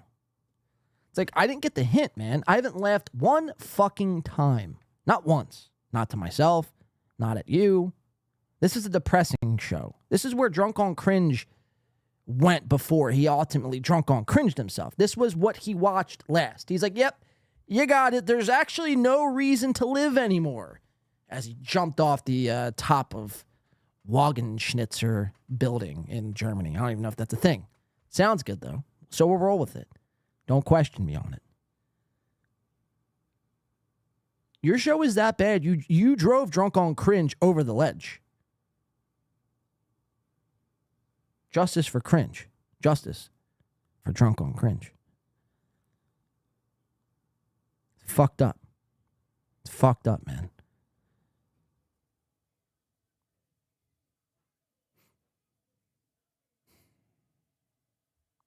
Pour one out for the dead homies. Would you? A bit. If you're a shit show disaster train wreck, people are like, "Oh, give money to the train wreck and see what happens." Right. What do you drink? Wine. And that is in the clip. James Banks says, "Chow, you look like a scarecrow on Jake Hudson's stream." Oh my God. Let the toe take his dub. Beck says, "See, I don't really think Alex was trying to troll chat. I think he knows what he's doing." The Chow Crow. Blade Official says, "Justice for the Germans." Joey C running the streets like a king. Imagine even saying that, dude. Yeah, Joey C's running the streets of fucking Yonkers like a boss. No, he's not. He's definitely not. Joey C. That's funny, man. That guy. I was going to cover Joey C. It's like, I can't. He can't help himself. Oh, look at that. Joey in the Hood. Let's watch this shit. Let's watch this shit live. Joey in the Hood. And I'm going to deep dive. I'm going to deep and ask you if I can come out with my show a little bit. Now, this is a question I have for Joey, and everyone should be asking themselves as well as we sit here, as his name reads on the screen. Greatness, the Joey C. But Joey C is one of these guys who look completely fucking different from his regular studio setup to when we get an IRL stream like this. Like, this does not look like Joey C. This looks like it could be Joey C's cousin. That's about it, man. That was a little fun, man. I needed to get out and exercise a little bit today, and I did. I was walking a lot before I came on live, and I thought this idea came in my head last night, but my wife came up today. I was like, Joey, Tukey in the streets, Tukey in the streets. I can't mimic that because that's Tukey's thing, So I can't mimic that because I'm not a puppet. Joey in the hood. Okay, that works, man. It works because then it shows you this guy really is a badass, tough guy, man. Walking 2, 3 o'clock in the morning in the hood by himself. Well, I would have my wife with me because she'll be holding the camera, or maybe some. I'm a badass because I walk in the middle of the night, 2 or 3 o'clock in the morning, in the middle of the hood. Certified badass. We got a van and shit. We just go up with the big cameras and shit. I don't know, man. I got a lot of ideas. This would be a good idea if someone would pick this up. Someone in the big higher networks would pick this up, and I'm willing to go. Hey, Mark Cuban, any chance I can get on Shark Tank? Deserve to get paid for it. Maybe I'll sell this to a network. I'm willing to deep dive in the hood, and we can make a reality show. So if there's any one of you guys out there that are in that industry, you got any money, you want to invest in this, I'm willing to go to stretch. I'll invest. I'm willing to go to motherfucking stretch. I'll invest. To put my life in jeopardy. I will invest. At my age. Somebody tell Joey I will with invest. all these motherfuckers on the streets, the real brothers. Joey and I'll show y'all people the best of the motherfuckers, just like I'm prison. I wish I can go back to prison as a guest with this camera. Man, oh man, I go back to where I was. There's a lot of guys are still there, man. They'll tell you about the fucking real deal about me, But hopefully I get some of the homeboys. Anybody who ever has to tell you and reassure you, this is the problem I have with Dr. Chow. He always has to reassure everybody that he's rich. Anybody who has to reassure somebody that they're a badass, chances are you're not a badass and you're a fucking softer than baby shit, my friend. Down, I popped him in his fucking knees and he went down. He didn't see it coming, see? Like true badasses, they don't say anything. They just fuck you up. They don't describe to you how they used to fuck people up or what they did one time to a guy in '86. They just do it. Get in the shower, hurry up. Get your bucket, you sleeping, man. We got the case they picked anything up by the cameras. They would send in the fucking guys with the fucking helmets and the fucking and the riot gear, you know what I'm saying? But I did that on the yard, man. How much fucking cocaine is this guy on? From the camera, they made a circle around me when nobody could see. I mean, he's really you just see the circle and everybody was on top of me, blocking the camera. That's just one of my prison stories that I'm gonna be talking about. But I like the street thing, man. I've been a street guy my whole life, man. And I started out. You got to start out. Somebody got to start out in the minor leagues on the streets. And like I said, my family, you guys, So again, he's been a street guy. He was in the MLB. He's been in prison. Where do you find the time? Where do you find the time to do all this? But I've seen and hung, and when I got to graduate to the big leagues as an associate, I seen some shit. And I can talk about it all because everybody's dead or away in prison already convicted of it. You understand? And I'm pretty sure most everybody's dead or murdered or died natural causes or died in prison. So I got some deep down stories. See, the brain started to trigger, like, you know, like I don't know who said it about a few months ago. He's got. This is who Dr. Chow actively supports, by the way. This is who Dr. Chow actively supports. I can't with this guy. His fucking brain, and I forget a lot of shit, man. And I'm like, hurry up, brain, come on out, talk to me. Just give me the information, man. Give it to me. Tell me give me a story when I was 9. Give me a story when I was 10. Let me think about it. Because I know it's gonna be interesting. Well, how about the time when I was 9 and I was shoe shining, another shoe shine boy wanted to fuck with me, take my territory over. Well, how about the time? So you were getting in shoe shining wars, territory wars on shoe shining. This guy has done it all. Done it all. Structure boots, you got all kind of cook on them, and I can get them clean.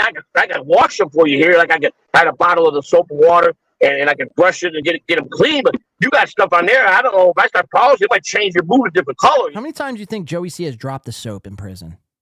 Over 20. It was a good job, but I was charging $1, man. $1, man. That motherfucker, fuck you, little kid, get out of here. This big old fucking motherfucker, man, drunk as hell, talking shit at the bar, man. And I was needed that $1 because I had to buy diapers for my baby sister, man. I worked my ass off for that $1, man. So I wasn't gonna hear it, man. And that's a fucking God. I wish if I ever get back to Chicago to my neighborhood, see those bars. I don't know if those bars are there anymore. And who knows? Those guys were all. I was a kid. They're probably long dead, man. Man, if I could just find a couple of them old guys that. Well, when they were in their 20s and I was like 9, 10, 11 years old, they're probably still alive, but how do I find them? I don't even remember I didn't know the person. So, like, it's so hard to even keep track of what he's saying because he's talking so fucking fast here. I mean, there's like 27 different stories happening in one story. This is a sign of somebody who lies. It's when they talk this fast and tell you so much information at once, you can't process it. Is going to be coming on, and she's going in the neighborhood. Our neighborhood we grew up at, she's going to be on that, and I'm going to be here in Florida, and we're going to talk about, we're going to do that street thing where she's going to go to our places on things I've done that she remembers. Joey, and nobody wants to watch you walking in the middle of fucking Brooklyn. Like, there's IRL streamers for that. Nobody cares about Joey C. I don't believe. College educated, real estate lady, very nice lady, nice family, and she's my baby sister, man, and she don't play none of that nonsense. But she knows how her brother is, and she knows that her brother's got nothing but love for his family, and that it's great that she had a good brother that took care of her when she was a baby, and that's all that matters. And she sweet through all that bullshit because she knows my heart where it is, and it always has it in the right place. You know what I'm saying? But that, I try my best to be friends with everybody, and the problem is why do people try their best to be friends with everybody? I don't need that fucking shit. I had to take my medicine again in 2 days, so it's about ready to explode again. Wow. I just don't probably you should listen to your doctors and take your medicine. Train myself to be obedient to myself, man. I've been abused myself to fucking put myself. What the fuck is happening? And fuck myself up, man. What is happening right now? I'm gonna have a fucking pound of headache pump myself like that, But that's me, That's just me. Because I'd rather see people. That's just me, I punch myself in the face when I'm off my meds. Nothing to see here. Take the Wellbutrin, Joey. It's good for you. Trust me. If I got $100 left over, that's my money for the month to do whatever I want. I want to go to the casino and try to double it and make 200. That's up to me. If I want to, back in my drug deal, do I want to go take half of that and go buy me some drugs and then go take the other 50 and go to the casino? Maybe I do that. You know what I'm saying? But now, what can I do with it? Yeah, you're gonna go buy $100. I can go to McDonald's. I can go to buy a couple Big Macs and a Slurpee. There's no hope for me. Maybe Chuki's got it right. Maybe I'm his pick for Joey D death, whatever he's got going. A lot of people predict me to be dead by December, and that very well may be. Is there an honest to God Joey C Deadpool? Guys, you got to link me that Joey C Deadpool. I need in on that action, please. Father, beloved poor guy, worked a worthless job in baseball for 30 years. Was a dope head. Was in prison. Was a righteous man, though. Never had any money. Never gave a shit. Still don't have any money. Died December 21st, 2000. 23. Joey taking advice from a hand puppet. Yeah, I mean, that says it all, Soft. Imagine that. 5150. Jinx Brian. Total BS, please come back to live streaming. We miss you, buddy, says Honk the Clown. Is Brian in here? Or is Brian in the chat? Is that Total BS? Brian. Joey C. Spearfishes men on the street for fun. Joey C.'s sister is disappointed in him. Joey C. killed a guy with a trident. Snorting addies. You need a better brain. I know what he's saying. Maybe I do. I'm just fucking stoned, dude. I can't, you know what I mean? It's hard to keep up. You have to listen to every single word. And he says like 130 a minute. It's crazy. Brian is everywhere. He's predicting his demise right now. I can sit here and joke about it because I feel content with everything I've done. I really do. And do I think I was a failure? Yeah, I do in a lot of ways. Do I think I brought joy to a lot of people? Is he about to cry right now? He's about to cry. He's about to cry. He's about to cry, you bitch. Have I hurt people? I have. Oh! Now this becomes the question. Is Have I hurt family? Is he acting or is this for real? When I was is an addict, he did I selling ever us steal? right now? Is this a work? This is a work alert. Hurt anybody when I was an This is addict? a work alert. This is a work alert. Is he selling us right now? Or is he being genuine? Work alert. Cut that. But for the most part, I kept it real. And if I got a front back in the day, and we're talking way back in the day, when I first, I'm talking 20, 21 to 31. That was definitely a work. Was I a functioning drug addict? Most definitely, because I never missed a day's work. And no matter where I was working, I never missed a day's work. But notice how he's not I crying always now. knew my priorities, that I had to feed my little kids, and I had to keep roof over their head, and get clothes for them, and school supplies, and stuff like that. You know, I was real. Did I get? That's a gross ear. Did I ever not be there for my children? Yeah, earlier in my years, I missed a lot of functions. You know, I worked a lot. My one daughter who's deaf, I didn't even take time to learn full sign language, and that bothered her. It bothered So he has me. a deaf daughter. And the only way this guy can communicate with his deaf daughter is by learning sign language. And he has not learned sign language. What a shitty father. And his other daughter's dead. That's fucked up. That's bad parenting. Down here.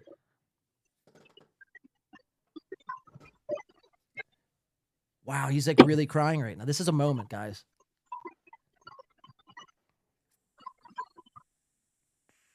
Give me a minute. I should take a moment of silence for a minute. A moment of silence. Shall we? Take a moment of silence with fucking Joey C over here. King of the streets, king of New You York. know, every day I got my whole life flashes to my head. Moment of silence, please, guys. Have some respect. And more of my Show some childhood. respect. The good stuff, you know, all the good. I try to remember the good stuff.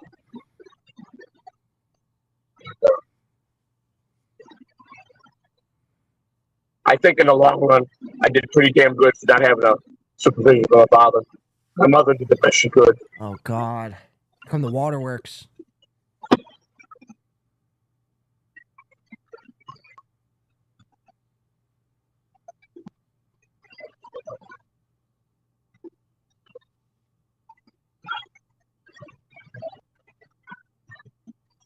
This is why you got to take your medicine. This is why the medicine is for moments like this. Yeah, get back You on got your to take the medicine. crazy medicine because Take you get the those rage pills. off your head, Take and it- those and it pills. keeps that down, you know? But see, I don't. It makes me a person that I don't want to be because sometimes I get angry really bad. Sometimes I just can't get out of bed, and I don't like to be like that. I don't like to be a guy that I can sleep and sometimes Dr. I Chow the can Mega G says, "We love you, Joey, Uncle Joey, or Uncle Jesus Christ." I'll sleep for 2 days straight, man. I don't want to do nothing, and I don't want to do that anymore, man. Christ. I ain't got much life left, you know. I want to enjoy everything I can do, you know. I do know one thing: I'll never hurt anybody. I'll never hurt any system. I'll never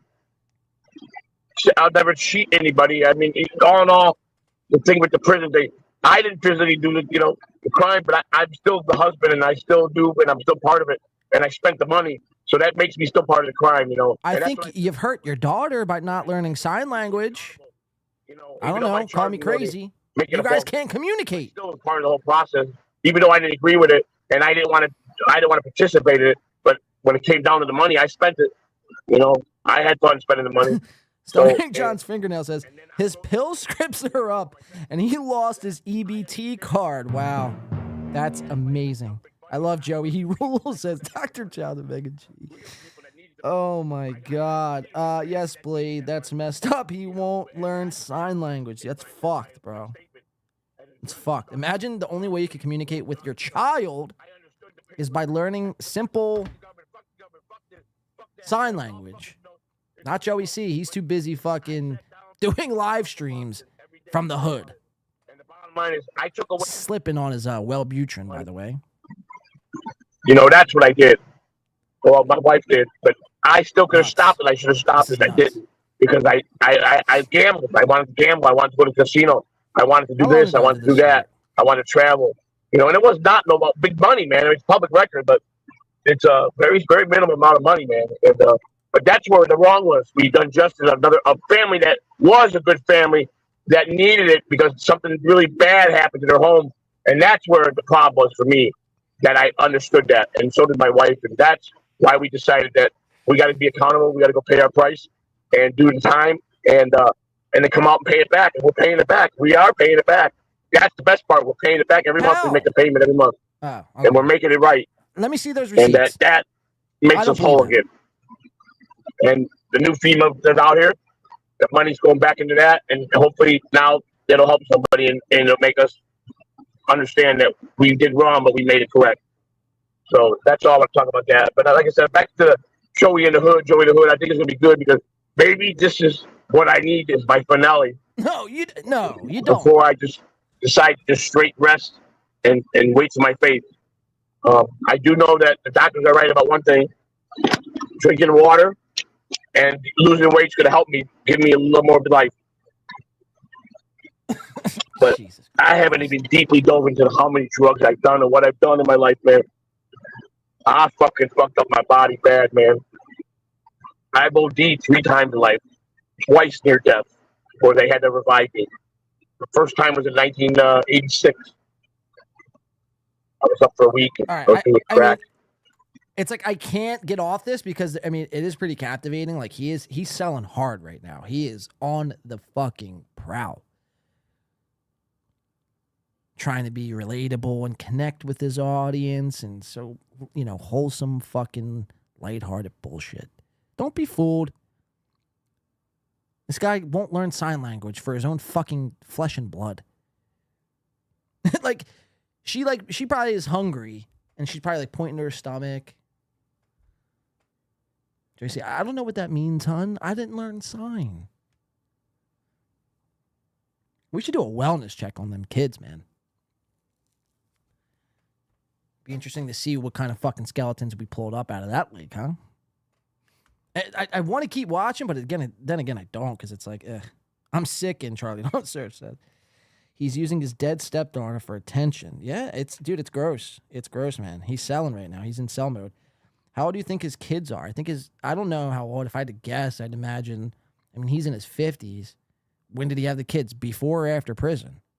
If it's before, then they're at least 15. If it's after, then what are they, 10 or less? No. I'm torn. I kind of want to keep watching. She rubs her stomach to indicate that she's hungry. Then Joey goes, oh, right, I forgot to eat. Thanks, daughter. Yeah. Exactly, dude. Fuck. What a guy. Let's listen to a little bit more. And that's to show you how they think of you once they think you're dead. Not, oh my God. Let's listen to a little more and we'll move on. I promise. Get the money in the This drugs. is too good, though. This is great. Get the money in the drugs. He's dead. He's gone. My uncle worked on me. He got me back. I was 1986. I was 20, going to be 21 that year. 20 years old. I was born in 65. That was the first time I ever OD'd. And, I couldn't. And I didn't learn my lesson. I had to couldn't do it two drugs more for about 6 times. months, 7 months maybe after It's that. like I typical tried, Joey and I got C. sick every time. Like I felt it, like I was gonna have a heart attack every time. I mean, that shit stays with you, man. But I was young, so I was in good shape. So, and if I was at my age now, I probably could have never touched it again. I would died instantly. And that's why, people could joke about, oh, he's all fucked up every day. You know what? I take a lot of medication, and I've taken a lot of drugs and illegal drugs in my life, which got me fried, man.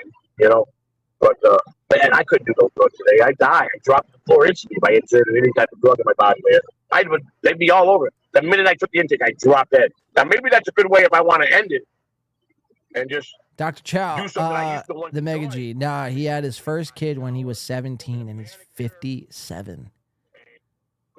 So his oldest kid is 40 years of age. Me. That's all about me. All right.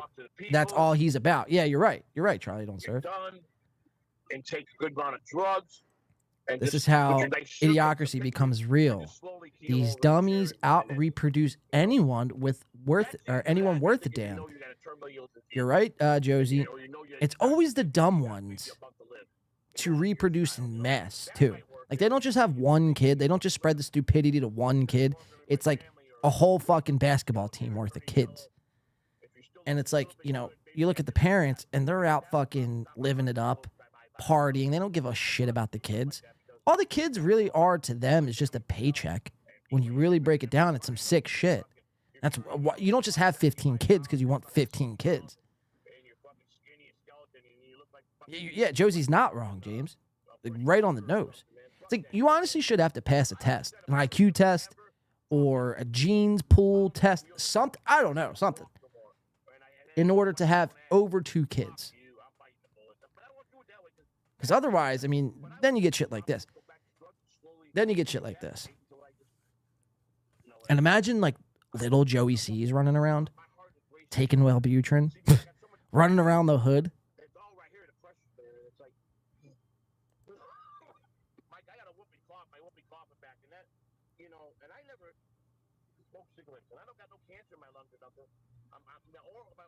I mean, this guy is, truly a lost cause. I mean, this is what people, like when you say the word lost cause or lost hope, this is what they're mentioning.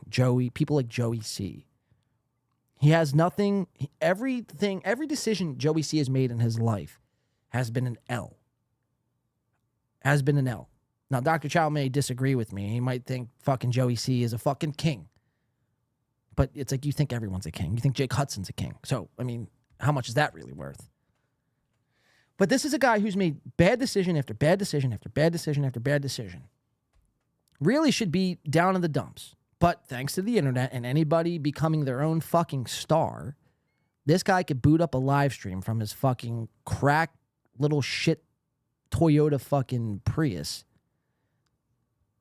and whine and bitch and, play this sympathy card to these random strangers on the internet. And he sees that. He sees that as an opportunity. This is a shim and shammer. Just because he's an idiot doesn't mean he might not be street smart and know how to sell people. I mean, listen how fast he talks. No normal person talks that fast. I promise you. If you ever encounter somebody ever talking with that cadence, they're trying to sell you on something. Rest assured. So, yeah, he might be dumb as it pertains to, like, making good choices. But as far as, like, selling and, like, hustling, he's probably had to do it. So he probably knows the ins and outs. So my point is, and I just wheeze like a crazy fucking wolf, he found the internet as his last hope, his last-ditch effort. Maybe we can make a few shekels on this thing they call the net. And this is where we find ourselves now in 2023, watching Joey C live here on a Friday evening cry about his, him being off of Wellbutrin for 2 days and him not learning sign language. He's a piece of shit dad, and he could have done things different. I shouldn't have fucking used the heroin right into my neck and killed myself over 3 times. This is what we're faced with now. Now, what are we supposed to feel bad for this guy? Like, what? Like, what is the point of this? You're just filling us into your backstory? Like, what is your objective? Oh, it's because you want something from us. It's like, save your horse shit and just ask me for $5. You know? I'm not a fucking moron. Maybe I am. Most of you aren't. Stop insulting my intelligence. Ask for the 5. I'll happily give it to you. But when you're playing this OD 3 times and I made bad decisions and oh my God, I suck as a dad. Save your fucking crocodile tears because we don't care. We don't feel bad. Like, I don't feel bad for this guy. I got my own shit to deal with. If it's that bad, then get a job. Dr. Chow, the Mega G, will hire you. And I heard a Rolex comes with that signing bonus as well. So maybe that might be the option for Joey C. Joey C is my Uncle Joey, not Diaz, Dr. Chow, the Mega G says. Beck says, does the C stand for Coco? Is Joey C a fan of Uncle Joey is all I need to know. Bex is like, save your nonsense. Is he related to Mr. Diaz or not? You're a sick pup. I requested his stories whenever I go on. I went to see a convo between Coco and the Loco. Now, that would be a pretty good show. Coco and the Loco. We're going to end this, but I hope you got that brief of me walking in the hood. We went to the barber shop. We talked to all the Spanish barbers. It's you saw actually just a packed. box. We went over across the street. We talked to some Latino man. We talked, shook hands. You guys saw that. He said, amen, praise God. We walked around a little bit of the hood, but my wonderful wife came up with the name, Joey in the Hood, Joey in the Hood. We're going to pick and choose, but I know you guys want content that's consistent. But if I decide one day to say, babe, let's go to the project and go over to let's go to the crack set. Boot up the live stream. The people got to see this. Boys, and we're going to risk our life. They might pull a gun and shoot us. We don't know that. I hope they do. We'll show you that we real. I hope they do. We ain't afraid of shit. Or I might just decide to say, let's just go over to in front of the Hard Rock Casino. We can't go inside. You can't videotape it open. But I'm on the public side, and we just talk to people walking in there that are gambling, or people that just lost their shorts off, and the guy's fucking wants to rip the fucking place apart. And we get him walking to his car. Leave me a fuck alone, but he punches me or something, man. And she's got it on tape, and that'd be awesome, wouldn't it? Then I got to scrap with the guy, and either he wins or I win. I don't know. But that's just a little part of it. I appreciate the people that were in here.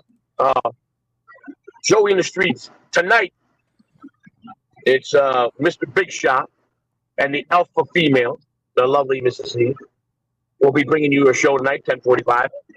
A good one from what I understand. And they're going to be dissecting phone calls and stuff like that she had received from all you wonderful people out there in our All right, so he's getting out of there. That's the one they call Joey C, ladies and gentlemen. Holy fuck, man. What a catastrophe.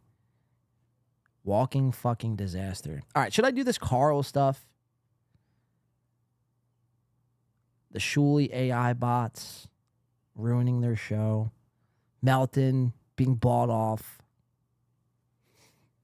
Let me see, what else do I have? Chad's football rack me, but we might save a lot of this for the next show. Oh, Chad went on a date with that chick, Bridget. We have that footage. Let's play this, and I think we're going to get out of here. We'll save the rest. We'll save with the rest what we got. Let's watch a little bit of this and maybe do the Carl stuff as well, and then we'll get out. All right, let's check this out. Dr. Chow, the Mega G, coming in before we start this new shit. There he goes. Wait. Goes, I'm Joe. Dr. Chow, the Mega G for 199 says, I'm Joey C's right hand. Told you he's the real deal. Yeah, you got me. You fucking got me, Dr. Chow. I stand corrected. All hail and praise the one they call Joey C. Just kidding. He sucks. Thank you for the $1.99, though. Soft Weekly says, does that mean you literally whack him off? Justice for Jules, those brothers are bullies, Bex. Phone calls, he.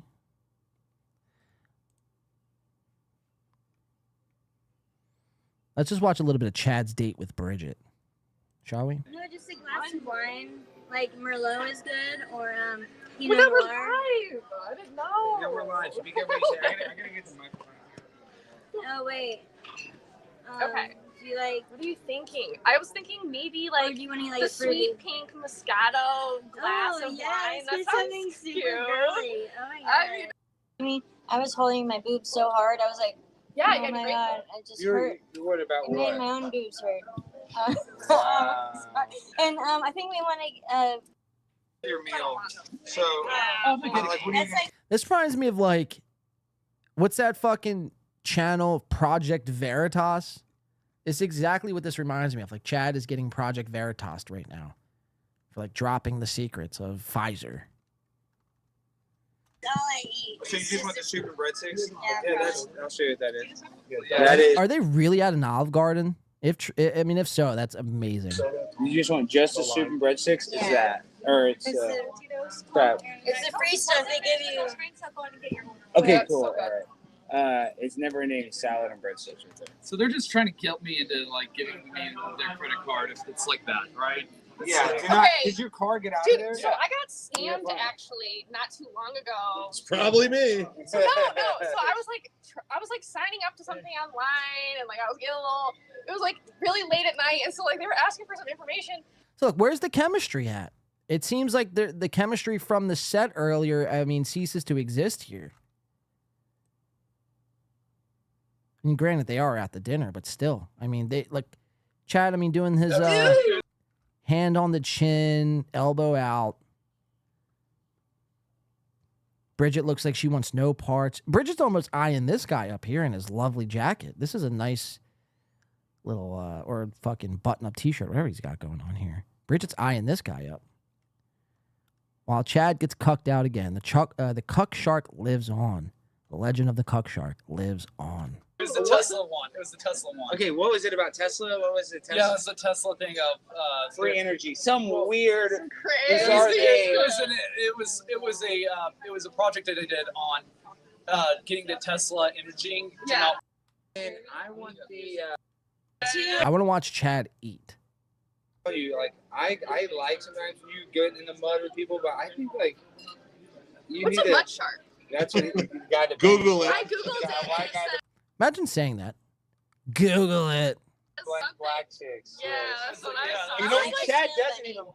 He's a liar. He probably hasn't banged a black chick. Have you even banged a black chick? I'm not opposed to it. I would love to. Yeah, but you haven't even done one. I want to. Okay. It's just never been. It's never been presented to me. You gotta take that jump. With that being said, Kevin's the guy who gave me that nickname. He started calling me Mud Shark, and it stuck. It's a cool nickname. It sounds cool. Because it got me thinking. I'm like, why is there a shark in the mud? Like, I don't know. Yeah, So yeah. I didn't know what it And is. Chad likes to play in the mud. It is a. If you're Cuck shark. 20 to 30, it's one of those heavenly known words that you use Yeah. all Okay. the time on the internet. And I'm gonna especially, weirdo on like- the internet. He's gonna change the definition. Well, the thing is like, you know, I'm on No, the it's internet too and I've good of a never word. Like you can't change that. Like there are like these large Instagrams. This guy's like a matter-of-fact guy. Like, Chad actually thought in his little pee-wee fucking pea-sized brain that they were actually going to change the definition of a mud shark to say Chad Zumach. This guy's like, yeah, actually, no. In Webster's, actually, how the way you change definitions of words at Webster is not how you think. You don't just get a band of idiots on the internet to start, raving about mud shark and how we should change the name. There's a process. People just like sending finding girls from their hometowns that were mud sharks and then just putting them Gina Bobina, who hey, very much. They want. And this is weird. I mean, look at this. So we are presented, speaking about black chicks, I mean, how awkward is that? And you know she's listening to this stream. Fucking this Aunt Jemima chick over here is just appears out of nowhere. Appears out of nowhere to start reading super chats as this table conversation is going on. This is, I mean, the strangest fucking thing I've ever laid eyes on. Instagrams of people just like sending finding girls from Much out of nowhere, Lisa comes on the screen. Gina Bobina, who I think is And she decides to read a chat from Gina Bobina. Debbie Dabbler 199. Oh, she knows Debbie Dabbler? Alex, you know Chad is broke. Did you agree to pay? Yes, he did agree to pay. I believe he's paying for everybody's meals here. Thank you very much, Gina Bobby. And there she goes. Just like that. On the screen 1 second, off the screen the next. You know, maybe I should incorporate that. Maybe I should hire somebody just to read super chats. And then we'll get back to the show. I think that would be a great fit. I mean, we are firing some people around here for fucking my schedule up. But I feel like I can hire Lisa on my show. I think that could be fun. I think that's what we're going to do.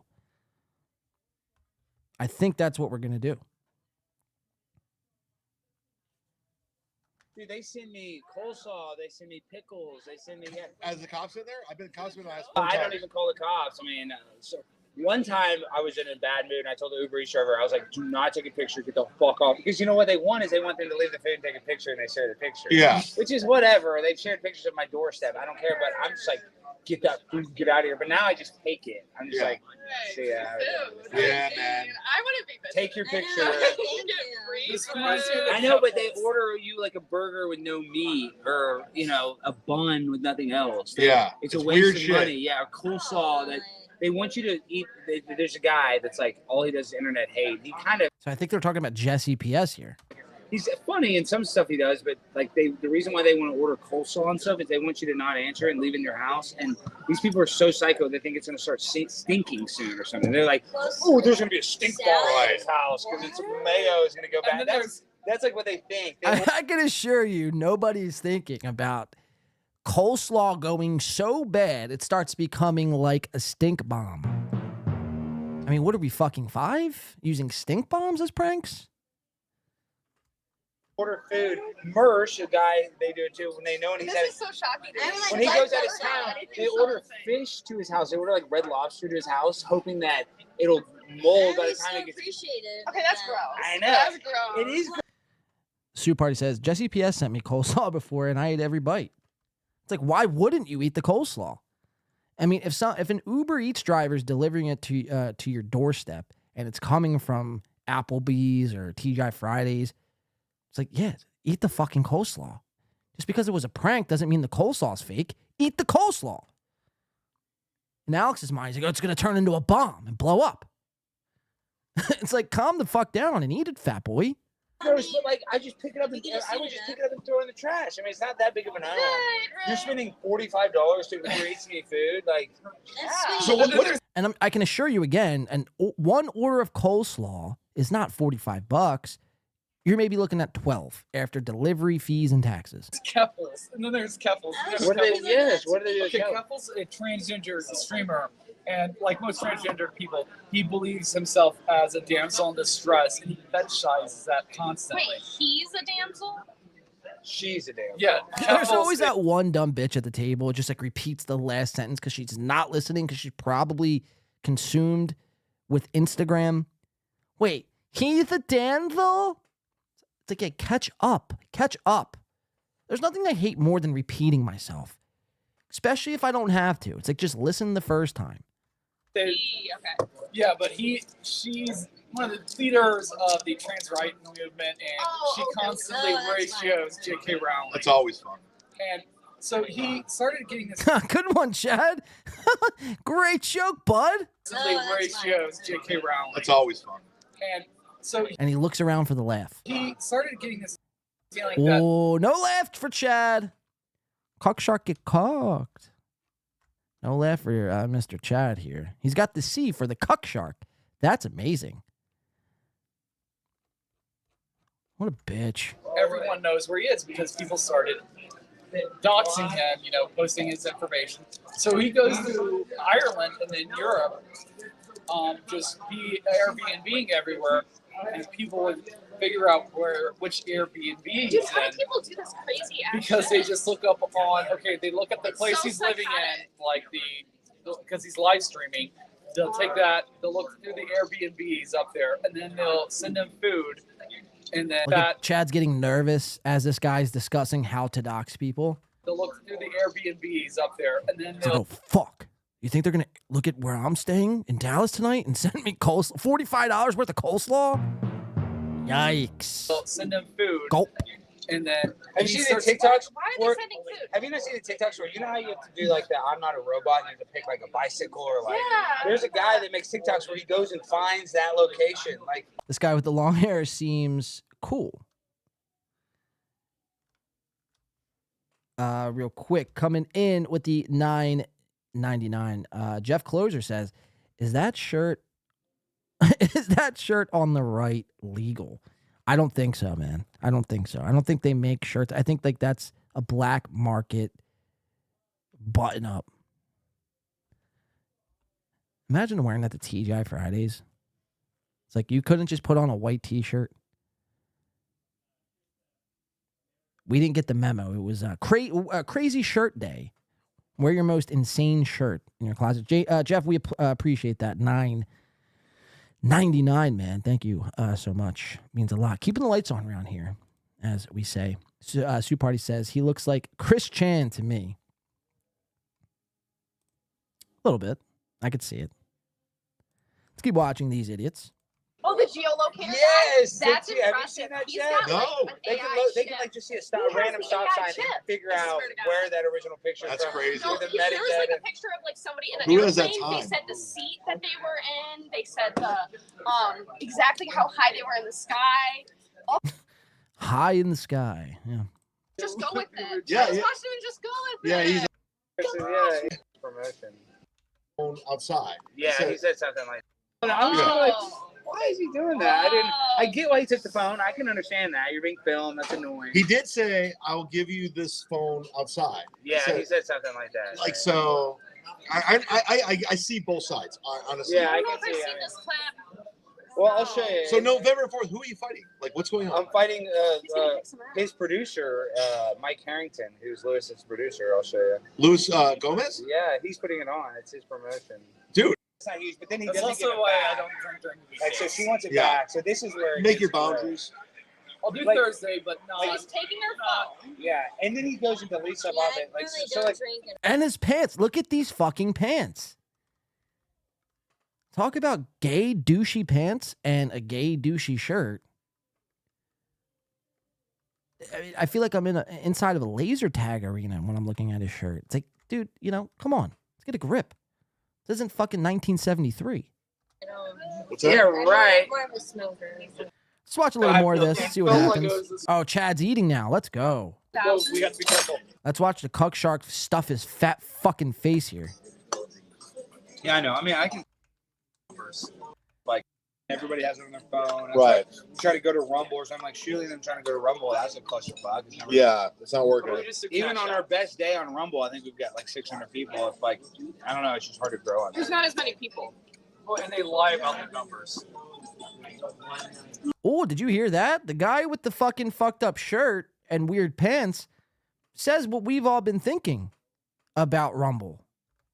Even on our best day on Rumble, I think we've got like 600 people. I think it was It's this like, guy. I don't know. It's just hard to grow on. There's not as many people. Oh, and they lie about the numbers. And they lie about their numbers. Steel Toe, Shuley Network, y'all got fake numbers, according to this guy. And I'm going to trust his expertise. He just seems like a smart guy. He probably graduated from like Yale or Princeton and has a degree in how social media marketing works and what's real and fake. Would you put it this way? Would you rather take this guy's word for it or Shuley's and Aaron's word for it?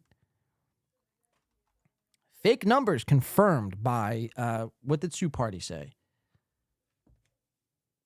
Chris Chan or Blake Chan?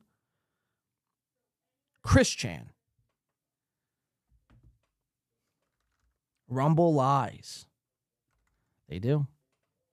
All right, let's watch a little bit more of this. I think we're going to get out of here after this.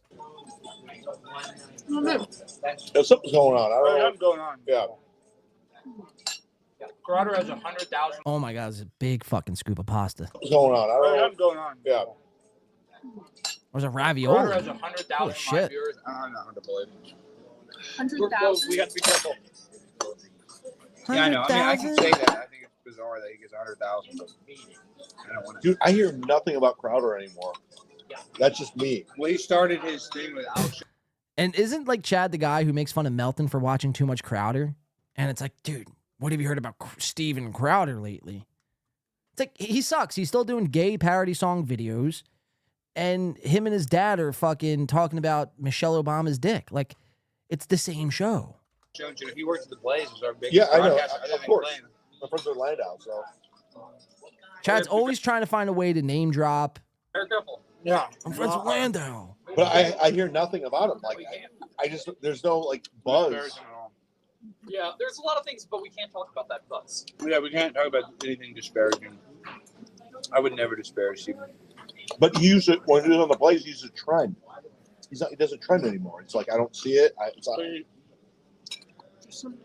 You're 100% right. Vaguely weird personal things have happened.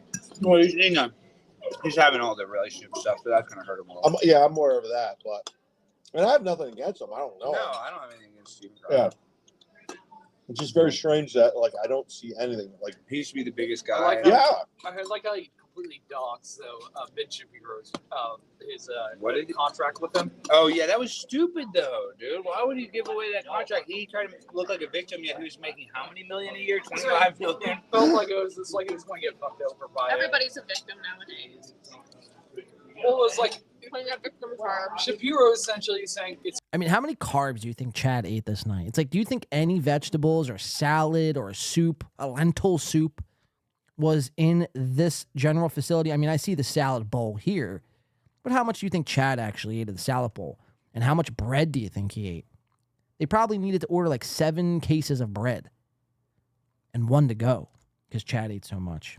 Let's just go to the end and watch the rest of this eating fucking, what do they call this, a mukbang stream? And Bridget, admit that you're horny. You know you are.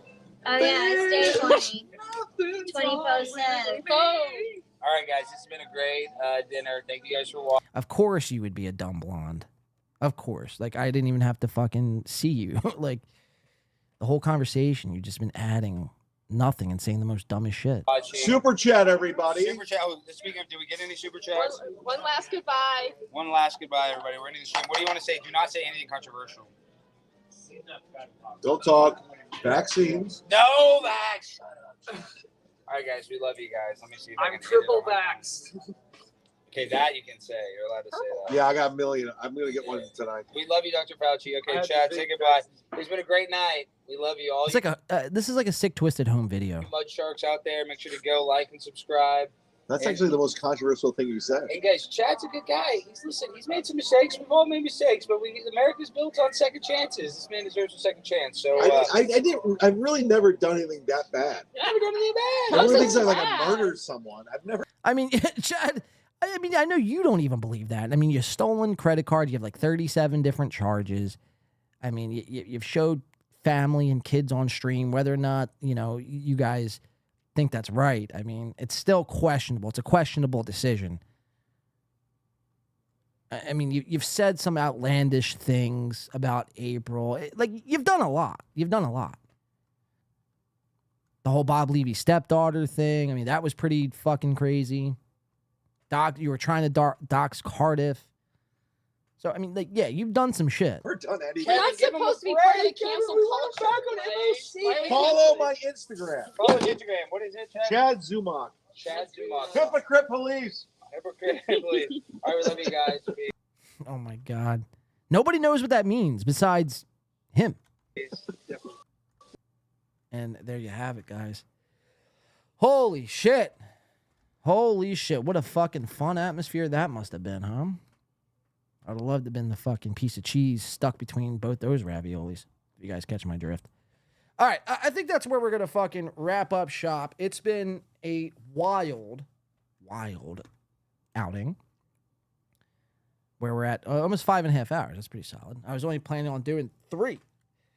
I think we're going to be back, like I said, September 11th, our big Twin Towers 9/11 stream. That's going to be a doozy. We'll save a lot of this shit, the Carl stuff and some more. We took a lot of unexpected turns on today's show, but it felt good to be back. It felt good to reconnect and kind of air out my personal grievances with a lot of these fucking buffoons. Joey C. I mean, My man, dude, just take your Wellbutrin. Just take your Wellbutrin and learn some sign language. I mean, I think that would, you know, it would only help you to learn sign language. Do it for your daughter, Joey. Do it for your daughter. Do it for your fucking daughter. Guys, thank you so much. It's hypocrisy police, not hypocrite police. Shaking my head. Will B says, what the fuck? I only hung around this long for the... you want me to do the Carl shit, Will B? You want me to do the fucking Carl shit? I'll do it Monday, Will B. That sucks, man, but bounce with me. Hunk the Clown says, folks, join me tomorrow night for a test stream. Thanks. Where are you test streaming at, Hunk? Put the link in the chat and definitely put it in the Discord. When you do, I'll be there. John, you did like 70% of those things too. I don't know what that is referring to. It's probably an old chat. Steal my credit cards and I'll show you bad. I loved how they finally caught 74 for the false start at the end. Shakespearean ending. Joey C has been an absolute stunning sight to see the past couple weeks. Says Shoot Party. But yeah, guys, have a safe weekend. I missed the first 3 hours, but great stuff, Blade. Looking forward to the Carla coverage. Yeah, we'll get to that. It's only a 4-minute video. It's not really much. We'll get to it Monday, though. We'll be back Monday for our big 9/11 stream. I can't wait. It's going to be a fucking doozy, to say the least. There's Bex with Honk the Clown's channel. So check out Honk. He'll be doing a test stream tomorrow. I'm looking forward to that. I know Honk has a vendetta with Soft and Dr. Chow, Little Mirror, Snaggletooth Mirror, as he calls him. So I can't wait, dude. I'll be looking forward, and I can't wait to watch Honk the Clown's opening debut stream taking place of, coincidentally enough, over the weekend, WATP is going to be having WATP Live. So should be interesting shit, man. But yeah, have a safe weekend. Thank you to everyone who had super chatted in. Who do we got today? W-Man, twice, Carlos Danger earlier on, Toucan Sam, Dub, Dr. Chow, the Mega G a few times, and Jeff Closer. We appreciate all of the super chats, everyone who, super chatted in today. Thank you so much. Have a safe weekend, guys. Don't do anything I wouldn't do. Stay responsible. We'll be back here on Monday. Until next time, April Unhole is going to take us out. This has been a pretty fun show. April, take it away. This has been a very fun show. Very fun show. Very fun week. And Tom Chilstrom, as always, is going to take us out with a little message. Tom. No, hey, everybody. Thanks for hanging out with us. Thanks for being here. Pretty solid effort all around, I would say, mostly from Corey and I. Luke had some good points. But all in all, a good show. Thanks for everybody for being here. Let's call it a night. And bring home the troops, guys. Thank you so much again for tuning in. Have a safe weekend. Go Birds. We'll see you back here on Monday. Thank you. Have you seen her? So bad and pretty, moving with a style and ease. And I feel her from across the room. Yes, it's love in the third degree. Ooh, baby, baby, won't you turn your head my way? Ooh, baby, baby, come on, take a dance. You're old enough to dance.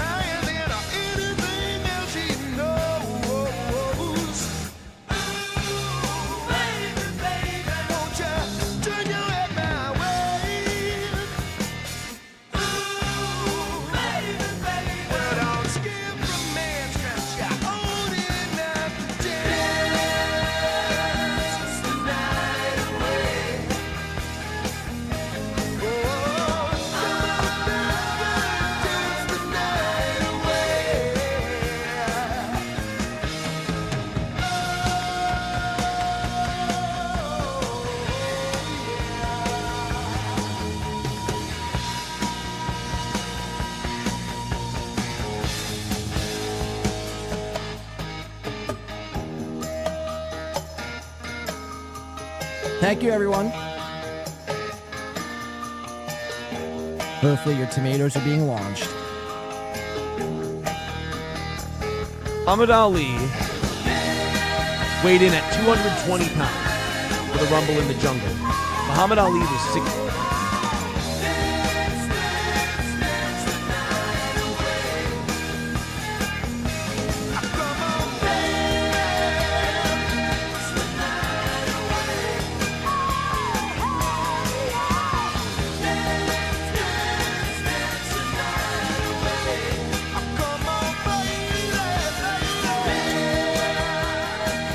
Thank you guys. Have a great weekend. We will see you all next time.